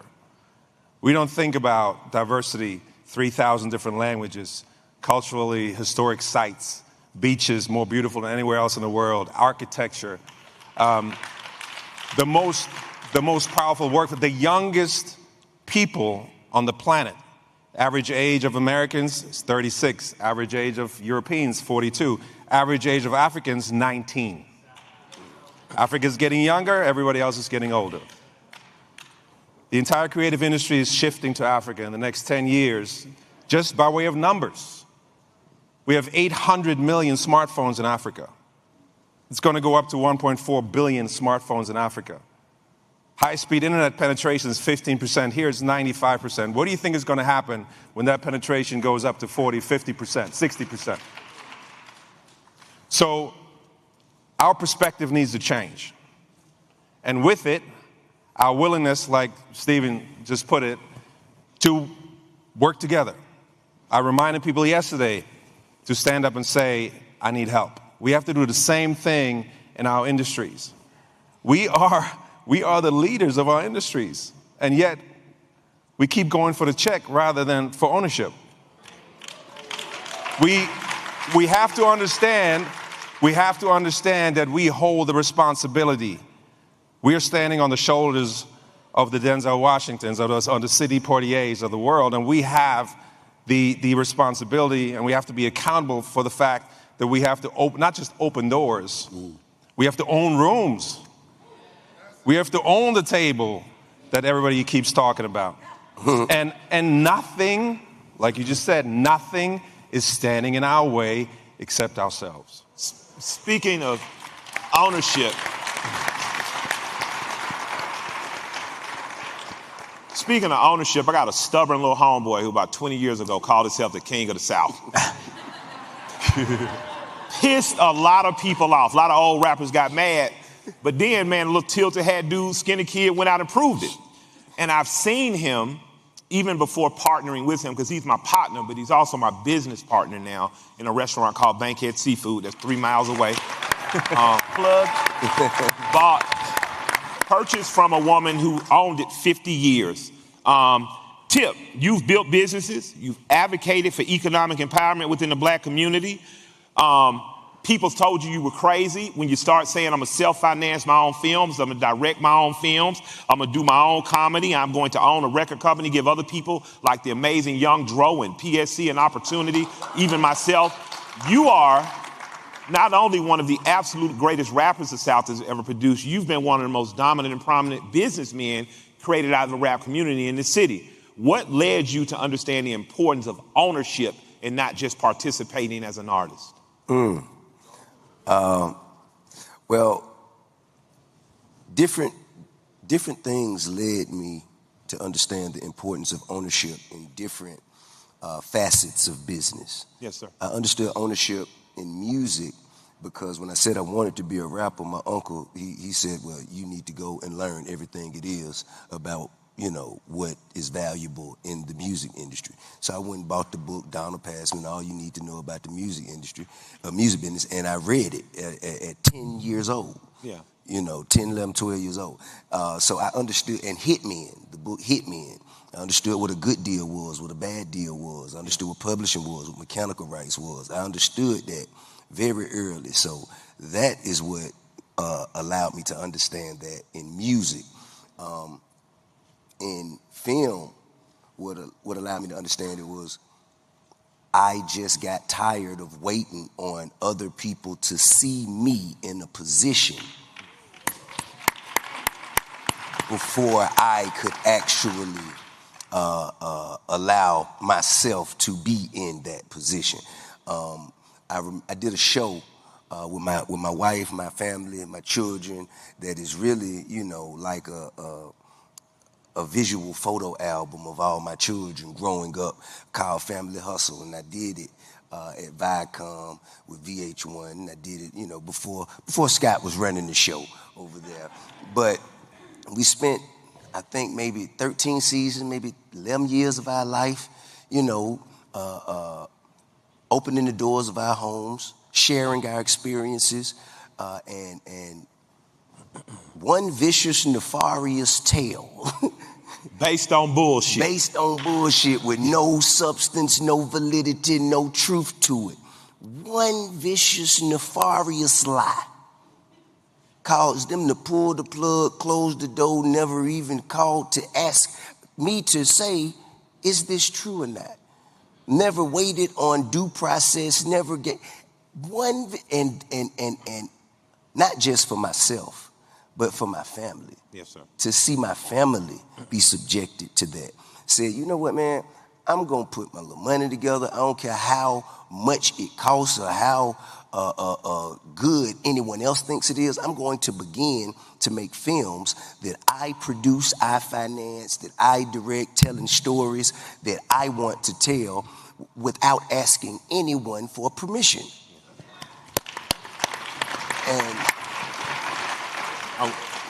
And we started with one. We started with one, and it, you know, it did well. We've since financed another, and we've produced 3 films now. And we intend, that was last year. I intend to produce 3 more this year, and so on and so forth. And so I guess to answer that question plainly, it was out of sheer necessity. Amen. Amen. Sheer necessity is what caused me to understand. And that's how I know a white man didn't invent the cotton gin. let me give you, we only have 4 minutes left. We only have 4 minutes left, but I think it's important that I say this because for Scott to even say, as the lead of BET, he didn't understand how cross-sectioned Atlanta was in terms of celebrity, private equity and money, and politics working cohesively. I think that was the goal of Maynard and Andy. Ultimately, everyone from Shirley to Bill, to every mayor we've had here has understood that the 4 men that are on here, I want you to give me something about Atlanta that you think black people need to know to come here, to plant their flag here, in order to make what's here compound and grow even more. In my mind, Atlanta should be the capital of the black world because the opportunity is here. Not because we're better, not because we got it all figured out, but we figured out cooperating. We figured out political money, political process and private money cooperating. We figured out how to help entertainers and athletes become business people. And I'm talking about Hank Aaron, not just T.I. I'm talking about we have over 120-year history of succeeding on multiple fronts here. What can black people bring to this city that will help in your particular interest or help us overall? I'd like to know, starting with Steve. Besides another athlete, because we got a lot of them too. Well, don't get me started with them. I won't do that today. When you talk about Atlanta being the capital, I would say to you, respectfully, think bigger. Mm-hmm. I don't know about anybody else, but I ain't playing. Go for it. Let Atlanta be a hub. When you see people like yourself and T.I. here and stuff like that, okay, that's cool. That's beautiful. But if everything is condensed in one small area, in my eyes, that makes you a stationary target. Gotcha. And I don't like being a stationary target. To hit me with a knockout blow, you need to have to come from a multitude of angles to pull that off. And when you talk about black people, the chances of you being able to pull that off is slim to none. So what I would say to Atlanta, what helped make Atlanta what it is right now? It wasn't just the people here. It was Atlanta attracting an abundance of people here from everywhere. Amen. And they branched out, and all of a sudden, Atlanta became a moving target. It was a hub, Amen, but it became a moving target. And that is what I would ask you to remember about yourself. So we need more Negroes in Atlanta. Bring your talents to Atlanta. We would love to have you. So they can branch out. Yes. So they can branch out and represent Atlanta. Absolutely. Even when they ain't in Atlanta. Amen. Amen.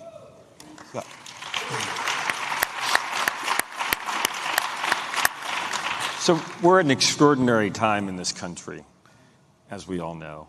And I think for a lot of people, it's an opportunity to think about the road ahead. Yes, sir. And I think in particular for the black community, where there's a lot of fragmentation. The reality is, as we all know, there's extraordinary diversity within the black community, so it's not a single monolithic thing. But notwithstanding that, there's still extraordinary fragmentation. And I think to the point everybody's been making, that fragmentation is a limiting factor on our success as a community. And I think what we see in Atlanta that you don't see in New York, where I live, you don't see in LA, is this level of collaboration across a multitude of areas. And that model, I think, could be a very powerful model for the black folks in New York to understand and figure out how to deploy, and the black folks in LA to understand and figure out how to deploy. And I think if we could do that, we'd actually get to some of these aspirations that we're talking about where people are working more collaboratively. So I would propose that Atlanta export that. Absolutely. Absolutely. And what you're talking, and you were saying is the private, public sector and the entertainment sector cross-section here in a much different ways than other places. Absolutely. Thank you. Boris. To piggyback what Scott just said, I think, focus on exporting goods and services, not talent. Gotcha. Owning talent, protecting talent, owning IP. It's great that Tyler owns a part of BET streaming. It's great that Kenya owns a part of BET Studios. Who owns the other part? You need to own the other part. We need to help you own the other part. I appreciate it. Because as long as we don't own the majority of BET, as an example, his show is going to be canceled. When we own the other part of BET, his show won't be canceled. There will be 7 spinoffs. So yes, this is a great beginning, but let's keep focusing on ownership. Let's keep focusing on protecting IP and talent, and let's do it together. Let's stop working in silos. Let's do it together. Everybody in this room can contribute. Ask for help, and we can work this out together. All right. I will begin by saying that of all of the problems that plague our community as black people, 99% of them would be solved simply by us sticking together. So while I agree with everything everyone on stage said about the answer to your question, I will say this jokingly, but with a very strong hint of seriousness. Send your money, but keep your ass where it's at, because we full in Atlanta. You hear me? Oh, wow. Wow. You know what I'm saying? Wow. Send the money, but keep your ass where it's at, okay? I want to say that Charles Blow has a book called The Devil You Know. He has a documentary called Black Power Down South, and I would like to encourage people by letting them know that 54% of all African Americans live in the South. Atlanta is not perfect, but it has been a great example the last 120 some odd years of what's possible. And I mean that from everybody from David T. Howard to the millionaires we've created. What I want us to do is create a Birmingham, a Charlotte, a Jacksonville, a Tampa, a Savannah, a Macon, so that the South becomes a hub for black ingenuity and money. Thank you, gentlemen, for your day. I appreciate you so much, and I leave with a lot more hope than I came in with. Thank you all. Ladies and gentlemen, please welcome Hope Global Forum co-chair and Operation Hope Global spokesman, Ambassador Andrew Young. Thank you, man. Everybody, stay on the stage, brothers. We've got a special wrap-up presentation with our hero, Ambassador Andrew. Have you enjoyed this forum? Have you enjoyed this forum? We made a $5,000 to $10,000. Everybody stay on the stage. Do not leave the stage. Back on the stage. All the brothers. We made a $5,000, $10,000 investment in every delegate who's here. You were selected, you were nominated, you were curated to be here. This is no accident. We made an investment in you. We expect you to go out and plant seeds elsewhere. We expect you to be forces for good. We expect you to be seeds of hope. We expect you to take this and leverage it into every community you're in. You cannot rely on these folks to carry you to the promised land. I believe in the James Brown version of affirmative action. Open the door, I'll get it my damn self. So, as we wrap up, did you enjoy this last session? I have 2 announcements to make, both of which are unscheduled. He has no idea about this.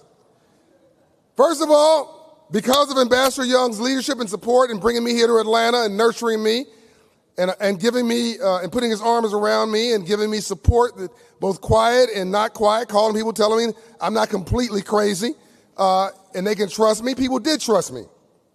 I never tried to raise money at the Hope Global Forum to help poor people.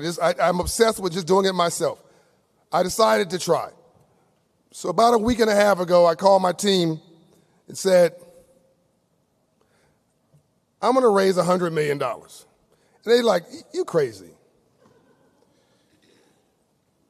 I stand here today, the 10th anniversary of the Hope Global Forum, and announce today we have commitments today in the last week. Delta Airlines this morning emailed and said, I'm in for $5 million.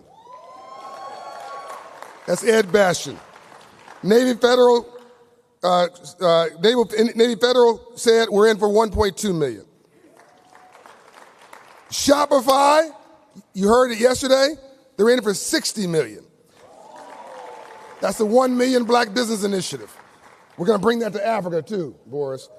Then Shopify called back and said, you can't do all this work with increase, so they gone from $130 million plus 60 million to 190 million commitment over 10 years. Why are they doing this? Yeah, they're good people, but they want customers. They want black customers, which is the right answer. They called back and said, it's going to be a lot of pressure on you, so we need to hire some people in Atlanta, not in Canada where we are. Here's another $1 million for staff. Truist stood on the stage yesterday, black man at Truist, one of the highest ranking in America, said, we're in for $20 million. iHeart said, Bob Pittman, we're in for $5 million. We need help get the word out. B of A said we're in for $4.6 million. Bishop T.D. Jakes is in for $450,000. That's a black man. Biller Foundation, $150,000. Target Corporation, $200,000. Southern Company, run by another black man, Chris Womack. The only, I think, one of the few black men, Fortune 500 CEOs, $300,000. Clayton Homes, $400,000. Then we have individuals like Eric Rushin, $10,000. Dan Hoffman, $25,000, $15,000. And individual donors, meaning you out there, here's $2,500. That's $20,356. And then Phil Griffin, I'm going to throw this in. Phil Griffin raised $1 million from Peacock and MSNBC. This is not my money. To do a documentary on the life and times of Ambassador Andrew Young.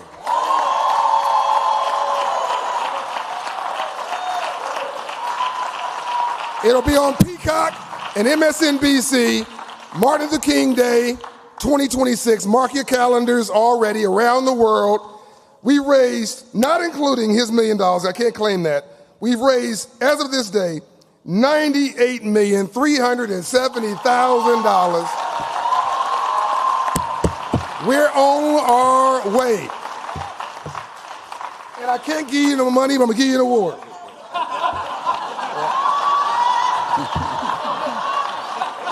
$98,370,376.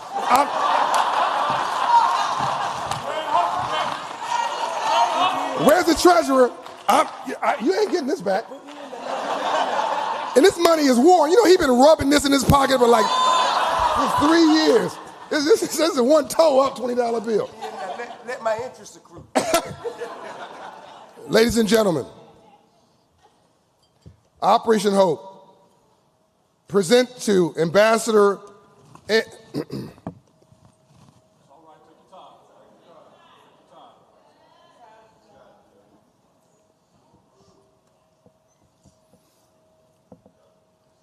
$130 honorary doctorate degrees, Presidential Medal of Freedom, French Foreign Legion Award, first black man elected to the Congress from the traditional South since Reconstruction, Mayor of Atlanta 2 terms, first black UN ambassador in the history of the United States of America, senior lieutenant to Dr. Martin Luther King Jr., the only mayor ever mentored by Dr. Martin Luther King Jr., the man that Dr. King asked to go create a political movement because he said all of us are going to not live until past 40. One of us has to live to 100.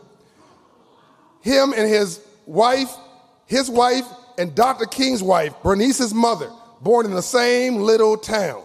How you can't make this shit up? This guy is prophetic. This is the Nelson Mandela of our age. This man is amazing. Built Atlanta into the only international city in the South. The beacon that Killer Mike talked about. Ambassador Andrew Young, Hope Global Spokesman, in recognition of your unmatched impact in Atlanta, the United States, and around the world, thank you for being a tireless crusader for civil rights and civil rights. We love you. Can I hold it from me?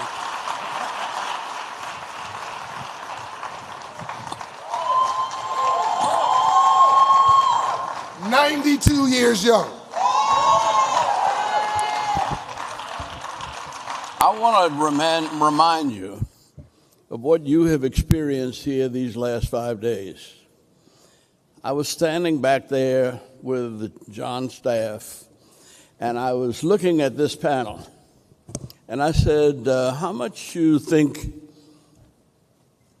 these guys are worth, and what can we put a price tag on their presence here? And you said this yourself when I said I didn't make but $50,000 a year for 8 years as mayor and didn't get no retirement, you said, damn. Now, one of the things I did, he was president of the Mayor's Youth Council when he was 15 years old. And, so I'd known him a long time, and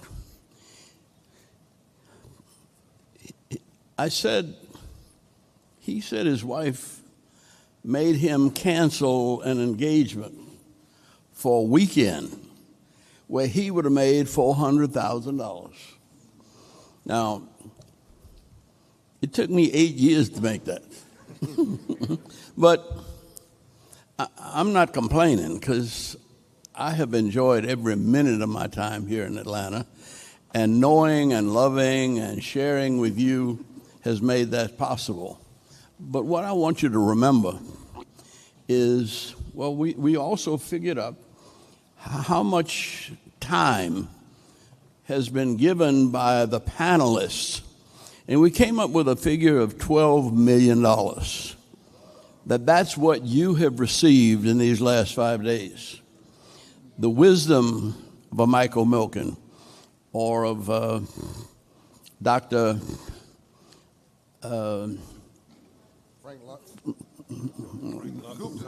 No, I'm talking about the president of Morehouse Medical School. No, Morehouse Medical School. Valerie Montgomery Rice, a young lady from Macon who went to Georgia Tech and Harvard and came back to be president of Morehouse Medical School for the last 50 years. I mean, not for 50 years, but it's 50 years old. And you heard what they're doing in health, that the experience that you have had here is well worth a college degree. And I hope you've been taking notes. I don't know whether it's legal to record, but when you get out of here, write down some things that you picked up from some of the heroes and sheroes that have shared their souls with us and have made this week possible. Now, when I talk with John, I had a headache in Houston, but I don't know how many years ago, and I was looking for somebody to get me an aspirin. 25 years ago? Yeah, at least maybe 30. And he was a little raggedy boy running around, but he knew a lady who had a Mercedes. And he went and got a key. Let me use your key for a little while. And he came and took me to get an aspirin. That's how we started out. And I said to him, there's so many things going on in Atlanta, that you need to be there. But there are too many things going on in Los Angeles. And it'll take you too long to get a footing in Atlanta, but in Los Angeles. But if you come to Atlanta, we need your kind of leadership. And I don't know that I know anybody that has learned to love and to contribute to this community with as many diverse and wonderful people of all ages, races, creeds, and colors as John Bryant has done for the United States of America. And he's a new kind of leader. And I used to kid him. He's telling me to shut up. I didn't say it. But it says 3 minutes and 25 seconds down here.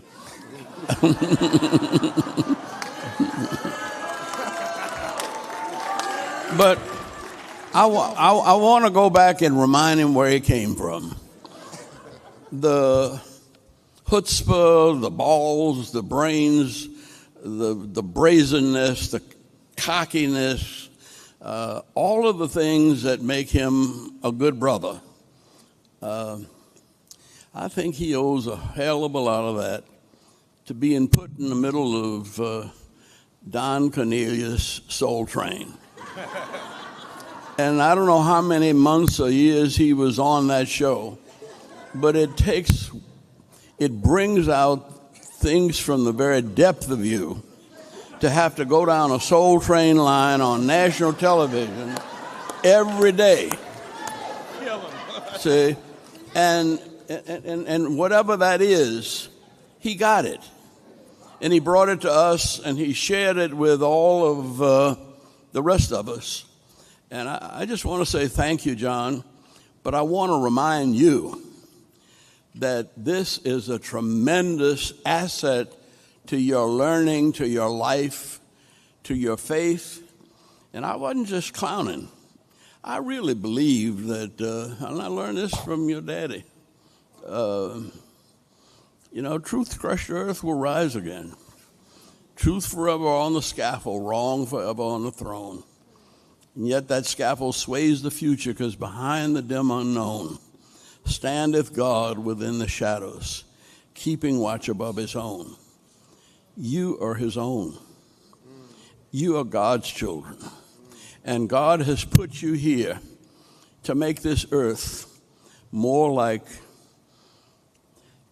a beloved community, like the kingdom of heaven. And you are the angels of earth. Go forth and never forget who you are, where you came from, and how many people sacrificed and suffered to make it possible for you to be all that you are and all that you're going to be. God ain't through with any of us yet, not even me at 92. I plan to make it to 100 at least. Because there's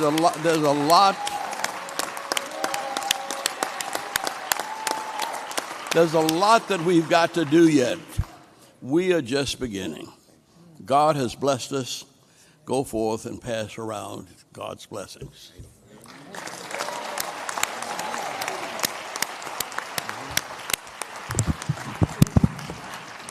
Is Carolyn Young here? If she stand up, please.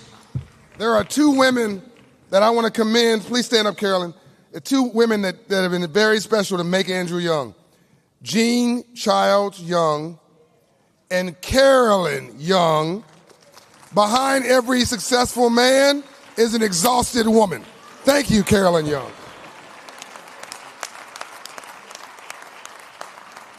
And we're wrapping up.